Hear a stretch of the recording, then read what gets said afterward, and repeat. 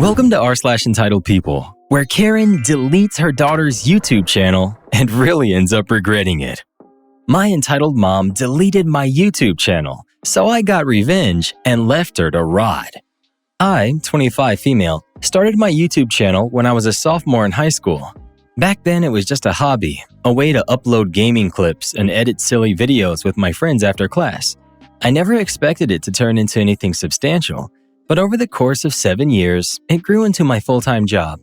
By the time I was 23, I had built the channel to over 50,000 subscribers. I was making enough money to completely support myself and put some away into savings every single month.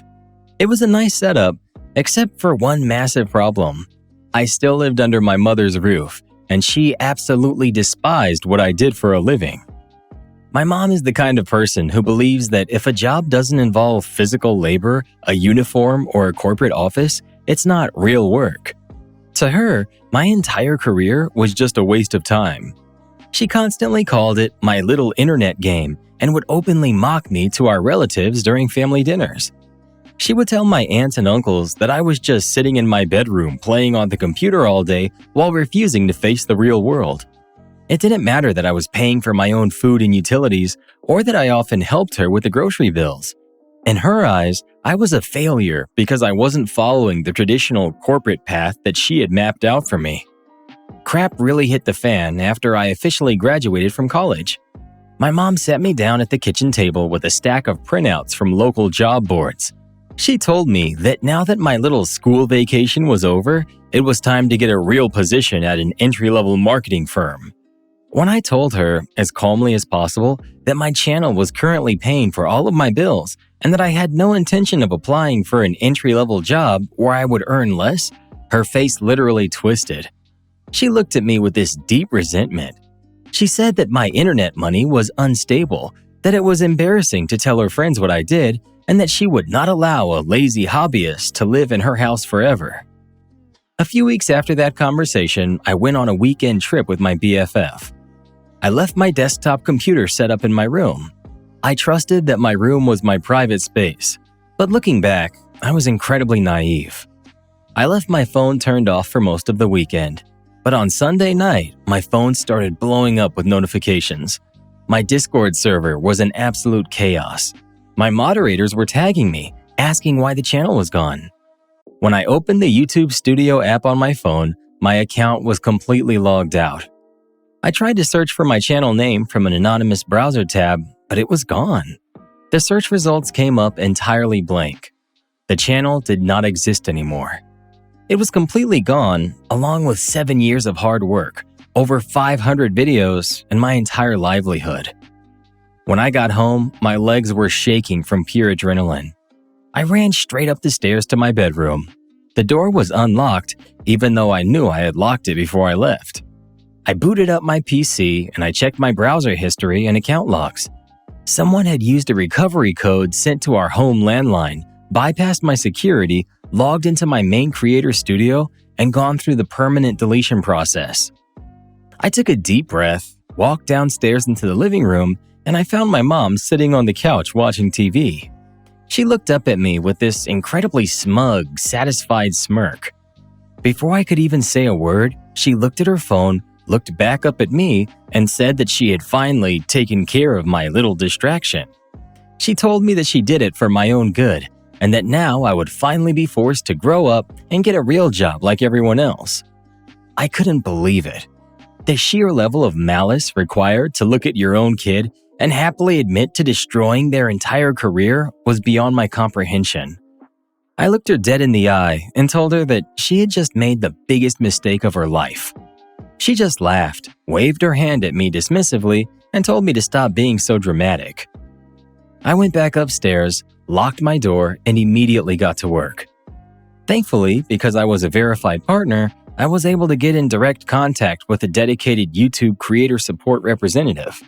I explained the situation, provided proof of the unauthorized access from my mother's IP address, and begged them to look into restoring the account. The representative told me that it would take a few days to investigate and process a full server rollback, but they would do everything they could to recover the deleted data. Unfortunately, that glimmer of hope didn't last. Over the next week, I got a devastating email from the support team. Because my mom had used the actual recovery codes and it was from our primary home IP address, the system flagged the deletion as a fully authorized user action. After multiple manual reviews, the support team told me there was absolutely nothing left that they could do. I tried everything. I appealed the decision. I even reached out to different departments, but every single avenue led straight to a dead end. 7 years of my life, my community, and my entire portfolio were permanently gone. Seeing me spiraling into complete despair, one of my close creator friends, Sarah, stepped in to help. Sarah had a bigger channel than mine, and she had some leverage in the industry. She immediately reached out to her high-level contacts at YouTube, using all of her connections to pull every string possible. But even with her backing me up, the final answer remained the same. The data was unrecoverable, and the channel was dead for good. When Sarah called to break the final news to me, I was sitting on my bedroom floor, completely numb. But instead of just offering condolences, she threw me a lifeline. She told me that she couldn't stand the thought of me staying under the same roof as the person who had destroyed my livelihood. She invited me to pack up my things, leave that toxic house behind, and come live with her in her apartment halfway across the country. She went on to say that she was actually interested in hiring me to take over her video editing, since she knew how skilled and meticulous I was. I didn't hesitate for a single second. While my mom was out of the house the following weekend, I quietly packed every single thing that I owned into boxes. I loaded up my car, drove away from that house without saying a word, and I made the long drive across the country to start over. Moving in with Sarah and transitioning into a co-working relationship turned out to be the best thing that ever could have happened to me. We got into a super productive rhythm almost immediately. I took over all of her editing, and her videos started performing better than usual. During this process, something became clear to me. For years, I'd carried the stress of being the face of a channel, constantly worrying about writing scripts, recording audio, and dealing with public backlash. Working on Sarah's content made me realize that I actually enjoyed working behind the scenes and editing far more than I ever enjoyed writing and recording my own videos. I was making great money, about as much as I did with my own channel. My creative passion was completely renewed, and I was thriving. Of course, the moment I crossed the state line, I went completely no contact with my mom. I blocked her phone number, blocked her email address, and restricted her on every single social media platform. It didn't take long for her to realize that her plan to force me into a corporate job had completely backfired. Without my income helping with the household bills, she quickly found herself sinking into massive debt. She began desperately trying to reach out to me and trying to message through mutual acquaintances, begging me to come back home and help her. I ignored every single attempt. Eventually, some of our extended family members tried to intervene on her behalf. My aunt called me using a very serious tone to tell me that my mom's health was severely declining due to the stress of her financial situation. She explained that my mom was really struggling financially, falling behind on her mortgage, and living in a state of constant panic because she could no longer afford to maintain the house on her own. My aunt expected me to feel guilty, but I felt absolutely nothing but a sense of justice. I told my aunt that I was glad to hear it. I told her that after my mom spent years mocking my hard work and explicitly choosing to destroy my career out of pure malice, watching her own life crumble around her was exactly what she deserved. I hung up the phone, went back to my editing desk, and I never looked back. Edit. Thanks for all the interest in my old channel and Sarah's channel. Her channel is based on the same game that mine was, but for safety and privacy, we're not posting it here. So glad everything worked out for you. It's insane how parents like this think they can control their adult children's lives and then act shocked when they end up completely alone. They try to force their kids into these rigid boxes, convinced that they know what's best, but all it ever does is completely push them away. They always end up regretting it in the end when they're left wondering why their kids won't talk to them anymore. My dad was the exact same way. Growing up, it was a constant lecture about how I needed to become a doctor or a lawyer. There was zero room for discussion. But after high school, I decided that path wasn't for me, and I started working in sanitation instead. My dad lost his mind. He constantly mocked my job, belittled me, and made it a point to make me feel small every day. Every time I walked through the door after a hard shift, he'd make a huge show of telling me I needed to go take a shower ASAP because I stunk. It was exhausting. Fast forward to today, and I'm now a manager at a sanitation facility. I'm making a solid 6 figures, which is more than my dad ever made in his entire career. You'd think he might finally show a shred of respect or admit he was wrong. But no. Now he just dismisses it and tells me that I just got lucky. He still looks down on it, telling me that at the end of the day, I still work with people's trash, so it's not actually worth it. That was the final straw for me. I eventually realized he had never changed, so I cut all contact with him. And honestly, my life has been 100 times better ever since. Good for you for standing your ground and walking away. Your mom earned every bit of the isolation she's dealing with right now. You know, some parents will look you straight in the eye and swear they're acting out of the goodness of their heart. But that doesn't mean they're actually loving you. They love the imaginary version of you that they create in their own heads, a person designed to validate their own ego, their social standing, and their worldview. Exactly. And the moment the living, breathing version of who you actually are disrupts their little fantasy, their so-called love turns into pure resentment. They can't stand your authenticity because it proves they don't possess you after all. Yeah, this woman destroyed 7 years of her own child's life and livelihood just to force her into a box of her own making. I've got a rule in life. If you treat me with love and respect, you get to share the upcoming chapters of my life with me. If you're not capable of that, you become nothing more than a bad memory.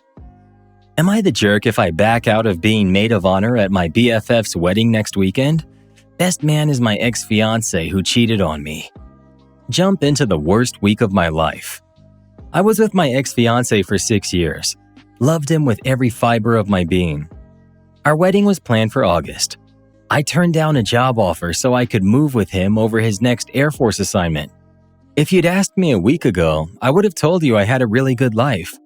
I thought I was marrying my person. Monday night, he was flying and had left his phone at my house. In the middle of the night, it buzzed with a message from a woman reaching out to reconnect with previous clients. At first, I assumed wrong number. I texted back that she must have had the wrong person, but she said she didn't. Something felt off immediately, so I did the craziest thing I've ever done and pretended to be him over text instead of the suspicious girlfriend. She started casually giving details, and by the end of the conversation, my whole body felt numb. That's how I found out he had been cheating. I confronted him when he got home. He didn't even deny any of it. He admitted everything, said he had problems, said he wanted help and that he'd change. I considered staying for maybe half a second before realizing I couldn't do it. Since then, it's been nonstop crying, zero sleep, panic, self-doubt, awkward run-ins with him, fighting over the ring, his mom calling me over and over begging me to reconsider, and just trying to breathe through 1 hour at a time. My whole life feels split into before Monday and after Monday. And on top of all of this, my best friend is getting married next weekend to his best friend, which means he's the best man and I'm the maid of honor. The groom doesn't want to blow everything up, changing the wedding party this close to the date, which I do understand. My best friend is overwhelmed and stressed and says that she has too much on her plate and is begging me to please still do it and that she'll somehow make it up to me later. She's not being heartless about it, she's been trying. We've been friends literally our entire lives. Our moms were college roommates before we were born, and she's one of the people I love most on this earth. She's even offered to change things around so that we don't have to walk together or be paired off as much. Still, I don't know if I can do this. I've never hated another human being the way that I hate him right now. I can barely stand being in the same room with him. I can't imagine smiling through rehearsals, photos, ceremony, introductions, reception, etc., all while pretending that I'm okay standing next to the man I was supposed to marry in 3 months. Part of me wants to disappear for the day, shut my phone off, stay in bed, and let everyone figure it out without me. Another part of me knows this wedding is not about me, and I don't want her day swallowed up by whispers about what he did. Very few people know the full story. My best friend knows, he knows, I know. The groom knows he cheated, but not every detail. His parents, grandparents, and all of our mutual friends will be there. If one of us suddenly drops out now, it becomes the story of the wedding weekend, and I really don't want that for her. I don't want people speculating or turning the focus onto him and what he did instead of on the two people actually getting married. And maybe this sounds awful, but there's also a small part of me that almost wants to do it. To walk beside him one last time, to stand there looking beautiful and composed and completely unreachable while he has to feel, for a few minutes, exactly what he threw away.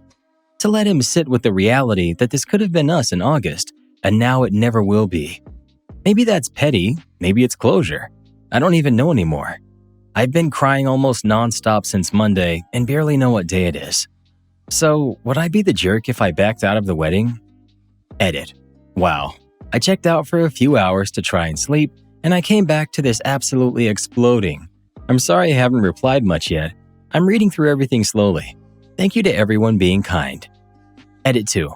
Okay, after reading a lot of the comments, especially from people saying I should go for my friend and not for him, I think I'm going to do it. I'm going to show up, participate, smile, have fun if I can, be there for her, and then when it's all over, I'm going to go home, scream into my pillows, cry until I can't cry anymore, and start figuring out what life looks like next. If I can update in a week, I will. Edit 3. Guys, I need to clear something up because I'm seeing a lot of comments calling my friend the jerk, and that just isn't fair. She really isn't. I love her as much as I love any person on the planet, and she absolutely has my back. This wedding is a week away. This isn't as simple as kicking him out or swapping people around like it's no big deal. Everyone is furious with him, but only a few of us know the full story. His parents and grandparents are all coming. He's as close with the groom as I am with her. If anyone makes big changes now, the day stops being about the wedding and starts being about what he did. I don't want that. That's not fair to them. My friend has offered alternatives. She said we could walk in separately or with other people if I wanted. She's been trying really hard to make this easier on me while also holding together the last week before her wedding. I don't blame her at all, and I'm not going to ask the groom to remove his best man a week before the ceremony, especially over details most people there don't even know. And maybe this is messed up, but part of me thinks I want to walk with him one last time anyway. To have him standing next to me, knowing this could have been forever in August and he blew it. Then after that, never again. You're a much stronger person than you probably feel right now. Most people would completely fall apart after a betrayal like this, and nobody would blame them. The fact that you're even thinking this carefully about protecting your best friend's day while your own world is on fire shows how much grace you're trying to hold on to right now. If you go for her. If you don't feel guilty for protecting your peace. Either way, you're not the bad guy here. I actually kind of love your mindset about walking beside him one last time and letting him sit with what he lost. Not in a revenge way, or in a quiet, powerful closure way. Like, you had this, you had me, you had our future, and now you don't. That probably would hit harder than anything you could say to him. Update. Before the wedding, the four of us sat down and had an awkward what now conversation. Me, my ex, the bride, and the groom. We all agreed that backing out at the last minute would create way more drama and whispers than just showing up and being civil. So that's what we did. We stayed in our respective places and kept things moving. Still, just being in the same room with him for that hour or so before everything started had me running on adrenaline and rage.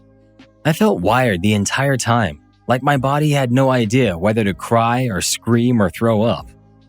That rolled straight into the bachelorette party that night, where I got absolutely hammered and danced like my life depended on it.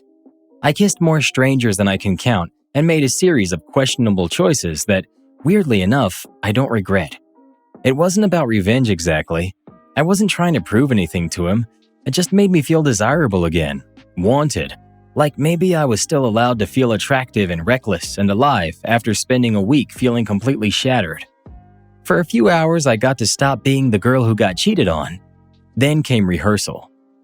My ex and I were paired together, and I hate admitting this, but we had a genuine great time together. Easy conversation, laughing, teasing each other like we were always used to. It reminded me why our relationship worked for as long as it did. We were genuinely compatible in so many ways. That was never fake. I think for a few hours, we both managed to set the betrayal aside and just exist inside the familiar version of ourselves. That part hurt more than I expected because it reminded me that losing someone like this isn't black and white. You don't only lose the bad parts, you lose the good parts too. The wedding itself felt much the same. We walked arm in arm down the aisle with huge smiles, and surprisingly, they were real. We were there for our friends, and we did exactly what we promised we'd do. Show up, be adults, keep the focus where it belonged. I had prepared a much sharper maid of honor toast earlier in the week, something praising the bride and groom's trust, loyalty, and honesty, with a few lines that would have cut pretty deep if I'd gone through with them. I even wrote one about never knowing who might call in the middle of the night. But as the reception went on, I could see the weight of everything catching up to him. He looked exhausted, hollow almost, and I realized I didn't need to twist the knife any further. So I gave a nice, safe, very generic speech and I left it at that. As the night went on, he got quieter and quieter. He spent a lot of time sitting alone, either staring at his phone or with his head in his hands. I could feel people starting to notice, and I didn't want the attention shifting toward him or people speculating about what was going on. So I asked him to dance. It ended up being one of the nicest moments of the whole weekend. We barely said anything, we just danced. No fighting, no tears, no explanations. At the end of the song, he held my face in his hands like he was going to kiss me. I'm not proud to admit I probably would have let him in that moment. Instead, he just looked at me, whispered how sorry he was, and walked away. A little while later, I turned around and I realized he had left the reception without saying goodbye. And for some reason, that was the moment that broke me. Him just leaving. Because it hit me all at once that this was it. This wedding was the last thing we would ever have to do together. There's no future event after this. No Sunday nights watching shows together. No Bloody Mary brunches with his mom. No arguing over how awful IPA beer smells or whose turn it was to get gas or whether we're leaving the party too early or too late. No little ordinary stupid things that somehow become your life with someone over 6 years. Just gone. The fact that he could leave and I wasn't going with him. That I wasn't following him out saying I'm not ready yet. That there was no us after that moment. That's when it became real. I ended up crying uncontrollably in the kitchen of the hotel until the bride came in and found me. She sat with me and cried with me for a long time. And weirdly, even in the middle of all of that, I knew I had made the right choice by being there. So that's where things are now. The wedding is over, no major drama, no public blow-ups. Just a lot of hurt feelings and one very broken heart that I'm still not sure what to do with. I wish I could flip a switch and stop loving him. I wish it worked like that, but it doesn't. Last thing I want to say is thank you, truly.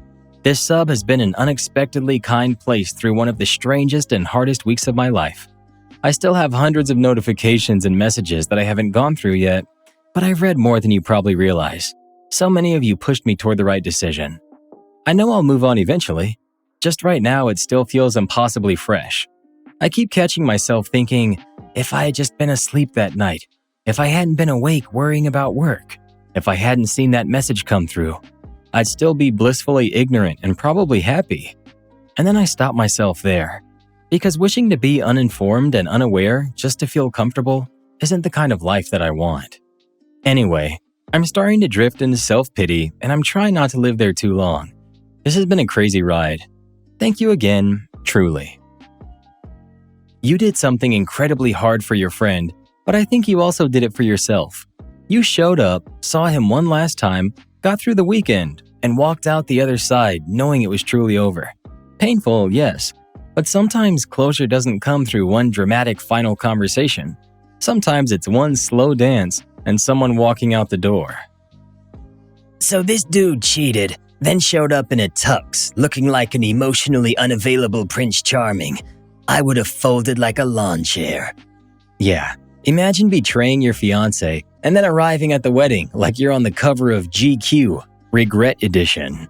And then he grabs her face during the slow dance, whispers, "I'm sorry," and leaves the reception dramatically without saying goodbye. Sir, this is a wedding, not the season finale of your own heartbreak miniseries. How do I, female 28, a widow, tell my in-laws about my new partner? I'm very close to them, and I'm afraid. I married my soulmate, the love of my life, the light of my eyes, 3.5 years ago. He passed away shortly after our wedding after a long illness. He died in my arms while holding his parents' hands. It was deeply traumatic for all of us and changed every branch of our lives overnight. The grief that followed pulled us together in a way that I don't know how to describe unless you've lived through something like it.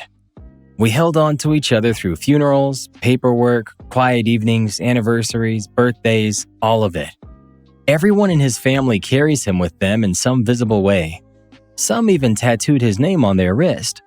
I have a tattoo tied to our wedding date instead. For context, this is relevant. I'm from country A. My late husband was from country B. We lived together in country C, and now I live in country D. Toward the end of his illness, we moved to B so he could be closer to family and so everything after would be easier. After he passed, I stayed with my in-laws for a while, eventually returned to C, sold my apartment there, and later moved to D. Since then, my life has sort of existed between families and countries. I travel to country B around twice a year to see my in-laws, maybe once a year to see my own family in A, and usually once a year my parents and grandparents come visit me in D. It's expensive and exhausting and a logistical nightmare sometimes, but it works.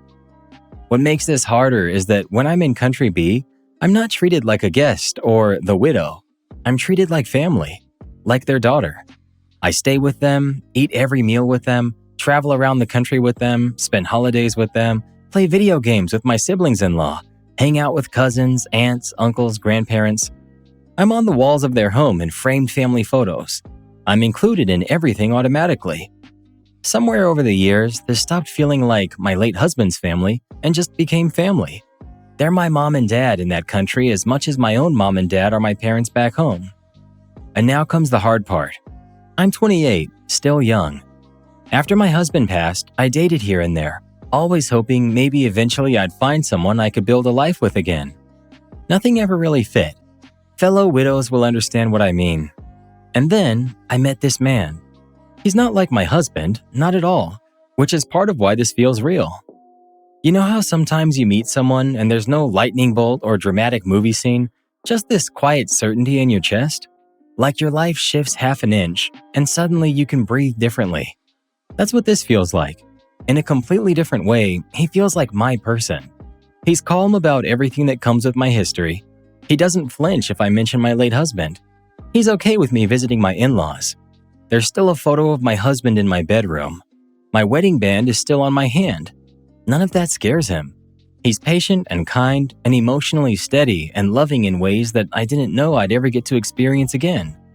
And things are moving fast, which is exactly the problem. I've never mentioned any relationships to my in-laws. I'm sure they know that I date. They're smart people. I'm a grown woman. They know I've had a life outside of grief. They just don't ask, and I don't bring it up. While I'm in country B, the conversations naturally stay around family, life, memories, and my late husband. I never wanted to force anything else into that space. Though now I can't avoid it anymore. I want to move in with this man. I want to stop pretending I'm taking solo trips when I'm actually traveling with him. I love him a lot. We've started talking about a real future together, living together, marriage maybe one day, maybe children too. That part feels especially important to me, and time isn't something I feel I have endless amounts of. So now I have to say it out loud. This man exists, and he matters so much to me. And I'm currently writing this from my in-laws' bathroom at 2 a.m. while they're asleep, with 2 days left before I leave country B and go back home to D, and I have absolutely no idea how to bring it up. I want to tell them in person while I'm here, and I'm terrified to do it. I don't want it to feel abrupt or disrespectful. Their house is full of photos of me and my husband together from our wedding, holidays, candid photos, him hugging me laughing at him. There's photos of us everywhere. Walking into that space and suddenly announcing that there's another man in my life feels so huge. I also don't want it to feel like I'm leaving them behind. I'm not. That's what scares me the most. I'm not replacing anyone. Not my husband, not them. Even if I marry again one day, they're still my family. Even if I have children someday, they're still my family. They're my parents, my grandparents, my siblings, my cousins, my kin. My late husband is still my soulmate, still the light of my eyes. I still love him deeply, and I expect I always will. That hasn't changed. It just no longer feels like he's the only great love I will ever hold in my life. I know in my heart these things can exist together. I just don't know how to help them see that too, and I'm scared out of my mind that if I say this wrong, I might lose them. This doesn't read like someone replacing her husband. It reads like someone carrying love forward while making room for more of it. There's a difference, and I think your in-laws probably know that better than you realize. The fact that you're this worried about hurting them tells me that you clearly love them deeply, and people usually feel that. Even if the conversation is emotional, love tends to come through louder than perfect wording. Your late husband sounds like someone who loved you enough to want a full life for you, even one he wouldn't get to be there for. I think if his family sees even a fraction of what you wrote here, they'll understand that loving someone new doesn't mean loving him any less. Update the next day. I ended up talking only to my mother-in-law. I was too nervous to sit down with both of them together, and if I'm being completely real, I kept putting it off until the absolute last possible second before bed. I spent most of the evening pacing internally, rehearsing different versions of the conversation in my head, and then finally I just said it before I could talk myself out of it again. I told her that this is the first serious relationship I've had since my husband passed away.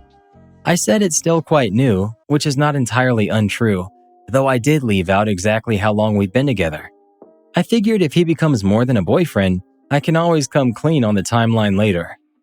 I also told her that I've known him much longer through our wide friend circle, so it didn't feel like someone suddenly appearing out of nowhere. To my surprise, her first reaction wasn't sadness or awkwardness or silence. She asked me to tell her more about him. She actually asked questions and wanted details. At one point, she cut me off and said she was happy for me, and that all she wanted from me was one thing: to stay in touch with them and not drift away. That was it. That was her big fear. And I just completely melted. I told her I'd spent my whole trip in Country B quietly panicking about how to tell her. I admitted I was scared to death that saying this out loud would somehow change things between us. She almost looked offended that I had ever thought I couldn't tell her. She said that was silly. We're family. I told her that to me, she feels as much like my mother as my own mother does, and that I was terrified of losing that and losing this place in their family that's become home to me. Then we hugged, and we both ended up admitting we had been afraid of the exact same thing from opposite sides. I was afraid telling her about my new relationship would make them feel pushed aside. She was afraid that a new relationship would slowly pull me away from them. I reassured her as clearly as I could, nothing is changing. I am still her daughter. I will always be her daughter. Marriage someday won't change that. Children won't change that. Distance won't change that. So, turns out a lot of you were right. I spent days spiraling over something that, in the end, was met with kindness. I still don't know when or whether the rest of the family will find out in detail. She's the one I'm closest to, and she knows everyone's personalities much better than I do. I trust her judgment completely, and I think she'll tell them in the right way and at the right time if she feels it needs saying. I also told my boyfriend afterward, and he was incredibly happy that it went well. He's been very sweet about the whole thing. I did chicken out a little on the full version of the conversation. I didn't mention exactly how long we've been together, and I definitely didn't have some giant sit-down talk with my father-in-law. Maybe that comes later, maybe not. For now, this feels like more than enough. There's one extra detail I learned tonight that completely blindsided me. A few people in the comments suggested I mention that my husband had told me before he passed that he wanted me to find love again one day. Turns out, he had that conversation with his parents too. My mother-in-law told me that one reason she feels so at peace with this is that my husband told her very clearly that this is what he wanted for me. That he wanted me to live fully, to love again, build a life, have children if I wanted them. I genuinely don't have words for what that did to me. Even now, years later, he somehow reached across time and protected me again. At 24 and while dying, he was still thinking about me and what my life would look like after him. Still trying to make sure I would be safe. Still trying to make sure I'd be loved and accepted by the people he was leaving behind. I cannot put into words how much I love that man. What a gift it is to have known someone like that. What a blessing to have been loved by someone like that at all. So for everyone who asked for an update, here it is. I did it. And it went more than okay, actually. Not gonna lie, I teared up reading this. Your mother-in-law being worried she might lose you while you were terrified of losing them? That's real family. I'm so glad you spoke up instead of carrying that fear around alone. This update feels like a giant exhale. You spent so much energy trying to find the perfect words, and in the end, the thing your mother-in-law cared about the most was simply not losing you. I'm really happy the conversation gave both of you reassurance. Love doesn't disappear when it changes shape, and your post captured that beautifully. Am I the jerk for refusing to consider stopping our divorce after my ex admitted her psychic friend lied about me having an affair? I met my wife, Rona, when we were in college together. I made the obviously terrible assumption that the fact she was in post-secondary education meant she had a modicum of common sense.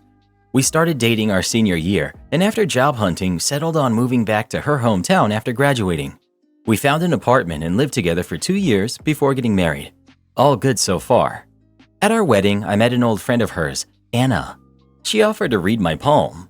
Whatever. Anna only comes to town every once in a while. She lives in New York City, so she doesn't have time to visit since she has an exciting life there. She makes costumes for plays and cosplayers, so we see her maybe 4 times over the next 2 years. Last time she came was Labor Day last year, and that's when it got weird. All of a sudden, Rona starts acting odd. She starts checking in on me at work, coming by when I'm working late, asking to use my phone because hers is almost out of power, that sort of thing. She finally comes out and accuses me of having an affair. I thought she was joking, so I laugh and say, "No, I'm not."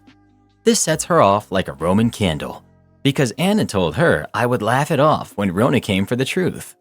I laughed because it was ridiculous. I barely had time for a relationship with my wife and my job. I'm home all weekend long. When I go golfing, her brother is almost always either in my foursome or at the club. And most important of all, I love my wife. I wouldn't do anything like that. And yet, she picks the word of Anna, the psychic seamstress, over mine. She asks me to leave our apartment. I say no because I have nowhere else to go. So she leaves and moves back in with her parents. They think she's nuts too. I spent the next few months working and trying to convince her that I'm not cheating and that I want her to come home. I don't get invited to Thanksgiving because it would be awkward. I didn't even stick around for Christmas. I went home to see my family. They've been following all this stupidity without commenting until then. At Christmas, they had an intervention. They said my wife was having a break from reality and that she wasn't coming out of it. My dad told me to give my head a shake, which he only does when I'm being monumentally stupid. When I got back, I went to a lawyer and started my divorce. This was in January. Finally, at the beginning of April, Rona calls me to talk. I say that we should talk through our lawyers.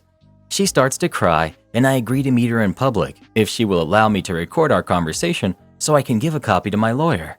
She eventually agreed. Turns out, her and her parents hired a private detective to find my affair. 6 months and a huge bill later, 0 evidence of an affair. She finally believes me and wants to come home. I tell her that our lease is up in July and I already found a job in Denver near my family. She says that she would come here with me. I respectfully declined. I told her that we just weren't right for each other. The truth is, I do not want to have my offspring share DNA with this dingbat. Anyway, I'm moving ahead with my divorce. I'm gutted that she believed her psychic friend over me. Her family has approached me several times. The last time, her dad offered to front us a 25% down payment on a house if I agree to go to marriage counseling instead of just leaving. I politely declined. I cannot be bought. Rona is now depressed, but I see no way of ever trusting her again. She's young enough she can marry again and wreck some other guy's life. Am I the jerk? Absolutely not the jerk. At least you found out before having kids. I can only imagine how that relationship would have been going forward. Every new magazine quiz or daytime talk show would lead to a new accusation. Not the jerk. Once she took the word of a psychic over you, it was over. And the fact that she then convinced her parents to hire an investigator to get info on your infidelities is just the icing on the cake. And only the PI coming up empty brought about the realization that you were telling the truth. What else will she blindly believe when her psychic friend has another vision? Run, don't walk. She made a mistake, the kind of mistake that a ninth grader would make, with the same mental capacity of a ninth grader. The question is, though, did she learn anything from it that shows you that she has grown up? Another question to ask yourself is, how was your life with her otherwise? Are you letting this mistake overshadow all else in your time with her? Well, who do you think is the jerk? OP or his wife? Please let us know. My psychic told me that most of our viewers are going to hit the thumbs up right now. I'm really hoping that they were right. Am I the jerk for taking back a gift after I learned the birthday person would not be the one using it? My daughter, Jenny, who's 13, has a best friend, Morgan, who's almost 13. The two of them spend a lot of time together at our place. I do not know Morgan's mother very well, as Jenny doesn't often go to their house. This is mainly because Morgan's house is a little chaotic. She has 4 siblings. Jenny is an only child, and Morgan has said she likes the quiet. Morgan has done a lot of stuff with us. I occasionally enter radio and online competitions and will win tickets to certain local events. When I won 4 tickets to a concert last year, Jenny and I brought Morgan along with another friend. We all had a blast. Recently, I won another pair of tickets to a concert that I plan to attend with Jenny. A few days after, I was told about a work trip that I have to take that falls that weekend. Jenny usually comes with me. So Jenny suggested we give the tickets to Morgan for her birthday. She could either go with another friend or her mom. I checked with Morgan's mom before we mentioned this to Morgan, and she said that was fine. Last night, Morgan was at our house and she seemed upset. When I asked why, she said her mom was taking her brother to the concert because her brother has never been to a concert before. I asked if Morgan's brother even liked the band, and Morgan said no. It was just the principle of the matter. Morgan and her other 3 siblings have been to concerts. He hasn't, and since they can't afford stuff like this, he gets to go. I found this unfair and honestly a waste of tickets. I called Morgan's mom to double-check this story, and she confirmed it, including her 11-year-old son barely knowing anything about the band. I said I'm sorry, but I don't feel right giving these as a birthday gift anymore, as these were for Morgan. I said we'd give them to Jenny and Morgan's other friend, who I know likes the band, and we'll get Morgan something else for her birthday. Morgan's fine with this. Morgan's mom is upset and says I'm trying to tell her how to parent. I don't think I am, because if a different friend gave Morgan the tickets and it was the same result, as crappy as I'd find her mom doing this, I wouldn't say anything, as that's not my business. As I'm the one giving the tickets, I want them to go to Morgan. I'd also feel different if the brother loved the band too, but as he doesn't, I don't want to give them to him. So here I am left wondering, am I the jerk here? Not the jerk. Why is her mom dragging a kid to the concert if the kid doesn't even want to go? If we were friends, I would volunteer my own money to Morgan's mom to take little brother to a concert he may actually enjoy. Talk about an utter waste. Kid's gonna hate it, Morgan is gonna be upset, you're gonna be upset. Does the mom like the band? But then, why bring the kid that doesn't want to go? I just don't get it. Morgan's mom is going through something. I feel bad for her because clearly something else is afoot. This is the dumbest of all possible plans. Why is she fighting for it? I would feel better if Morgan's mom just took the tickets herself and went on a date. I could understand that. Mother of 5 really wanting to go out? Okay, I understand. Still a jerk move, but at least I would understand. Not the jerk. You hadn't given the tickets yet, so the only thing you took back was an offer. Am I the jerk for failing to stop my mother-in-law from buying landfill for my kids at a fun fair? I went to a local fun fair with my kids and mother-in-law. We decided to walk around looking at all the rides before deciding what to go on. Mother-in-law had forgotten her wallet, so it would be me buying any rides. This let me relax about the sometimes tricky dynamic of who's paying for what. As we walked past a prize stall, pay money to win a prize, mother-in-law commented in shock at the high price, and I agreed. At the next ride, my husband joined us. He and I were chatting when we noticed that mother-in-law had gone back to the previous prize stall with the kids.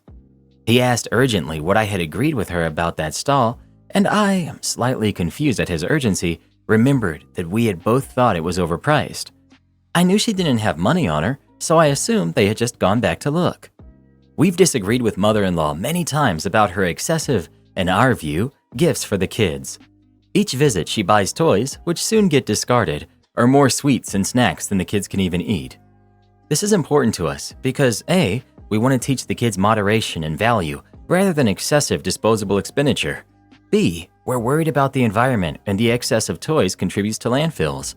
C. While she has the right to use her money, the amount spent on this stuff feels wasteful when it could be used for more lasting things for the kids. Back to the fun fair. My husband insisted I tell him what I had agreed with mother-in-law. We hadn't agreed anything, I told him. We agreed that it was priced too high. I then noticed she had taken out her phone to pay using her contactless payment. Husband said he didn't want her buying it, and I said he should go tell her. He insisted he didn't want to do that before finding out what I had agreed with her. I told him if he could see what was happening, he should go and stop her. By now it was finished, and I said, look, it's done now. It's her money to spend, and if she wants to have fun with the kids by spending 15 pounds on a prize stall, that's up to her, and that I hadn't agreed to anything with her, as I believed she had forgotten her wallet. After we got home, he picked a huge fight with me, telling me he was really distressed by the landfill of the prizes. The toys are already falling apart, and the repeated messages this kind of spending sends to the kids about the value of things. His main complaint to me is that when we first saw the stall before he joined us, he insists I should have told mother-in-law not to buy it for the kids, and the facts that A. I believed she had no means of paying, and B. had commented on how overpriced it was were not relevant. I still should explicitly have said that we didn't want her to buy anything. I think this is unreasonable and would have made things really awkward at what was supposed to be a fun outing. He says it's my fault that mother-in-law spent her money on poor quality prizes, which will be in a landfill by next week. Was it my fault? Is his mother incompetent and needs care like a child? If not, then her behavior is her responsibility and no one else's. If he wants to set a boundary with his side of the family, then he needs to tell them what he wants from them. If they choose not to comply, it's their decision and he needs to set consequences for their behavior. You told him that you and his mother had not agreed to anything other than her apparent agreement that the game was not worth playing. He chose to keep asking you the same question until she completed her purchase. Then he blamed you for her actions. It doesn't work that way. He needs to tell her what she's allowed to do with the grandkids. If she doesn't follow it, he needs to take action. He could have walked over and asked her to stop. He could have told her that he has told her previously not to spend money on such purchases and walked on with the kids, allowing her to choose to follow and waste the money or to play herself and then catch up to the rest of you. He needs to step up and handle things that are happening in front of him or to accept that he chose to do nothing. He's responsible for his choices, not the jerk. Landlord put me through 3 years of heck. My landlord was a terrible human being. Honestly, calling him a human is even pushing it. Just a few things he has done to me over the past 3 years.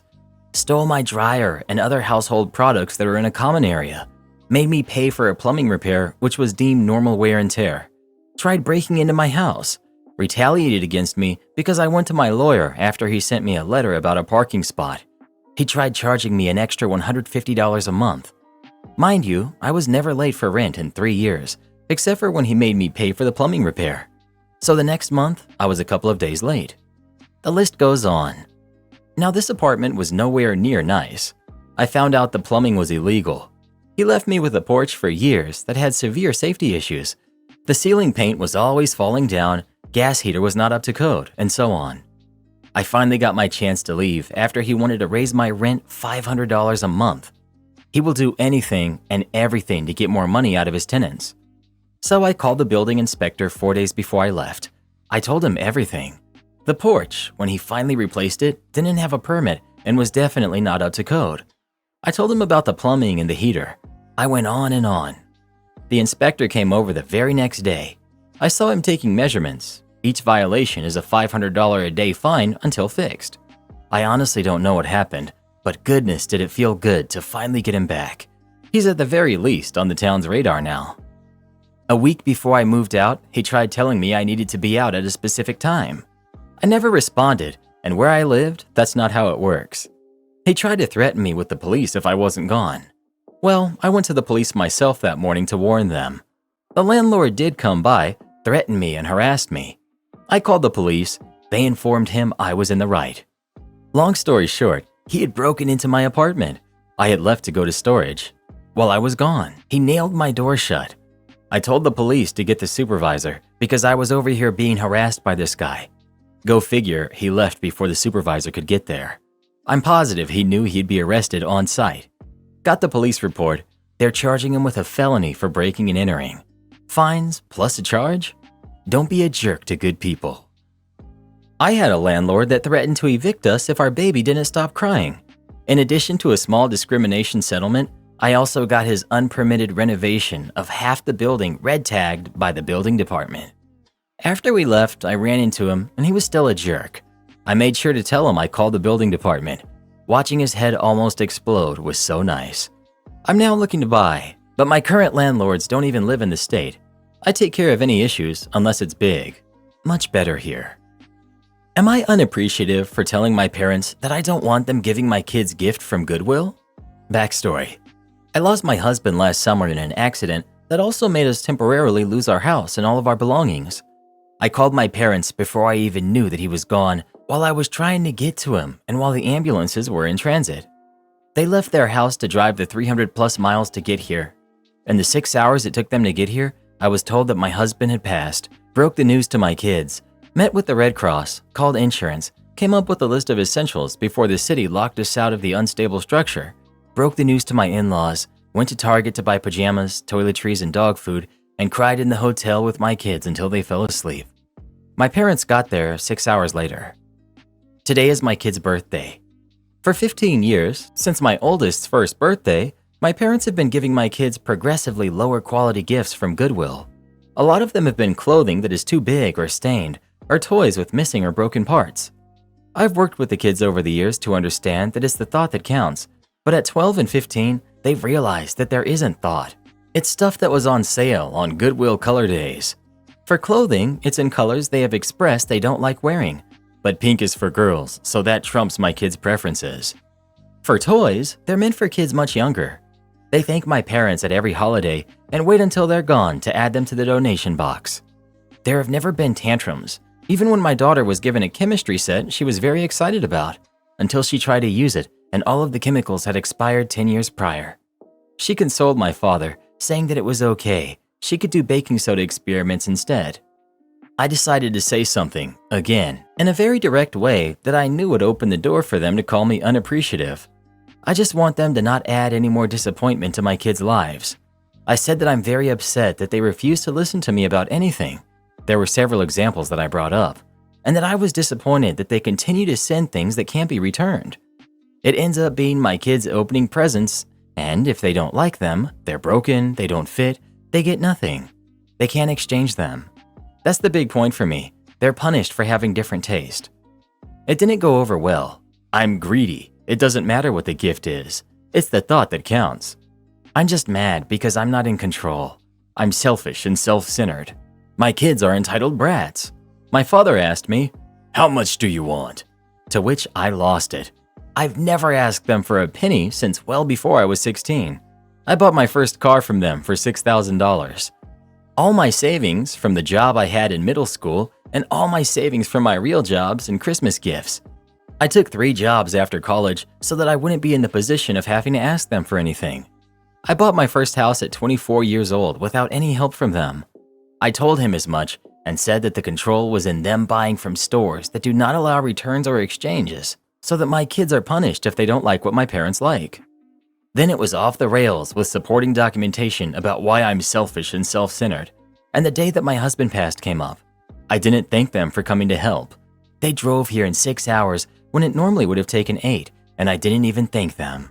I had to clarify what my father was actually saying, that the first thing out of my mouth 6 hours after my husband had passed, and I was staying in a hotel with my kids and dog because my house was also destroyed, were meant to be thank you. I seriously would not be able to say if I did or did not thank them because I don't think I was even able to say any words at that point.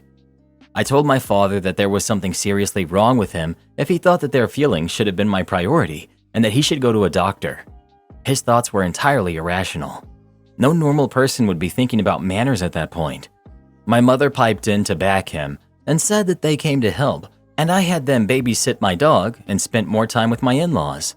My in-laws who just so suddenly lost their only son. My parents always hated my husband. It was no skin off their backs. They just kept saying I was pushing them away and I changed the day that my husband passed, and that I was being entitled and self-centered. Am I? I really have no idea where to go from here, And maybe they're right, but I'm having a hard time seeing that perspective. Maybe I just don't have the emotional capacity that other people have in situations like this. I should also add that they are not poor by any stretch of the imagination. My father has hoarded all of their money. They own their house outright and have rental income on top of the retirement and Social Security. They don't actually need to even dip into their personal retirement money.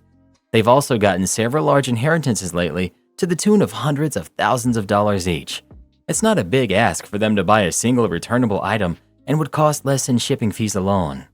And no, even though I'm an only child, I have been told that their inheritance will skip me and go to my kids. I expect $0 from them now and $0 from them after they pass. This is solely about them respecting my wishes. If given their inheritance, it can go into the crematorium with them for all I care. I'd dump them, to be honest.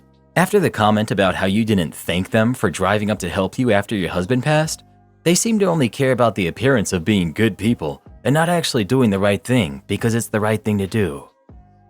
Am I the jerk for kicking my mother-in-law out of my house for being passive-aggressive about my husband cleaning up? My husband Tom and I recently moved into our house. Today we hosted our first dinner party with my mother-in-law, father-in-law, brother-in-laws, and their wives and sister-in-law. I took a day off from my business to make sure everything was perfect. I spent hours on my feet to make sure everything was perfect. I went grocery shopping, cleaned the house, and cooked. By the time everyone got here, I was exhausted, but I still entertained everyone because I was so excited to have them over. Everyone was having a good time, even mother-in-law. I think it's because Tom and I sat at opposite ends of the table and she got to sit next to him. We moved to the living room to have dessert, and that's when everything went to crap. I was in the kitchen with sister-in-law plating up the desserts she brought and making more ice cream. A few minutes later, Tom came back and started clearing up the dishes that were on the table. I didn't ask him to do this, he's just like this. Mother-in-law heard us talking and came to the kitchen and saw Tom loading the dishwasher. She asked if he knew what he was doing, and he told her that he did. Mother-in-law came in after Tom went back to the living room and said, OP, if you need help with cleaning, you should have asked us to do it instead of stressing Tom with it. He's not good at this sort of thing, and he's had a long day at work. The key to happy marriage is working together and making life easier for each other. Tom works so hard. He bought this house and everything in it to make life easier for you. The least you can do is clean up. I told her I didn't ask for help. Tom just helped because this is his house too, and he wants to make life easier for me. I also asked her if she realized it wasn't 1993 because Tom isn't a baby anymore. He's capable of cleaning up. It's not rocket science. I told her we don't need marriage advice, especially from her, because she said something about making our marriage last while she was on marriage number 3 out of 7 at my age. She called me angry and said I had no need to be vicious. I told her I'd show her vicious, and I left the room. Mother-in-law followed me to the door, and I told her to get out. She did, and then started crying. Everyone came to see what was going on, and I told them I'm tired of mother-in-law and her nastiness she tries to hide by being passive-aggressive. Father-in-law apologized for her, and I told him I don't accept. She can apologize for herself or leave. Tom and his brother Andrew told her to apologize, and she refused, so I shut the door in her face and went to the kitchen. Father-in-law and one of my husband's brothers and his girlfriend left soon after. The rest that stayed had a good time, and they left 2 hours ago. All heck broke loose, and I'm getting messages basically calling me a jerk.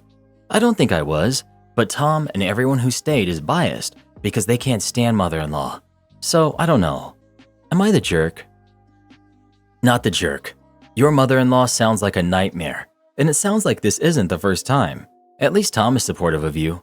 Anyone saying you're the jerk is clearly happy to enable mother-in-law to be a jerk. Karen wanted me to turn off my TV when her family walks by my apartment because her kid is grounded. I just moved into an apartment last week. So far, everyone I have met in passing has been nice. No one has been too loud at unreasonable hours, arguing with each other, stealing parking spaces, and other typical shared space craziness. Yet, at least, only been here a week. I did, however, encounter a Mama Karen and her 6-year-old son. My apartment is one of those half-in-the-ground units with 2 other floors on top. As such, the top of my patio wall is level to the walking path. If I have my blinds open, you can easily see into my living room and kitchen.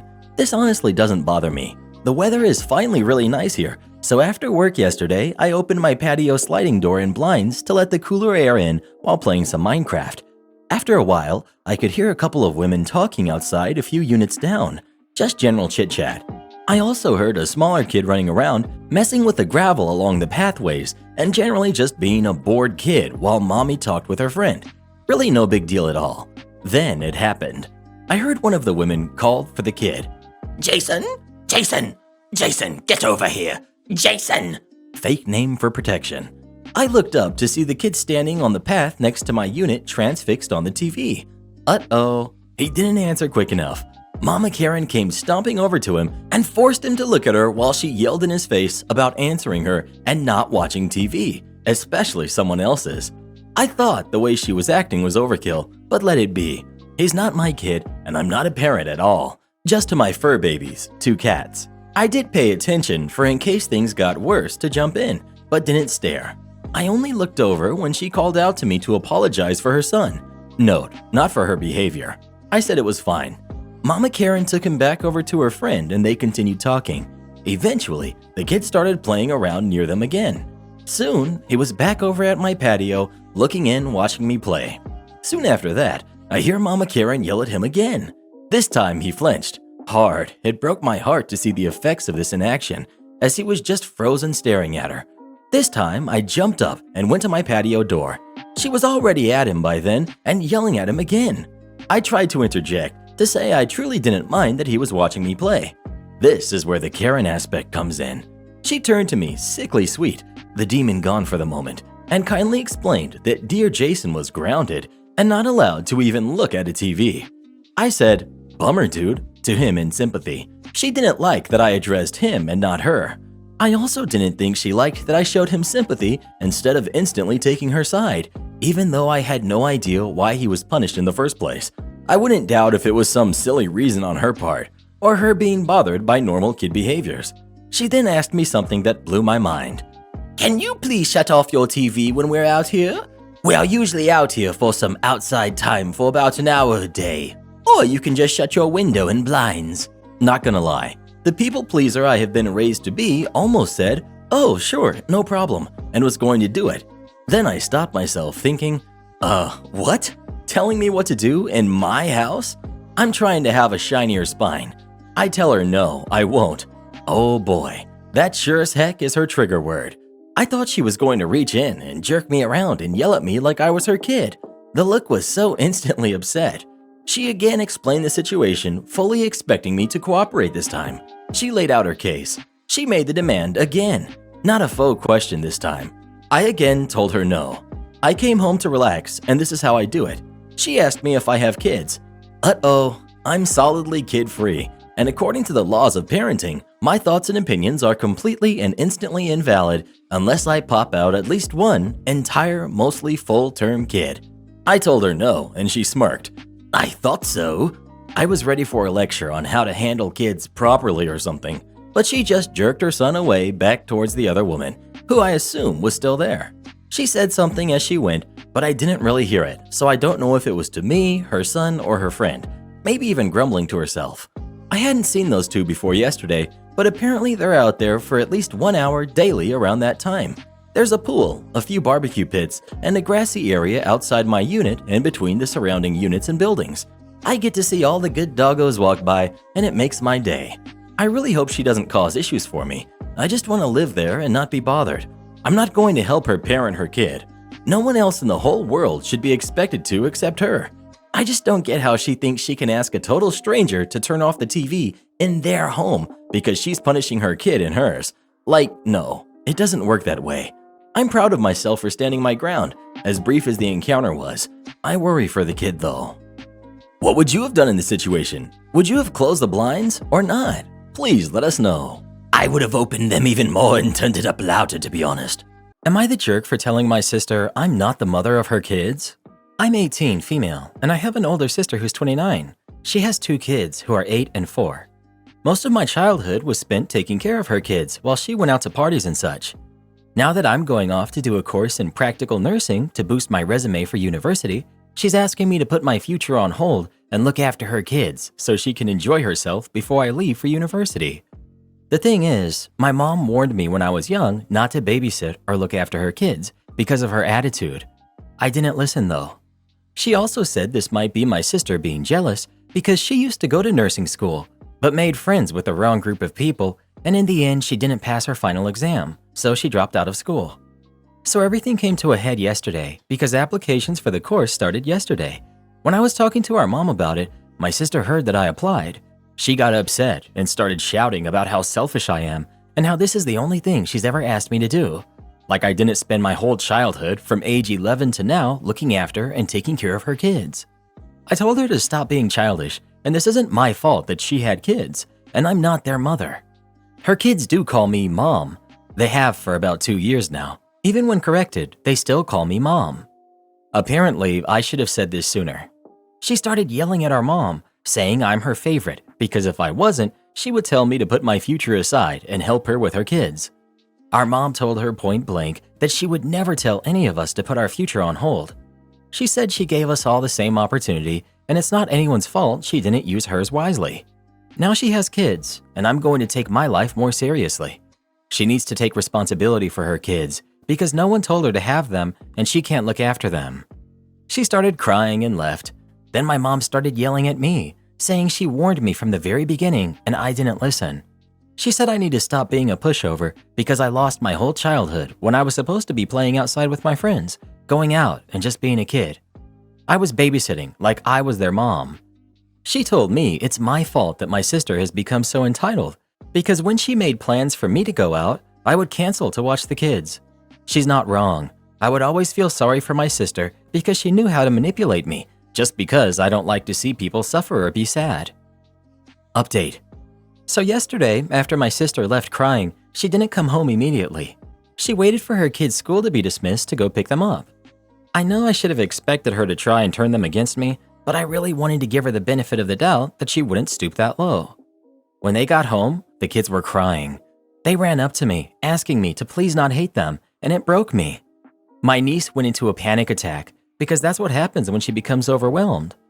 I've taken her to a doctor before, and she was diagnosed with ADHD and anxiety, so it takes a lot of my energy to calm her down, as someone with ADHD as well. I asked my mom to take the kids to my room, as that's the only place they feel safe when they're overwhelmed. After they were out of earshot, I went off on my sister.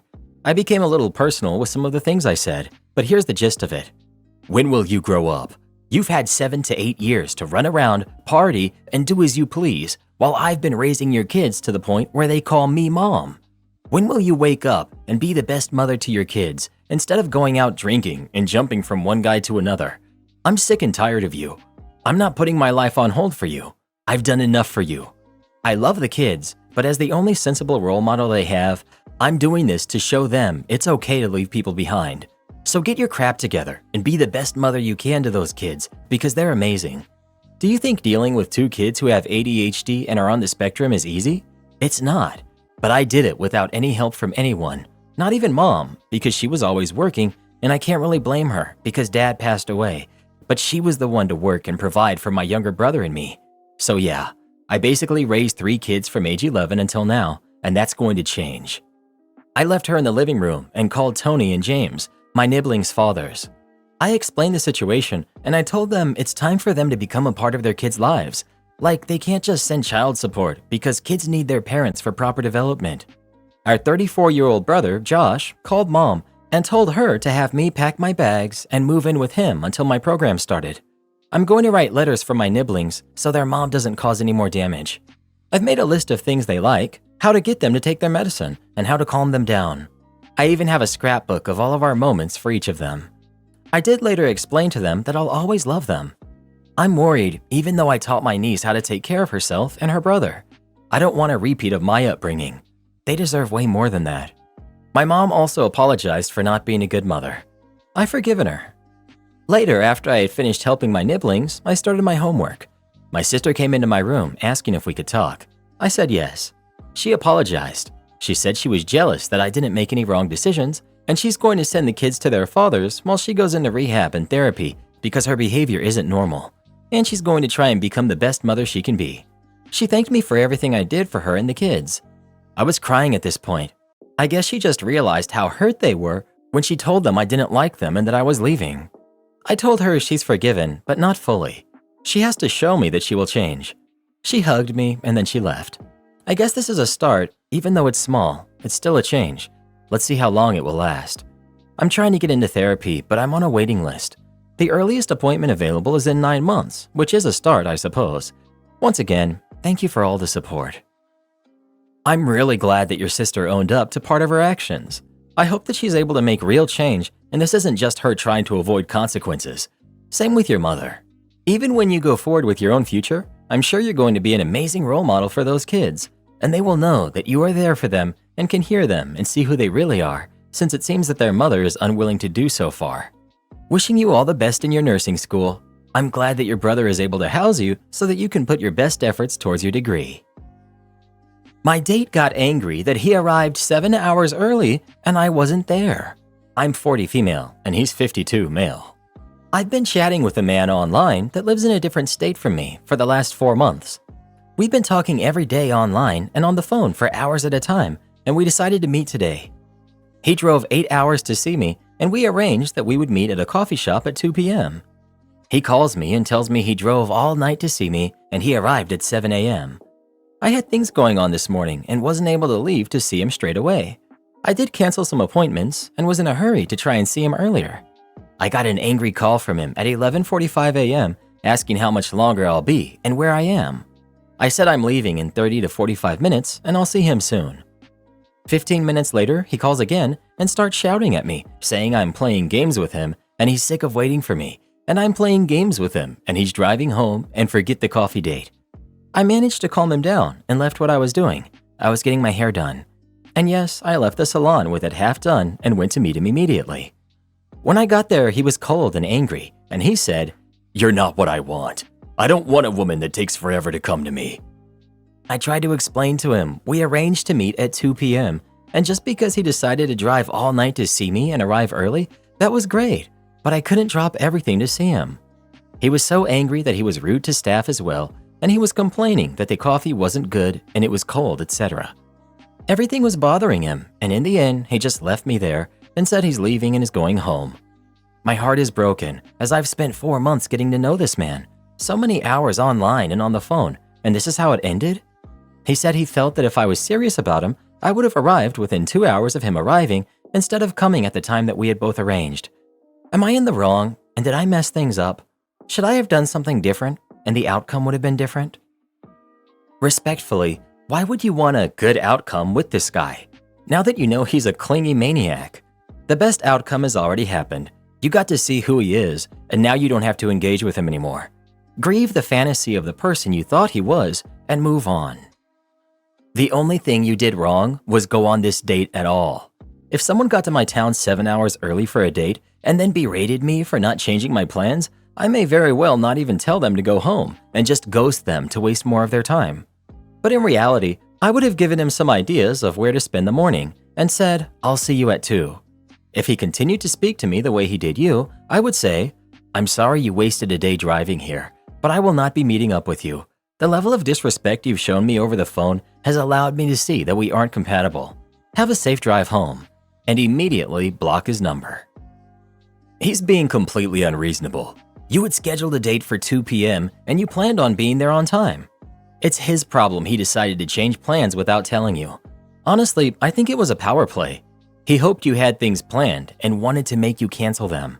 When he realized he couldn't control you, he snapped. In the future, you really shouldn't drop anything to go see a man who's apparently furious at you because of something he did. He doesn't sound safe to be around. Definitely more dangerous than a bear. Driving 7 hours for a coffee date? He drove that long and you didn't plan anything more than a coffee date? Like for him to get a hotel and plan something more substantial? What on earth? You spent 4 months getting to know him but couldn't arrange your time around a visit? Sorry, but this was a bad idea in the first place. If I'm making plans with someone who's driving 7 hours to see me, there's going to be a whole weekend planned and confirmed beforehand. There would be proper planning and communication on both sides, and it's not going to be a simple coffee date. I say forget the whole thing. You're both in the wrong here. Well, who do you think is the jerk? OP or her ex-boyfriend? Please let us know. I think homeboy's been listening to too many of those podcasts. The ones where the guys call each other bro and talk about all the women they've been with. Just show up 7 hours early, bro. And if she's worth it, she'll cancel her plans and be there immediately. By the way, don't forget to join my super duper elite private membership club for warrior men. It's only $99 a month, and you'll instantly learn how to become rich and powerful and make women be obsessed with you. I don't know how anyone's still falling for that stuff. Am I the jerk for putting a lien on my brother's house and refusing to remove it until he pays me?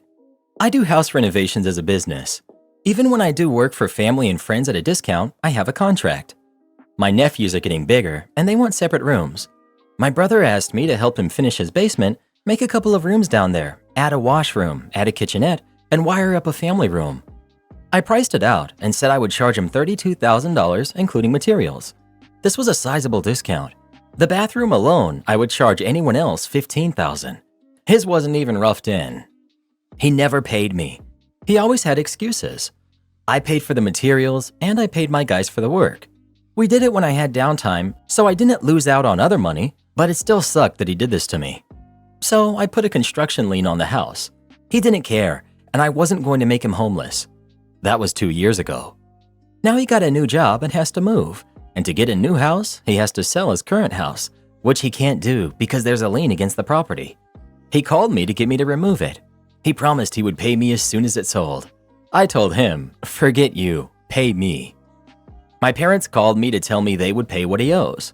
I said I would agree so long as he paid them back, and if he didn't, then any money he didn't pay back had to come out of any inheritance we were getting, God forbid, and that interest started accruing from the day of the loan. They agreed that that was fair. My brother called me to scream at me for involving my parents and our inheritance. I reminded him that he involved them, not me.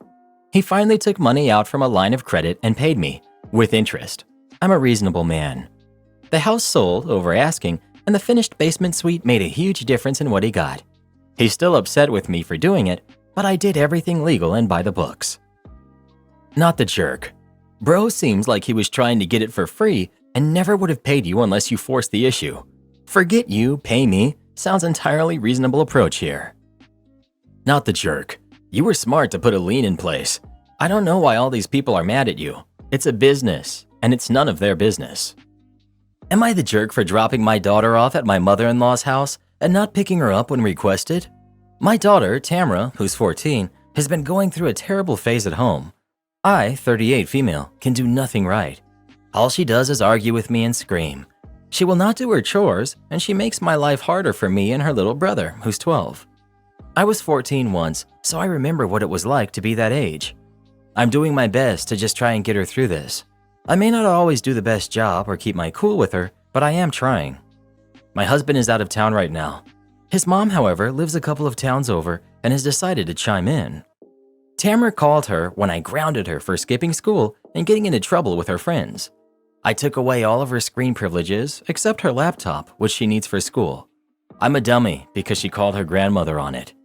My mother-in-law, Helen, is usually a level-headed woman, so I have no idea why she has decided that her parenting advice is wanted or warranted at this time. She said that I'm being cruel to her poor baby girl and that I should not be trying to control her like this. I said that I was punishing my daughter for unacceptable behavior and that how I reprimand my kid was not her problem. She countered with the fact that she raised 4 kids, all boys that way, and that she did not have to punish them this way. I know her youngest was out of the house before smartphones, so it is different.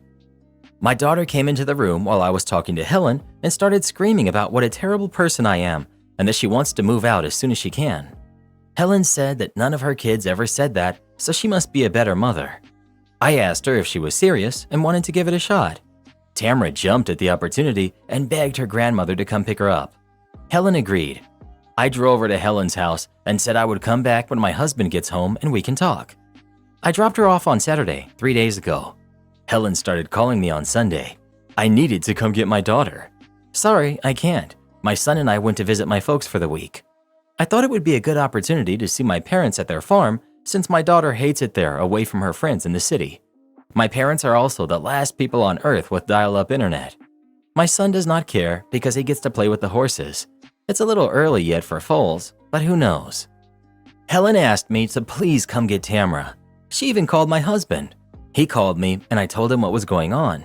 He said that if his mom had asked for it, then she needed to follow through. I love that guy. I also fielded calls from my 2 sister-in-laws. They asked me what was going on, so I told them. They asked if I was really going to leave Tamara with our mother-in-law for another week. I said that's where she was staying unless they wanted to watch her.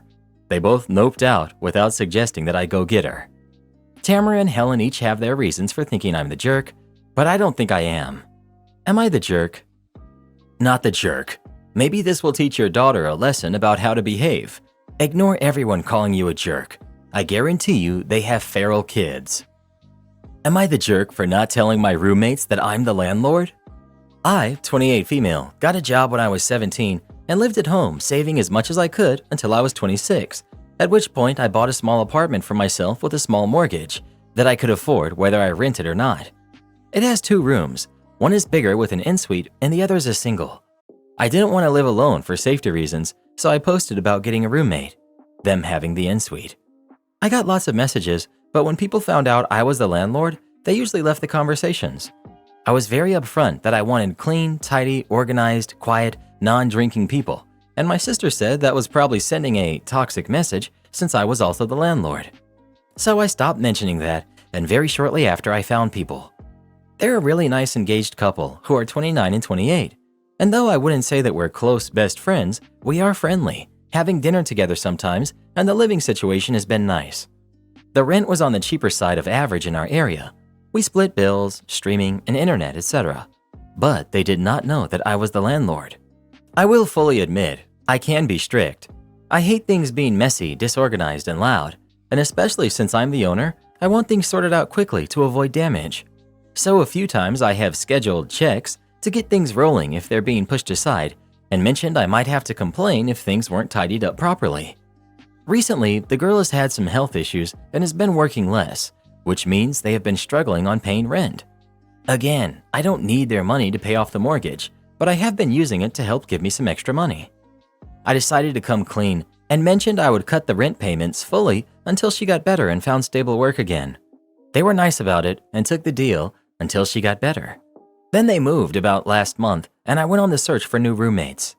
They started trashing me to everyone they knew about how I lied about being the landlord, was a strict pain in their backside, was trying to steal their money, was a real pain, how strict I was, how I was trying to steal their money in a cost of living crisis to pay off my debt, etc. Word has gotten around and I've actually stopped taking inquiries. Some of my friends and family members are saying I was a jerk and I should have been honest about it from the get-go. Others are saying I didn't owe them that information and ended up doing them a favor. I don't really know what to believe. Was I the jerk? Edit. They were paying for a single room together, like what someone alone would have been paying. It wasn't doubled because they were 2 people. I didn't need the extra money. I just wanted to live with people to feel safer at home. What I was doing was legal where I am. I checked beforehand. No, I wasn't ridiculously strict. They could have a drink, just not parties or big groups. And I did give good timelines for any inspections far above the minimum requirement. Just for clarity, for damages, I meant things like a window being left open and it rained, so water damage was a concern. Breaking the front door lock after using the wrong key and it needed replacing. Replacing their toaster because the wires were exposed and I was worried about a potential fire. Their habit of leaving the stove turned on with nothing on it. Noise and stuff wasn't an issue. It was just something I put in the ad to deter party people. Messes only became an issue after it was left there for a few days or a week in communal areas and was getting in the way. Okay, let's look at this differently. There's someone who is happy with the rent cost, happy with the rules. They sign papers and move in without knowing that their roommate is the landlord. They get along fine for a long time, then they learn that they were always living with the person who owns the flat and go crazy about it. If you are not legally required to disclose who is the landlord when renting out in your country, then not the jerk. Ask yourself, why would someone be fine with paying that amount of rent and becoming friends with their roommate, but the moment they learn the truth, it's no longer fine? Because they would feel entitled to your assets, and even if they pay below average rent, they would consider you ripping them off and start to guilt trip you into lowering the rent, and would consider that they might be such a good friend to you that you need to let them live together for free forever and babysit their upcoming babies too, and pay for their college as you are such a big homeowner. Next time, just say that you're the landlord And try to not befriend your roommates so much, or they'll just want to become your best friends to live rent-free. You're the jerk. You are misleading for your own benefit. Depending on where you live, there are rules for landlords that don't live on property accessing the property, including providing a certain amount of notice. If you live there, those obviously don't apply, but your tenants don't know that. They would have expected a reasonable amount of privacy from their landlord, and you knowingly denied them of that. You also may have different eviction abilities, which again is to your benefit. You didn't realize you married someone so lazy? Last week, my husband and I went shopping. We came out of one shop and wanted to go to another, which was on the other side of the car park. We walked over and there were no trolleys. What we wanted was packed into 4 heavy boxes and was awkward to carry across a large car park. So I said I'd drive the car over. It's one of those shops where you order at the till and they bring it from the warehouse to the till and you take it to the car. Well, he called me lazy for wanting to move the car. I tried explaining my side, but no, he was adamant I was lazy. I went and moved the car because no way was I putting my back out carrying an outdoor table and chairs set to the car. He lost it on me while we waited in the queue, calling me lazy, saying he didn't realize he married someone so lazy, etc. I ended up leaving the shop without the table and chairs because he kept pushing for a reaction. Today, we went back to said shops. He said he would go get the table and chairs while I went into another shop. Guess what? No trolleys. He rang me and asked me to drive the car over. Did I? No, that's lazy. He started to get upset and realized he didn't have a leg to stand on. He carried each box separately from the shop to the car, 4 trips there and back. Each time he asked me to move the car, and I said that it was lazy, and I didn't realize I married someone so lazy. Am I the jerk for refusing to let my estranged sister and her husband stay in my vacation home? Before we got married, my husband used to live in a nice little house that he kept and added my name to the deed, and we use it as a vacation home now. We only use it 2 or 3 times a year, so we do sometimes let friends or family stay there for a few days or a week if they want to get away. This has never been a problem for us. But now we were asked to let my estranged sister and her husband stay, and I said no. My husband is in 100% agreement with me on that. My sister and her husband are at this present time homeless. They were renting for several years and in the same place a long time, but they got kicked out due to issues with their landlord, and they're in desperate need of a place to stay until they can find a more permanent place. Background: my sister and I were very close growing up. My best friend for my entire childhood was a guy. The guy who is now married to my sister, for those who can probably guess. I always had a huge crush on him, and honestly, I was in love with him by the time we were 20. My sister also had a guy she liked, but not super well. When I was 20, we were all at a party, and the guy my sister liked flirted with me. My sister was upset, even though I didn't flirt back, and told him I wasn't interested. She told me we don't do anything with guys the other liked. I agreed. I never would have done that to her anyway. A year or 2 later, my relationship with my best friend changed. He was flirting with me, and I was flirting back. He was more physically affectionate, and he started kissing me, and it felt like we were slowly becoming more than best friends. Things were progressing like that, and then suddenly I discovered that him and my sister were a couple, and it started hooking up. He told me that he wanted to keep his options open, and my sister told me that she really liked him, and she wanted me to understand. I called her a hypocrite for doing that when she turned on me for the guy she had liked flirting with me after I turned him down, and then promising and making me promise we'd never do that to each other. She told me it was different. I told her I would never trust her or look at her the same way again. They told me I didn't own him. I told him he was messed up for leading me on when he wanted my sister. Our family took my side afterward, especially my other 2 siblings. I haven't seen or spoken to my sister or her husband since. It's our parents who helped set up this request for a place to stay. They were disappointed when I said no. My other sister and brother are firmly on my side, and they were disgusted my sister and her husband would even dare to ask me. My sister said, at least I get to live out my dream because I'm married and we have kids, and she can't have any. And the least I could do is put aside petty childhood drama to help them not be homeless. My sister and her husband called me a jerk for refusing, and even my parents said I was going too far with the estrangement by refusing to help. Am I the jerk? Not the jerk, but are you concerned that they might go to your cabin anyway? I would make sure to secure the property and the locks. You owe your sister a big thanks. She got the guy and is now homeless. You got a runner-up, and he gave you a holiday house. Boomer threw a tantrum about people working from home, so I embarrassed him in front of the team. I work for a real estate development company that's about 25 to 30 employees in total. The ages of the people I work with range from 23 to 68. We're expected to be in the office twice a week on days of our choosing. Most of the employees love this system, even the senior level people. Some of the older crowd prefer to be in the office.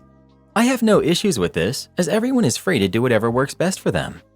We have this one employee who's quite old and always has something bitter to say on our morning meetings. He isn't a senior level employee, but most of us answer to him out of respect for his age. He's made some of us run personal errands for him and do additional admin work he doesn't want to do. He's just an old bully and always has something negative to say about our generation. One day he was tasked to do some admin work for our manager and he asked for help on it. I had back-to-back meetings and a boatload of work to do. I told him I couldn't help.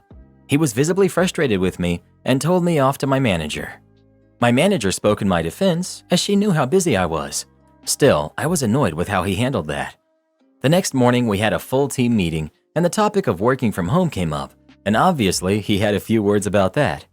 He said that his generation was harder working, that our generation has become extremely lazy, that working from home is just an excuse for people not to work, that our generation has it so easy and how people worked harder back in the day and didn't slouch at home pretending to be doing their job. It was a very clear jab at my team and I. I was honestly so fed up after what had happened the day before. I snapped back with, well, back in the day, people could afford a house and support a family off a single person's income at 25. Some team members started laughing and some looked shocked. Immediately, others started chiming in. My coworker added that most people could afford to rent a place on their own for less than a third of what it costs now. I then said, most of us are almost 30 and can't even afford a car, so time and money wasted on transportation makes a huge difference to some of our lives. For the first time ever, he didn't know what to say. He just stayed dead quiet and tried to nervously laugh it off. The way me and my coworker were talking was very calm. It didn't come off as rude or condescending. It felt so good to watch our managers nod alongside and agree with us. Sweet, but simple revenge. Edit. I'm getting a lot of people saying that I should have brought up the fact that he distributes his work to others. This was a meeting with the whole team, and bringing up an HR dispute would be extremely unprofessional. I opted for a subtle approach. If someone accuses you of doing nothing, working from home, and slacking off, just throw it back at them. When you work from home, do you slack off? Is that why you think everyone else does? My wife is demanding to have another baby with me, even though I really don't want to. My wife and I have 2 kids who are 9 and 6. After the second one was born, she said she was done having kids, even though we had discussed having 3 prior to marriage. We talked about it for a long time, but I love her and I agreed to change our plans. She had an IUD, but we still use other forms just for extra precaution. She really didn't want to get pregnant again. About 4 years ago, we agreed that I would get a vasectomy. It made sense since it was a minor surgery, unlike her getting tubal litigation. It went well, and after I healed up, I went for testing, and it worked. If you ever get a vasectomy, please do the follow-up testing. My friend from college thought he was good to go, and now he has a kid. So she got her IUD removed, and life was good, until her sister had another kid. Then one of her friends had a baby, and my wife went absolutely nuts. She wants to have another baby now. She made a mistake and wants me to go get my vasectomy reversed, or to do harvesting and get IVF. What the heck? I need another operation now? And we're actually doing great financially right now. Her taking 2 years off from work would be a huge hit. I said we could look at adoption or fostering, but that I was not interested in having another kid. She tried bringing up our agreement from before we got married, but I shut that down immediately. So for the last 4 months, our marriage has been a simmering battle about another kid. She has had her parents over, my parents over, her sisters and their families, all trying to convince me that I should give in. Forget that. I'm almost 44. In 12 years, my youngest will be starting their career or their post-secondary education. I can see the finish line now. I did offer all the family members that chimed in a fun option. I agreed to do harvesting if all the men who agreed with my wife did it as well. Even if they had working tubes, at their own expense, and that they pool their money and pay for all bills related to IVF and the raising of a third kid. They all say I'm being ridiculous and petty. I reminded them that as a unit, they all agreed with my wife when she said she was fine having 2 kids. They wanted to have input then, and it was free. I said this decision would require skin in the game. It all came to a head last weekend. My folks had the boys, so we could have a nice couple of days to ourselves. Instead, my wife and I got into a screaming match. She said I obviously didn't love her if I wasn't willing to do this, that we are well off enough to afford all the expenses of another kid, blah blah blah. I told her no in no uncertain terms. We had money in the bank for retirement and fun, and that's what it was for. Not for her to get her hormones calmed down. She accused me of caring more about money than her happiness. I reminded her that she was the one who insisted that having a 3rd kid would demolish her career. She started crying and saying I was a jerk for denying her another kid, that it was not that much of a sacrifice. I finally unloaded and said that a divorce would be cheaper for me than another kid. That shocked her into silence. We've barely spoken since. I think I broke her. Our retirement funds are separate. Our house is in both our names, and she earns slightly more than I do. If we get divorced, I will get 50-50 custody. I would want it. She would get no alimony, and I might get a few dollars in child support. I feel bad threatening her with divorce. I love her and want to spend the rest of my life with her, but I'm sick and tired of having her make our reproductive decisions like my opinion doesn't matter. Edit. A bunch of you keep asking how I would tell my sons that I'm divorcing their mom because she wants another baby. I just typed this as a reply, but I actually like it enough to paste it here, so you can stop asking. Mommy and Daddy agreed before getting married that we would have 3 babies. But then Mommy got an important job and did not want to, and I quote, waste her time having another kid and wrecking her body again. Daddy was sad, so he held on for 4 years hoping she would change her mind. But then they talked and she said it was a permanent decision. Since Daddy loved Mommy, he did not want her to be hurt even a tiny bit, so Daddy went to the doctor. At the doctor, they gave Daddy a procedure so that he could no longer have babies. Then Mommy was happy for almost 2 years. Then Aunt Jody and Aunt Carmen and Mommy's friend Maddie all had baby girls. And it made Mommy sad and jealous that the girls were getting all their attention. So Mommy talked to Daddy and said to go to the doctor and get this reversed. This made Daddy upset because no way I'm doing that. Mommy got lots of people to try and tell him to change his mind, but Daddy's happy with his life and told them all to buzz off. Mommy spent 4 months day and night bugging Daddy nonstop. Then remember when you stayed with Oma and Opa? Mommy and Daddy were going to have a fun weekend just doing Mommy and Daddy stuff until she would not drop it. So Daddy told her that if him and his sons were not enough for her, then he would say that they should go their separate ways. But Daddy loves you boys very much, and you are more than enough for him, and he will always be there for you. Edit. I would never actually say that to my sons. Once again, it was just a response to all the not-so-bright people asking how I would explain it to them. Odds are I would take them to a family counselor so that I could tell them and then deal with some of the aftermath. I wrote that in anger, but I kind of liked it. Not the jerk. Friends and family need to shut up. It's none of their business. The next time she tells you that you don't love her, throw that right back at her, because certainly she doesn't love you with the way she's treating you. One of my friends had a 5-year-old and a 3-year-old. Her mom's friends got into her ear about having a 3rd baby. They told her it wasn't much more work when you already have 2. After being diaper-free for almost 2 years, they're once again knee-deep in all the baby stuff that comes with having a new baby. The first 2 kids were old enough for independent play, so she was getting some time to do her own things. Now it's baby central again, and she's exhausted and pretty upset at anyone who told her it would be easy. Never listen to anyone who isn't going to help with the baby a lot. Not the jerk. She talked you into not having a 3rd kid and getting a vasectomy. Her career was important to her 6 years ago. It should be important now. I'm not sure you guys will stay married without a lot of counseling. I'm not one of the psychos that automatically recommends divorce. Good luck. Maybe encourage her to go to therapy. I experienced the same thing after having my tubes removed during my C-section. I made the choice myself, and I was done having kids. A year later, I wanted more.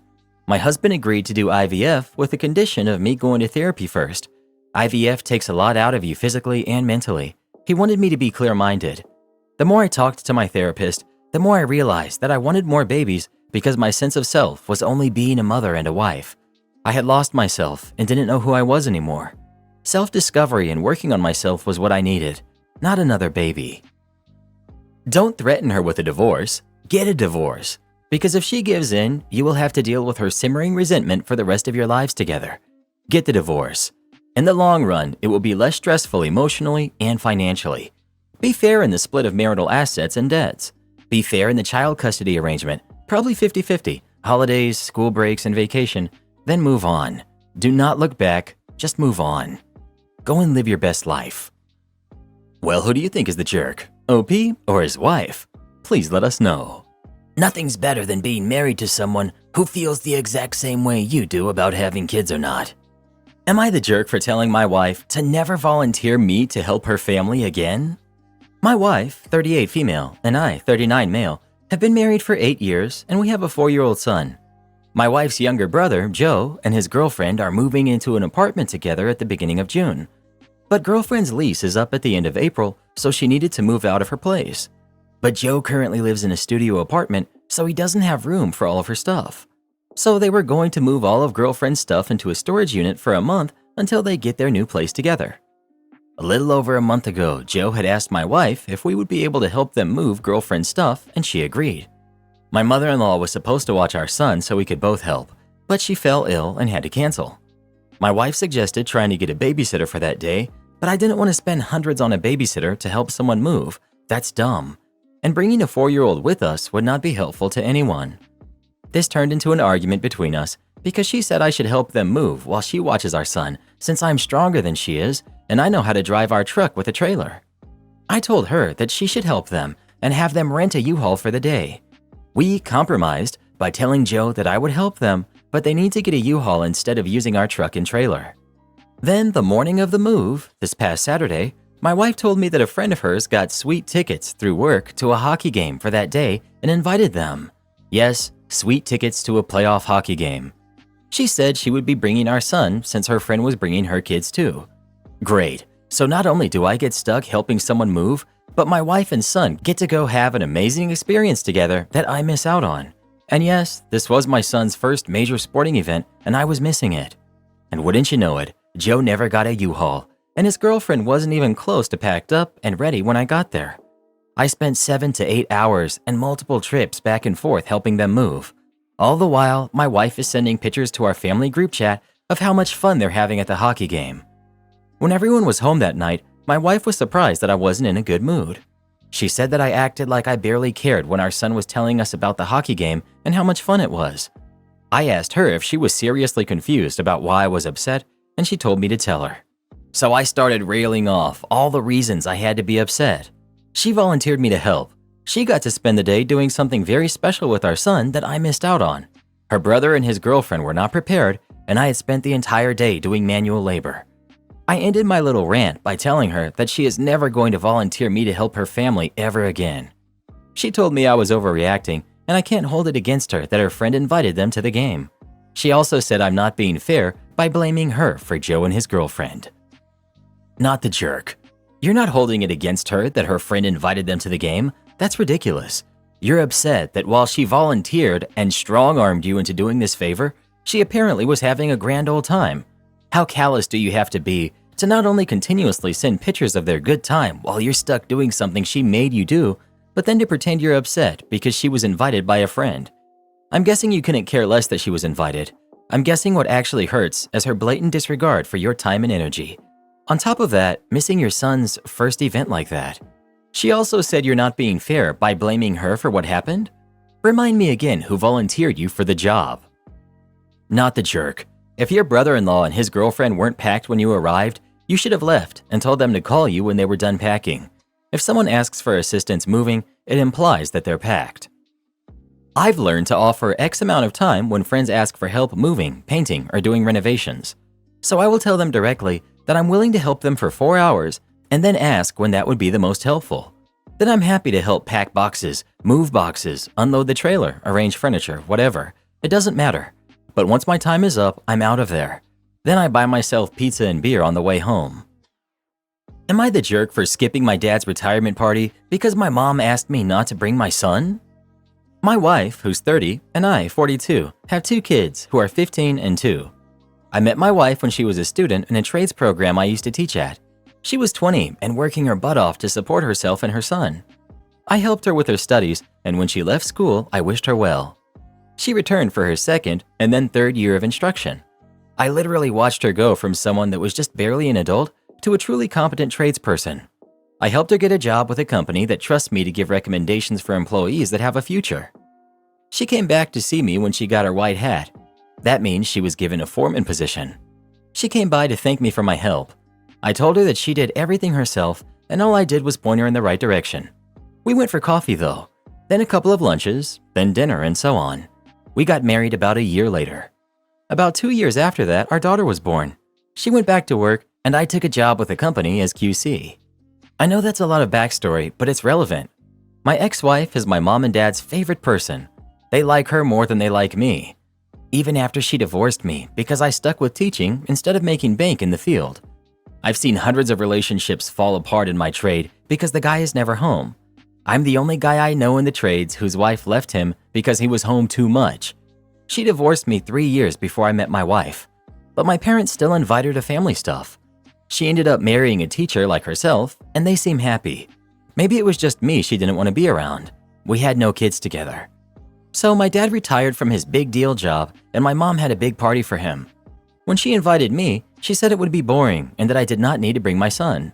She has known him since he was 10 years old, and it still bugs her that he's not biologically mine. I asked if my nieces and nephews were coming, and she said yes. I asked if my daughter was invited, and she said yes. I said I would talk to my wife about it and let her know. I didn't bother. Anywhere my kid is not welcome, I'm not going to. I took my family to Legoland that weekend instead. My son loves Lego, and my daughter loves the bright colors. My mom was upset that we didn't go.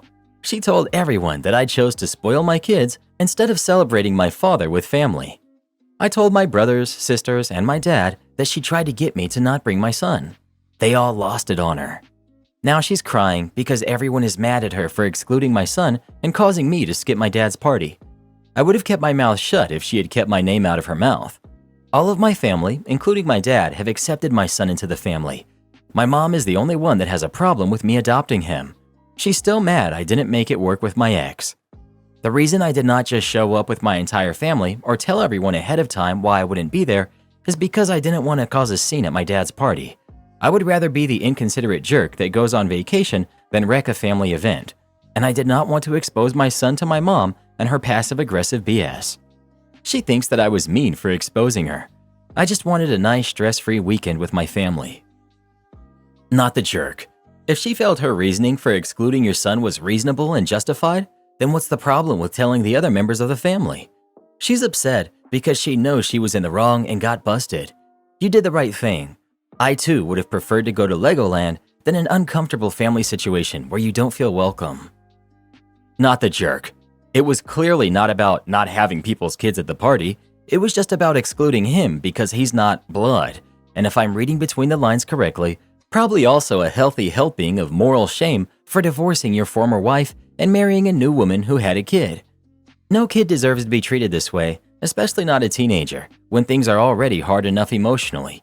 You did the right thing. Side note, if it were me, I'd be keeping both kids away from her from now on. She doesn't get to pick and choose her grandkids, and I wouldn't want to expose either of my kids to her passive-aggressive behavior. Also, if I hadn't already, I'd talk with my wife about how she's been treated at family functions in the past, because I'd be willing to bet there's been a lot of questionable behavior there too. Am I the jerk for moving out with my infant because I can't stand my stepdaughter? I moved out with my 3 kids, including my infant. Been with my husband for 8 years. He has a 13-year-old daughter, my stepdaughter. I have a 14-year-old son, a 9-year-old son, and my husband and I have a 5-month-old daughter together.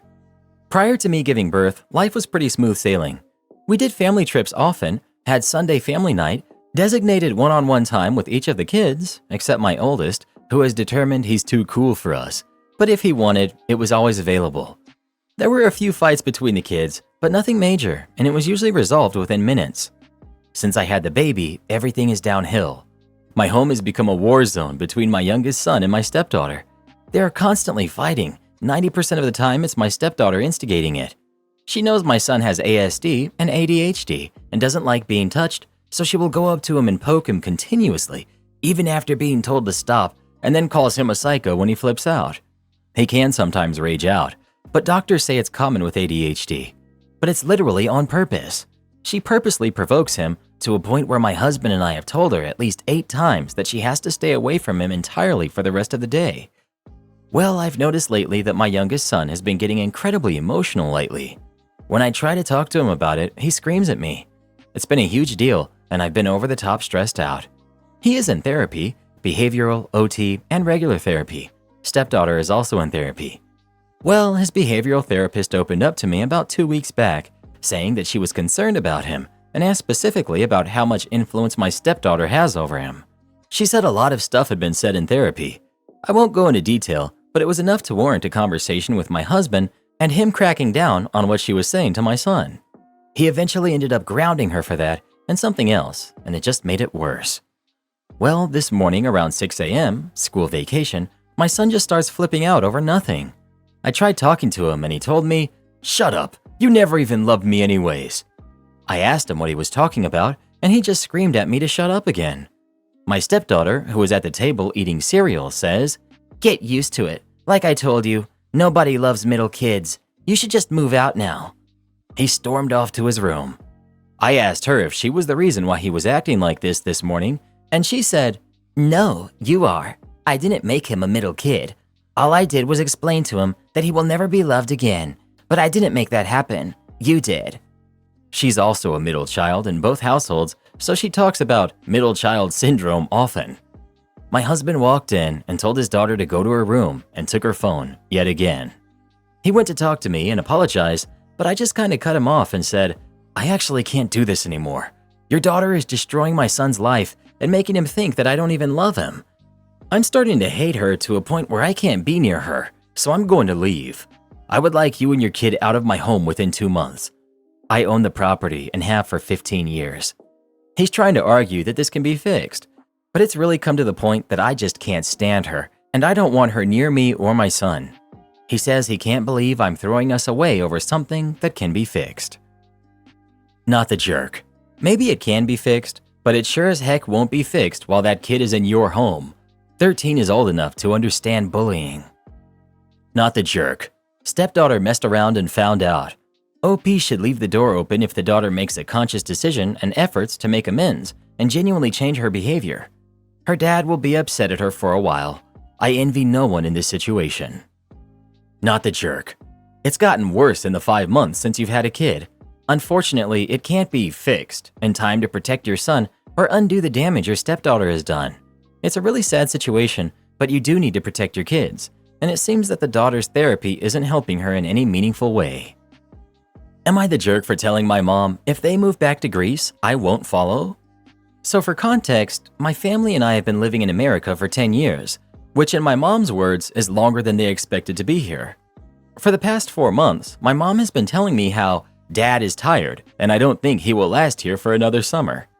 Anytime I talk to her, this has been the topic. "You know Dad is tired and he would like to move back. I can see it in his eyes," were her exact words. And because I only have 1 year left of school, she keeps telling me to find colleges in Greece because we will be moving. I tried to not give her an answer and just smile and leave anytime she says that. I thought about it and I don't want to move. I don't want to leave this place. She doesn't understand why I don't want to move because she sees Greece as her home, which I understand, she grew up there. But I lived here for 10 years and have no memories, or good memories, of Greece anyways. Yesterday we had a talk about it. She brought it up as soon as I came from school. "You know, I found a good college for you in Greece. It's very close to home," and gave me directions of how to get there, like I knew the streets. I didn't say anything and tried to eat my food. "You know Dad is tired, and I don't think he can do this any longer," she continued. "Look, we can stay until you finish school, and then you can go to college in Greece." She continued, "You need to think reasonable. Plus, it's going to be an American college. You don't even need to know Greek." I got tired and finally told her, "I don't want to go back. I would like to stay here instead." She got angry and started screaming, "You understand that Dad can't keep working like this. He's getting tired." I told her okay, and that I still want to stay here. She told me I can't support myself because I don't have a job, and I told her I'm going to get a job this summer.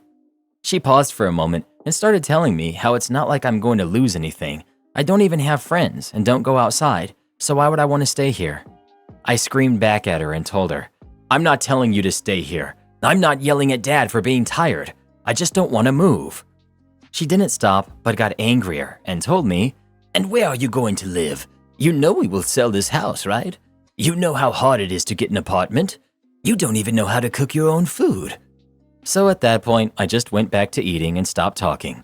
She still went on about the college, and I said to her, while laughing, after that whole hour, Mom, can I just get some silence? You've been talking for an hour. Please, I'm trying to eat. Then finally, she just went on talking about the show on the TV. Not gonna lie, that conversation exhausted me so much that I immediately fell asleep at like 5 p.m. until it was morning. But moving back to that place is not an option. I don't hate it, but I don't love it either. I just hope she stops talking about it. Not the jerk for wanting to stay, but it sounds like you need to start making plans. Getting a job in the summer is great, but how much will you make? How much do you need to make in order to stay? Do you have roommates? Friends you can stay with? Do you have a support system here? This is a big decision and it needs to be thought out. If you can make it work, then great. I'm not going to pass judgment, but according to you, after an exhausting conversation, you went and slept for a minimum of 12 hours, and you think you're going to be able to support yourself through college with a summer job? You also apparently have nothing in place or planned for where you're going to live or how. I mean, I'm sorry, but this just sounds like a total disaster waiting to happen. Can't follow the rules at the dog park? Okay, let's see how you like getting your car towed. I like to visit my local dog park with 2 of my dogs. We have a great neighborly relationship with several of the regulars, and it really is a highlight of my day to go to the dog park. I always make a joke that I'm going to just stop bringing the dogs at some point because I think I get more out of it than they do. My local dog park is easy and convenient for me to use, and it's even more convenient because my brother lives in the house that's next door to the park, with his side yard being directly on the other side of the dog park parking lot. The dog park regularly runs out of parking spots, and there are clear signs on the edges of my brother's yard that say, "No parking on the grass. Vehicles will be towed at owner's expense." Well, due to this little family perk, I've taken to just parking on his grass because my brother said I'm more than welcome to, and it keeps a spot open for others who may need it. This will be important later. So about 2 months ago, someone new decided to begin using the dog park with their 2 chihuahuas, and they immediately broke 2 rules. First, they didn't leash in the area that is leashed only. Second, they brought their chihuahuas into the big dog area. I politely told this lady that she needed to take her chihuahuas out because they were snapping at several dogs, including my hound dog, who is not real smart. So my hound dog wasn't getting the message, and the chihuahuas were getting really aggressive to the point that one of them tried to bite my dog. She responded by telling me to buzz off. I left and went over to my brother's house and made sure my dog was okay. He was. This continued for several weeks, her dogs in the big dog area, without leashes from the car to the gated area. But I was a little upset that even after calling the county, no one was holding this woman accountable for what she was doing. Finally, I decided to just change my schedule. So I staggered my time of going to the dog park, and I started getting there so I could leave when Chihuahua Lady arrived. She came at the same time every day. I did too. It isn't uncommon for people to have a specific park time, and I was able to avoid most interaction with her. That is, except for the one I was looking forward to. So one morning I had the boys leashed back up on the way out, and as we were walking to my car, there wasn't any parking available. I saw Chihuahua Lady pulling in. She was looking for a spot, and I said to her, "I guess you can park over on that grass once I leave." She says, I didn't think that was allowed. I said, "Oh yeah, I park there all the time. Just wait for me to pull out and take the spot." She said, Thanks. Wow, I appreciate it. So I pulled off. I saw her pull in right behind me, and I called my brother, who works from home, and I let him know that somebody had parked on his grass. I asked him to call up the tow company and have them towed, and asked them to come quick. He was a little puzzled as to the reason why the urgency, and I explained the situation and who she was. Well, he calls me back 20 minutes later and says that the car is hooked up to a wrecker and that there is an angry lady screeching at the tow truck driver, telling the driver that she sees people park there all the time. At this point, my brother went outside and explained that the only car that's ever there is his brother's, and that his brother is the only one allowed to park there, and that he saw her pull in this morning when his brother left directly behind him. The lady continued to scream, and the tow truck driver said, If you pay the unhook fee of $300 and the owner agrees to it, you can just move your car. Well, my brother is a nice guy and figured my plan had gone far enough, so he agreed. The lady had to shell out $300 right there in front of him, and the tow truck driver unhooked her and took off. She looked at my brother and said, "Your brother is a jerk," got her dogs in the car and drove off. And even though that lady still won't change her ways, at least I got to feel a little bit better about the situation. Am I the jerk for being truthful with my friends when telling them why I won't go on a weekend away? I, 27 female, have a group of female friends. There are 8 of us in total.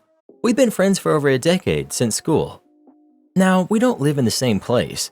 We meet up a couple of times a year for a weekend in an Airbnb. This used to be a weekend of good food, drinks, hot tubs, etc. I'm content with my life at the moment. I'm single, dating, and I don't know if I would like having kids. But in the event I did, I know I wouldn't want one soon. Around 5 of my friends are either married or in very long-term relationships. Of these 5, 2 either have a baby or are pregnant. I will be seeing all of my friends this year for various weddings, friends, and baby events. I've been invited on this year's girl trip. I've said that I can't come. I didn't originally provide a reason. When asked, in person by my friend who's pregnant, I told her the truth. I'm not going because it's a massive financial expense for 3 days where we only talk about people's upcoming engagements, weddings, and babies. I have a lot going on, but I feel a lot of my friends do not show an interest unless I talk about someone I'm dating. I also, last time, listened to one of my friends talk about her plans to feed her baby naturally for over an hour. She's not pregnant or trying. Truthfully, it's boring and it feels dismissive. It's also a really expensive way to feel bad about myself. I made clear when telling my friend this that I'm thrilled for them all living the lives they want, but maybe it's not the weekend for me at the moment, meaning it feels like the group has 2 distinct life stages. I'm in the minority and it focuses on one stage. My friend has since told me she's really hurt I'm not excited for her or her other friends. I responded saying I evidently was from other actions, but I just didn't think the trip was for me. I do have numerous other things going on, and to fit this in my calendar is financially a struggle. I just want to add, for this friend specifically, I've gone on 3 weekends away for her wedding, and I'm flying to go to her baby shower. All this in the last 2 years. I have not asked her, nor has she wanted to fly to see me for anything in the last 2 years. So my question is, am I the jerk for being truthful with the reason why I can't go? Update. I do show an interest in their weddings, engagements, babies, and baby plans. I'm excited for them. I text about it. I ask for updates. I go to and help plan events for these things. My issue is 3 days of talking about this like it's the only topic of substance is not fun, especially when I don't feel an interest is reciprocated to me on my life.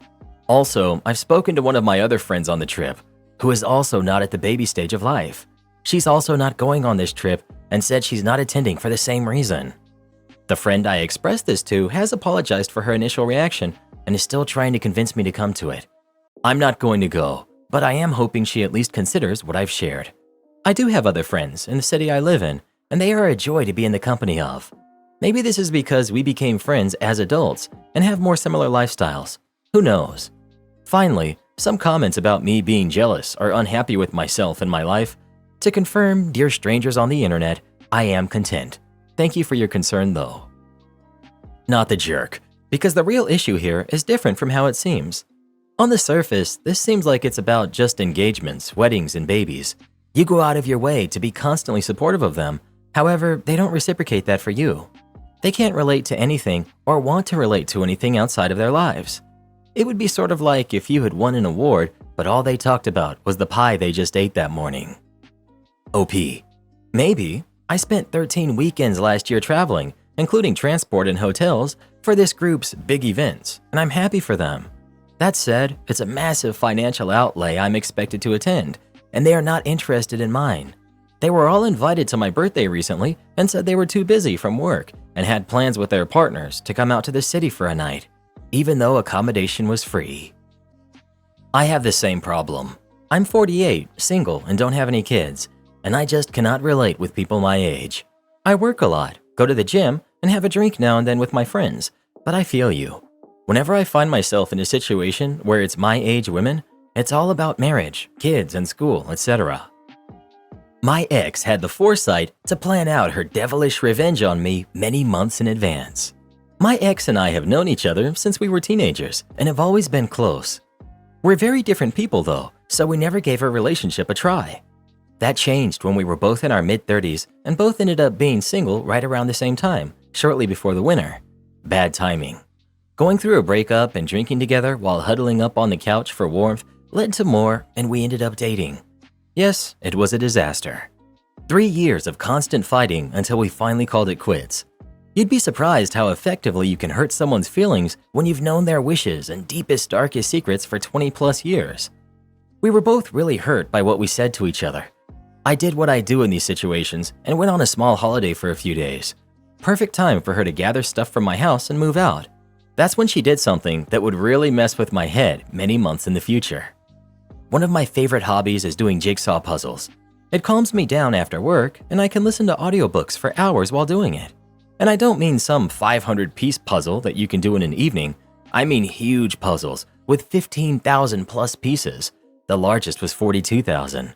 I've got a whole room in my basement with a huge custom-built table just for puzzles. It's great because the puzzles can just stay on the table for weeks and months while I plug away at them, and there's no chance of actually bumping pieces off the table and vacuuming them up. Why is that hobby important? Because she knows how much I enjoy it. She could have just smashed the puzzle I was working on at the time or destroyed the table when she moved out.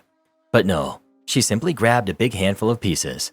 Not enough to be noticeable right away, but you're gonna notice when you're getting close to finishing it. Many months later, we still weren't talking all that much. We just needed time to cool off. I kept doing my jigsaw puzzle and got close to finishing it. That's when I started to notice that some pieces were definitely missing. Being the nerd that I am, I complained about it in our friends group chat. I blamed the manufacturer for making a low-quality puzzle. My ex is in that group chat and she saw my messages. Barely 10 minutes went by when she sent that single picture without a comment. It was one of my puzzle pieces with a small note next to it that read €5. The chat was erupting with laughter, cheers, and my frustration. She didn't write anything. A day goes by and another picture appears. This time the piece was laying on a floor in her basement with a €10 next to it. This went on for days. Every day, a new picture and a new location with ever-increasing ransom demands. She put real effort into messing with me. Can you imagine how frustrating it is when every day at the exact same time, you know that's going to be posted in your friend's group chat? You open the app and there it is, your friends laughing at your misfortune. She could have just thrown those pieces away, but she kept them for months just to get to me. Kudos to her, a truly devilish move, and I really respect it. In retrospect, it actually makes me chuckle. We've patched things up since then, and we're back to being really good friends. The missing puzzle pieces were exchanged for a few bottles of wine. Nobody can mess with your head like your friends. Your friends sound like jerks. Why are they going along with this and siding with your ex? Get new friends. They were friends for years before the relationship, and somewhat likely that they were part of the same friend group. It was months later and pretty funny. Did you want these friends to weep in horror, pick sides, and then battle it out at dawn? I expect my friends to be on my side after a breakup, provided I'm not in the wrong. She's in the wrong. Am I the jerk for giving away my dad and my sister's tickets to my graduation ceremony? I, 18 female, have my high school graduation ceremony this Wednesday. It was sent to my parents in an email that I will be giving a speech that day, as my grades made me valedictorian of my school's class of 2024, and I was excited to do so. My school made us reserve and buy tickets to the ceremony weeks in advance, and I picked mine up on the 26th. The problem started at dinner when I told my family I picked up the tickets for my graduation day and would keep them with me until the day of just to make sure that they don't get lost. My dad told me that he and my sister had plans for an hour before the ceremony, but that my mom would be there the whole time and that they'd try to be there for the after party. I was honestly shocked for a moment before starting to laugh, assuming that he wasn't serious. When I realized they actually weren't joking, I'll admit I was a bit mad. I'm usually a very shy and non-confrontational person, even around my family, but I started yelling at my dad and my sister, asking if they were seriously ditching my graduation ceremony. I told them that the after party was useless to attend and that all the pictures of the graduates with their families would be taking at least 2 hours before the ceremony. They said it's fine and we can take our own pictures one day after my graduation. but I got up and left dinner. Over the weekend, I saw a few people in my class group chat complain that they didn't get enough tickets, so I offered up the 2 tickets I had and met up with a girl from my class to give them to her. And even though I told her not to, she actually paid me the original price for them. When the topic of graduation was brought up by my dad today during lunch, I told him that I gave the other 2 tickets away and only my mom will be attending, so they shouldn't bother with the after party. He got mad and asked why I would do that, to which I replied that I don't see the point in wasting money on tickets if they're not going to use them. My dad blew up on me, saying I'm acting like a spoiled brat, and it's not like it'll be the end of the world if he and my sister are a bit late to my graduation. I spoke to a few people about it, my friends and my grandma. My friends said good riddance, and if they consider their plans more important, they can have fun. But my grandma said that while she understands my side, I shouldn't have given away the tickets just to spite my dad, because maybe he would have changed his mind and gone on time. So I'm looking for a non-biased opinion. Am I the jerk? Thank goodness your mom supports you. Not only your graduation, but also being the valedictorian of your class. Great job. I'm saddened that your father and sister are not celebrating your great accomplishments with you. It just baffles me, and I don't even know you. But I'm excited for you. You did the right thing, not the jerk, but your dad and your sister are. Congratulations on your accomplishments. Am I the jerk for keeping my name change a secret for 5 years? I'm 26 female. My parents decided to name my sister and I after American states. I have permission to share her name, Arizona, and I was called Pennsylvania at birth. Yeah, my parents are weird. I guess they thought geographical names were cool, but I think there's a huge difference between calling your kid Arizona or Dakota or Paris versus Pennsylvania. They're massive American lovers, so maybe they wanted to be patriotic. For as long as I can remember, everyone has called me Pen or Penny. My parents insisted that everyone was to call me by my full name, but most people could see how ridiculous my parents are. My sister, who's 28, didn't struggle as much with her name since Arizona just sounds better than Pennsylvania, and the Grey's Anatomy character Arizona Robbins made the name seem quite cool as we got older. I was mocked and teased as a kid in elementary because of my parents' insistence on my full name. They would literally go off on my teachers for letting me write Penny on my work and books. When I was 21, I got my name legally changed to Penelope. Most people I had met in college had assumed that I had went by Penny as a nickname for Penelope. Even my boyfriend's mother called me Penelope because I was too embarrassed to tell her that Penny was short for Pennsylvania. I kept it a secret from my parents and close family because I knew my parents would go mental and accuse me of disrespecting their choice. I'm getting married this summer to my lovely boyfriend Tom, who's 31, and as you all know, you have to say your full name in your wedding ceremony when doing your vows. I knew I had to fess up about the name change because the alternative would be hoping they kept quiet when they heard me say, I, Penelope, instead of I, Pennsylvania.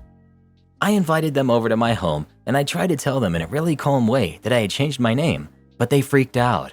They said that I was disrespectful, I was calling their choice dumb, etc. They're refusing to attend the wedding now. I know I'm not the jerk for changing my name, but my parents are particularly upset about how I kept it hidden for 5 years before telling them. Most people I know agree with them. They think that I should have had the courage to be honest with them years ago, so they would have had time to get used to it instead of me dropping the news on them 2 months before my wedding and causing all this drama. A few other family members have dropped out, and my poor sister, who is maid of honor, is having a nightmare with this. My parents believe they had the right to know much earlier. Edit. I know I could ask the priest to say Penny instead of Penelope, but I don't want to hide my real name on my wedding day. Not the jerk. You can change your name if you want, and the name your parents lumbered you with at birth was an excellent reason to do so. From what you've written, I suspect your parents would have blown up whatever, and the 5 years is just a pretense to hang their anger on. 2 months is enough to get used to the idea too. As for boycotting the wedding because of it, they need to get over themselves. That's a big overreaction in my mind. It sounds like your parents need to grow up a bit, to be honest. If you could be named after any state, which one would you choose? Please let us know. I'd go with Indiana, as long as my last name could be Jones. My son, who's 19, filed harassment charges against my husband and I because we were making him go to college. My son and I moved to the US last year. I was a single mom for 16 years before I met and then married my husband. I saved up money so that he can go to college. Where I came from, college is very important. We moved to a small town and my son found new friends. These friends, in my opinion, were not a good influence. I'm used to polite and academically oriented kids back home. These new friends of his make fun of his books and his plans for going to college.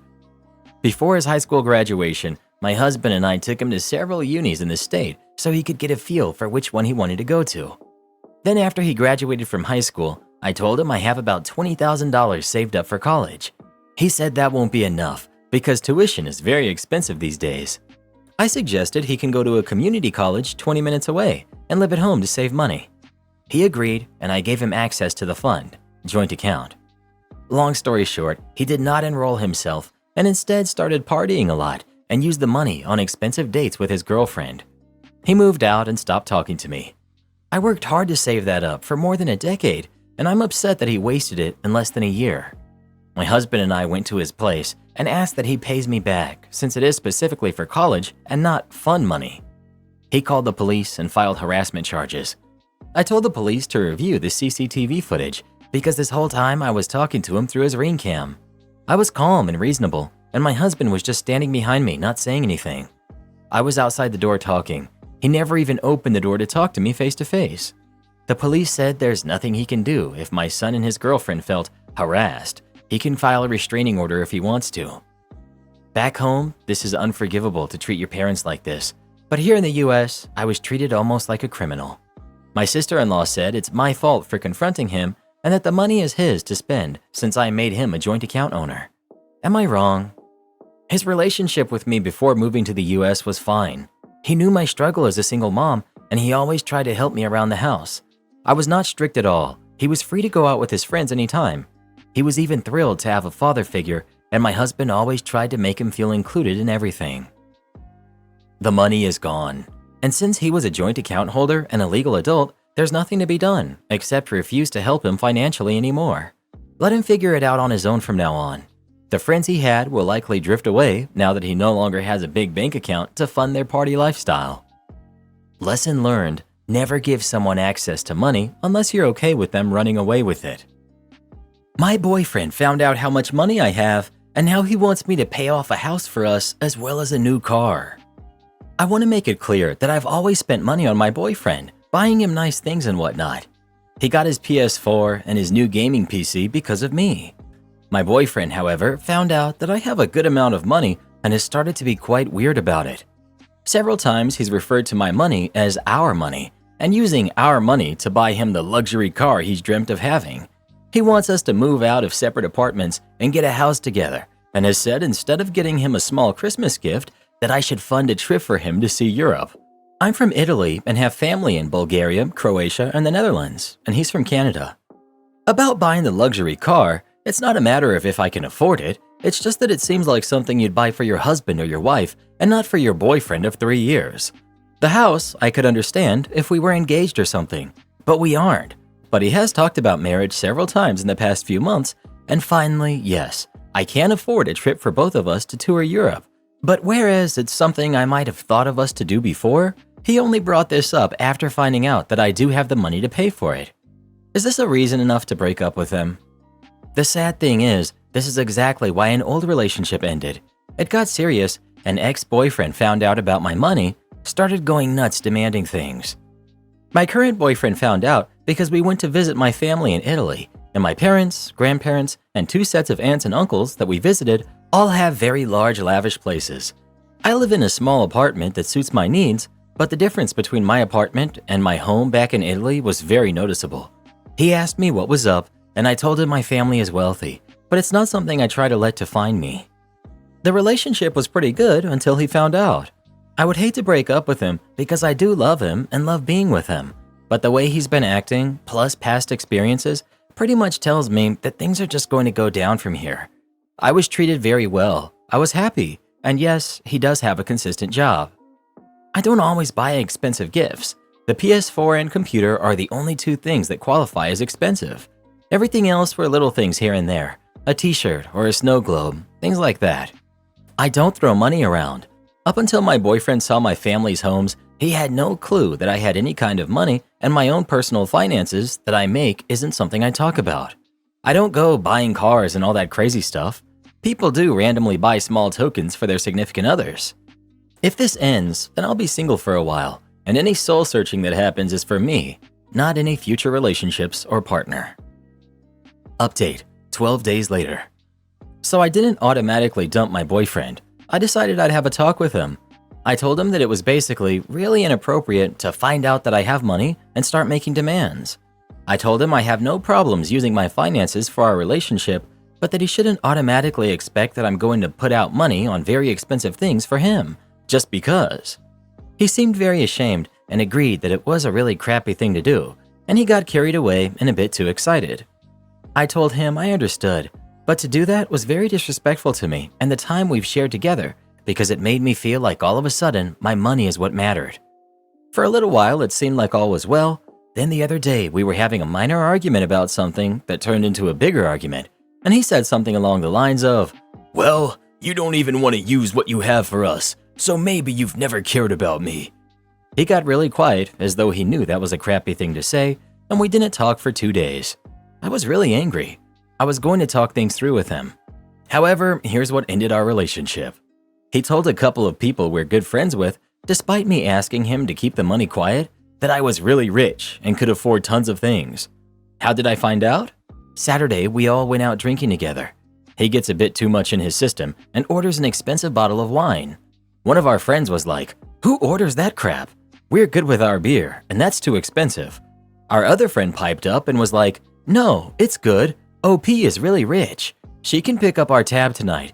Cue several other people who I've never told about my family's money suddenly grilling me on why I never trusted them enough to tell them about my money, and how they thought we were friends, that kind of thing. I broke up with him the next day. He's been blowing up my phone all day, but forget him. I could have moved past what he said the other day when we were arguing, but to tell people I specifically asked him not to, something I trusted him so much with? Yeah, I've lost a 3-year relationship, and I'm probably going to lose a few friends as well. And for everyone asking, the bottle was $460. New lake house friends don't understand boundaries, and it feels like they're now stalking us. My husband and I have a lake home. We've been there almost 4 years. In that time, we've become good friends with a few other households on our corner of the lake. Some of our group is quite outgoing, always meeting new people in our lake community and being welcoming, us included. Everyone's awesome, but one couple has become problematic. Last year, we met Roger and Helene, who have a seasonal cottage on a different part of the lake. They're around weekends. They check in with us and our friend group when in town or stop by unannounced. This is fine. What's hard is that they want to get together all of the time and don't seem to accept it when we tell them we're busy. They get in their boat, drive over to our area, and anchor straight in front of our properties. It makes everyone uncomfortable. They'll stay for an hour plus. If we're working in the yard, they'll repeatedly go by telling us to quit working to join them. Other times, when at the campfire, they'll dock their boat at one of our docks, then join us at the fire without an invitation. They'll also drive or walk over from their place to check up on us, even after being told we're not available. When we're in the boat, they'll drive theirs over and say, "Let's tie up the boats so we can hang out on the water together." Normally it's fine, except for when we're hosting guests. We've struggled with how to say no. My husband and I would never say, "Let's tie up," to other boaters. We would swing by, say hello, then see if we're invited. If not, we move along. That's protocol, but it's lost on Roger and Helene. Recently, out-of-town friends who have been to the lake a few times declined our invitation to visit, citing that they don't like the visits being interrupted by the neighbors, specifically Roger and Helene. Our core friend group is very respectful about visitors, so we knew who was the issue. The corner of the lake complains about these two all the time and has struggled with how to handle their constant orbiting. Having a visit invitation turned down because of them made me extra annoyed. So 2 weeks ago, we were on our pontoon with friends when Roger and Helene showed up and said, "Let's tie up." We had already told them we were busy via text when they checked in, but apparently they just couldn't resist coming out when they saw us. Being extra annoyed, I finally spoke up. "Sorry, we're good. We're entertaining. We'll have to get together another time." Later, I got an angry text from Helene. She said I was rude and embarrassed them. I texted back saying I was sorry they felt that way, but they needed to respect when we're busy, and that at times my husband and I felt stalked. Haven't heard from them since. A couple of our core friends said I shouldn't have said anything and that their stalking isn't a big deal because they're nice. This is surprising and upsetting to me. I thought they'd understand why I spoke up, plus I didn't drag any of them into it. Am I the jerk? Not the jerk. You didn't embarrass them, they embarrassed themselves. And it sounds like your other neighbors feel free to talk behind their backs. All you did was politely enforce a boundary that was being stomped on. Karen loses it over my t-shirt. Never thought I would need to post here, but here we go. In the mood of the spooky season, I bought a t-shirt from a souvenir shop that says, "Let's summon demons."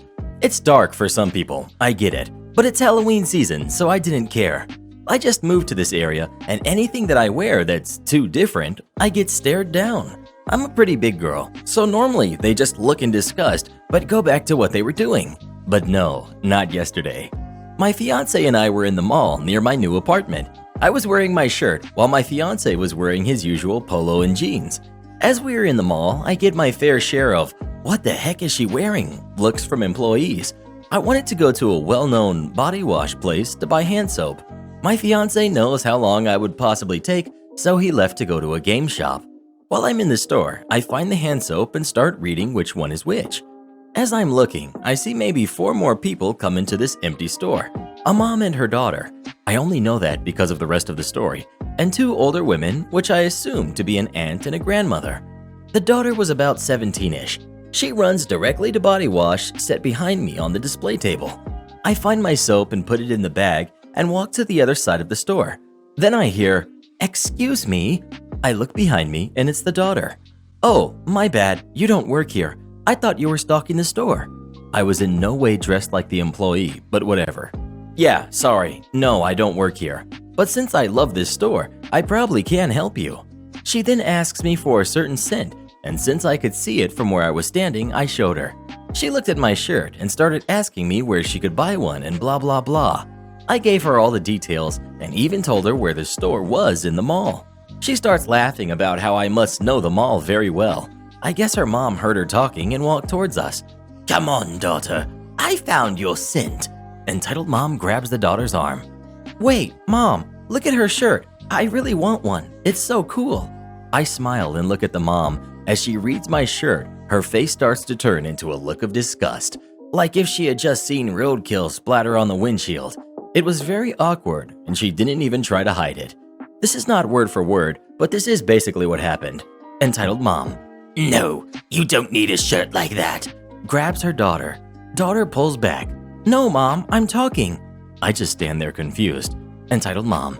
"Listen, I know that it's Halloween, but my sweet baby does not need to see this crap when going to the mall. What's wrong with you? Are you possessed?" Me. "Listen, I don't care if you like it. And girl, if you want the shirt, you can afford it without your mom being in the way." I start to walk away. Entitled mom starts to follow me around the entire store, calling me names and saying how I shouldn't be welcomed at my college. I go to a well-known private Catholic university nearby. She knows because my keychain is hanging out of my pocket that says the school. She starts yelling and asking for my name so she can call the school. I literally tried my best to finish my shopping and to leave, but none of the workers helped me. I checked out with her still behind me yelling. I get done and she yells that I'm stealing and that the police need to be called. Luckily, the workers didn't do it.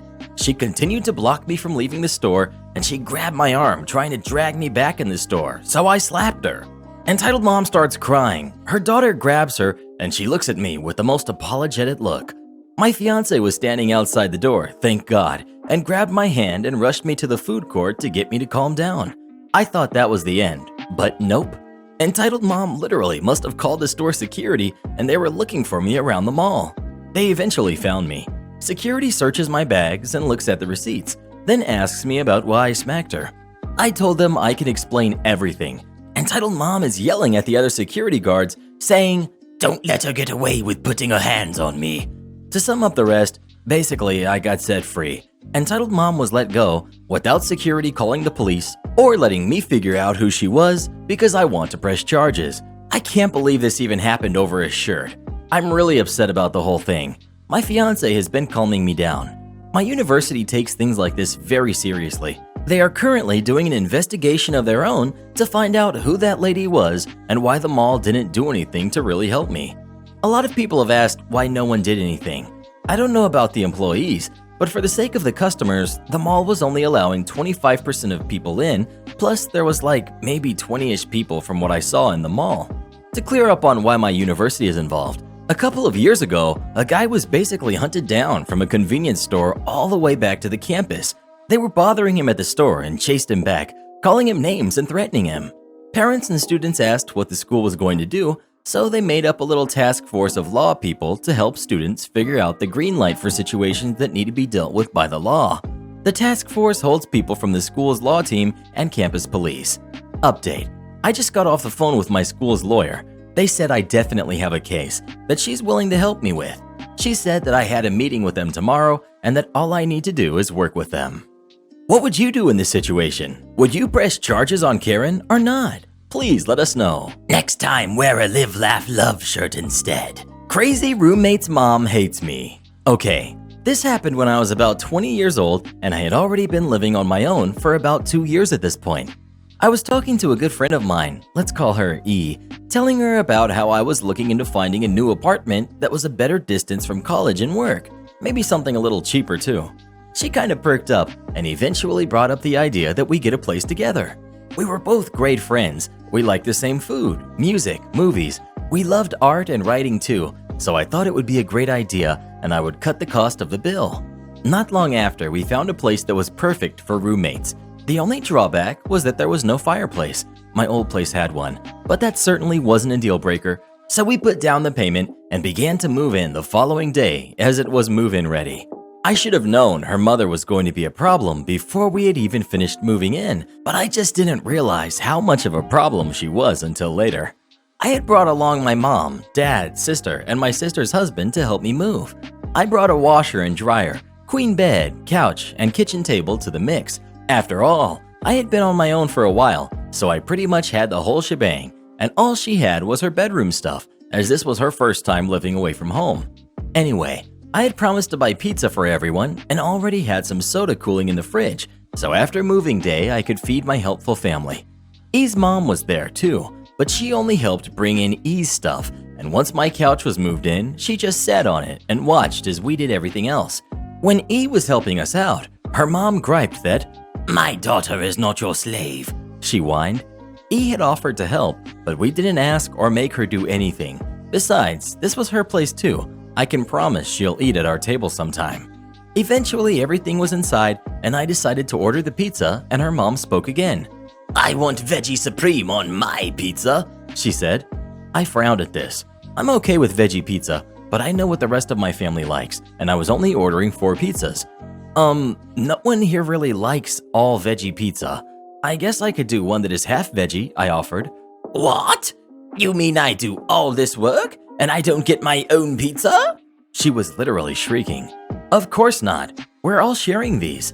Thankfully, E intervened and offered to get her mom her own pizza, although I could hear her grumbling the whole time that her precious daughter is so generous and I'm so selfish. By the way, her and E shared that pizza. I was exhausted by the time everyone had left, and it was pretty late when I had finally set up at least half my bedroom, so I crashed and went to sleep. I didn't have work for the next 2 days, and it was a weekend, so no college either. So I was looking into a nice long sleep and using days to set things up and make our apartment into a home. Unfortunately, the next day, I was rudely awakened by a loud banging on our front door. It was 5:30 a.m. I was about to get up, but I heard E answering it, and unsurprisingly, it was E's mom. I knew E and her mother were close, and I think she secretly hated me for stealing her daughter when moving together was not my idea, but whatever. I grumbled but went back to sleep, waking up again a few hours later. I made myself something to eat, and not a moment later, E and her mom walked in with bags of groceries. Apparently, they had went shopping in the earlier hours. As she set the bags down, she looked at me with that familiar tinge of disgust, which I will become accustomed to.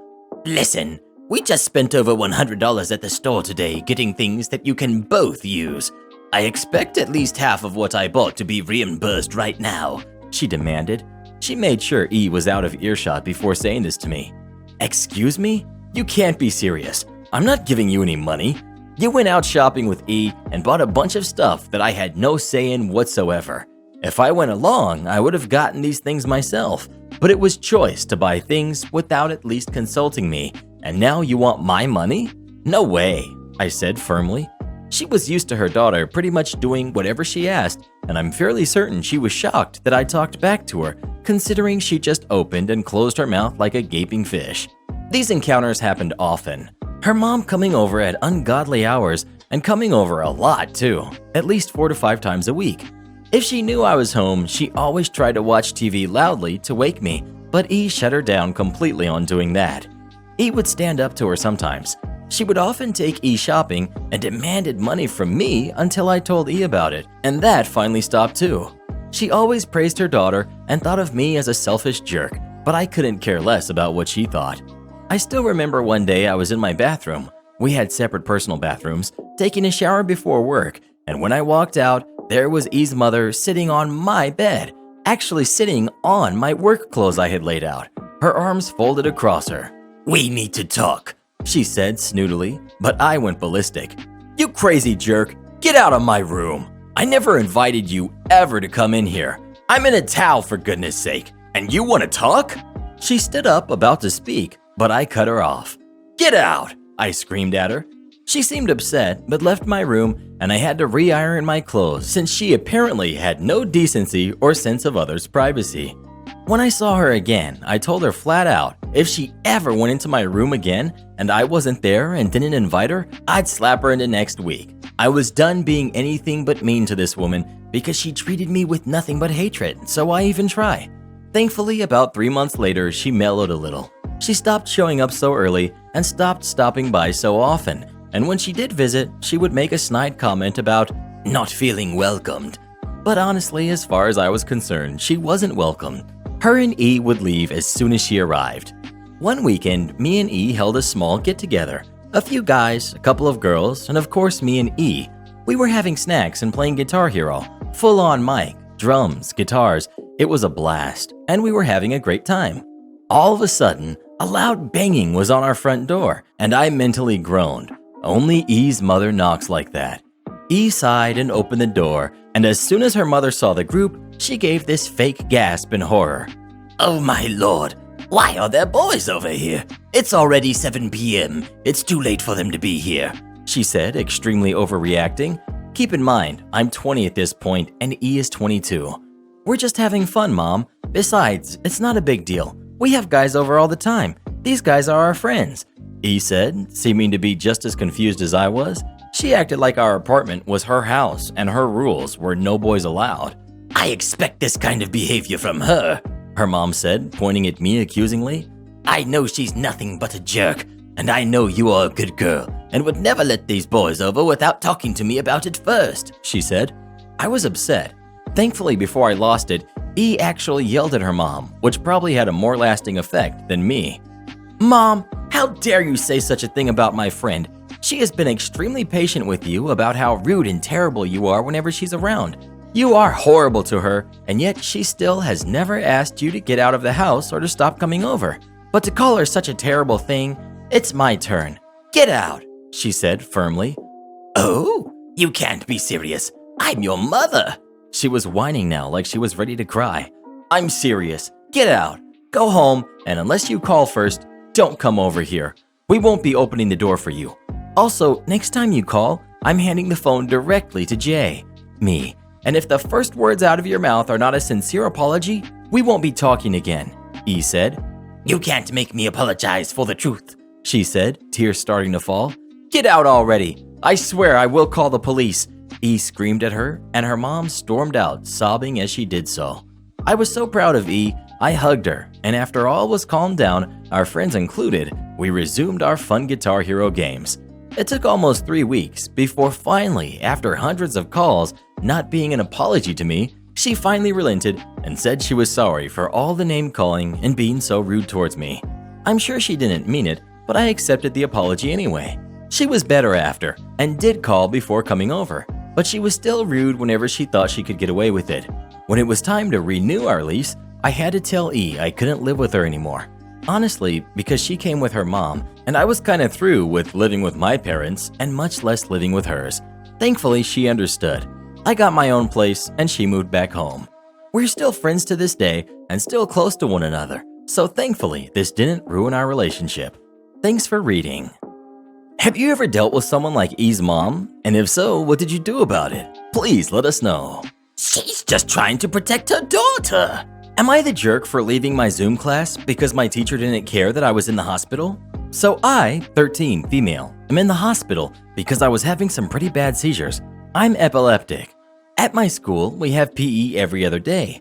Yesterday, I emailed my PE teacher, I'll call her Miss R, and said I'm in the hospital and I can't come to PE that day. I had done all my other classes, but my teachers usually let us keep our camera off. Also, my parents work during the day, so I was alone other than the nurses. She emailed back and said that I still had to come even if I couldn't do anything. She didn't ask if I was okay or anything. The way our Zoom PE works is we take attendance, then we fill out a sheet on the healthy things we've eaten that day, and then we exercise. I usually ride my station bike at home. When I got into the class, the teacher made me put my camera on. When I turned it on, she didn't acknowledge the fact that I was hooked up to IVs and had a wrap on my head that made me look like an egg, though I could tell all the other kids were curious. Well, then it was time for the exercise part. Didn't get up from the camera because I couldn't really exercise. Then she asked why I wasn't exercising. I replied that I'm not supposed to get up from the bed. She asked why, and I didn't want to say it in front of the whole class, so I said, I don't know. She didn't like that and said we should brainstorm things I could do. I thought it would be something like my homework for other classes, but she was suggesting things like jumping jacks or burpees. She was saying it right in front of everyone, and I was really uncomfortable. She started getting mad that I wasn't willing to work with her or being cooperative. She said if I didn't know why I couldn't get out of bed, then I probably could and just didn't know it. I just left the meeting and was so embarrassed I almost cried. Then after school, some girl that had been in my class messaged me on Instagram and asked why I left the meeting.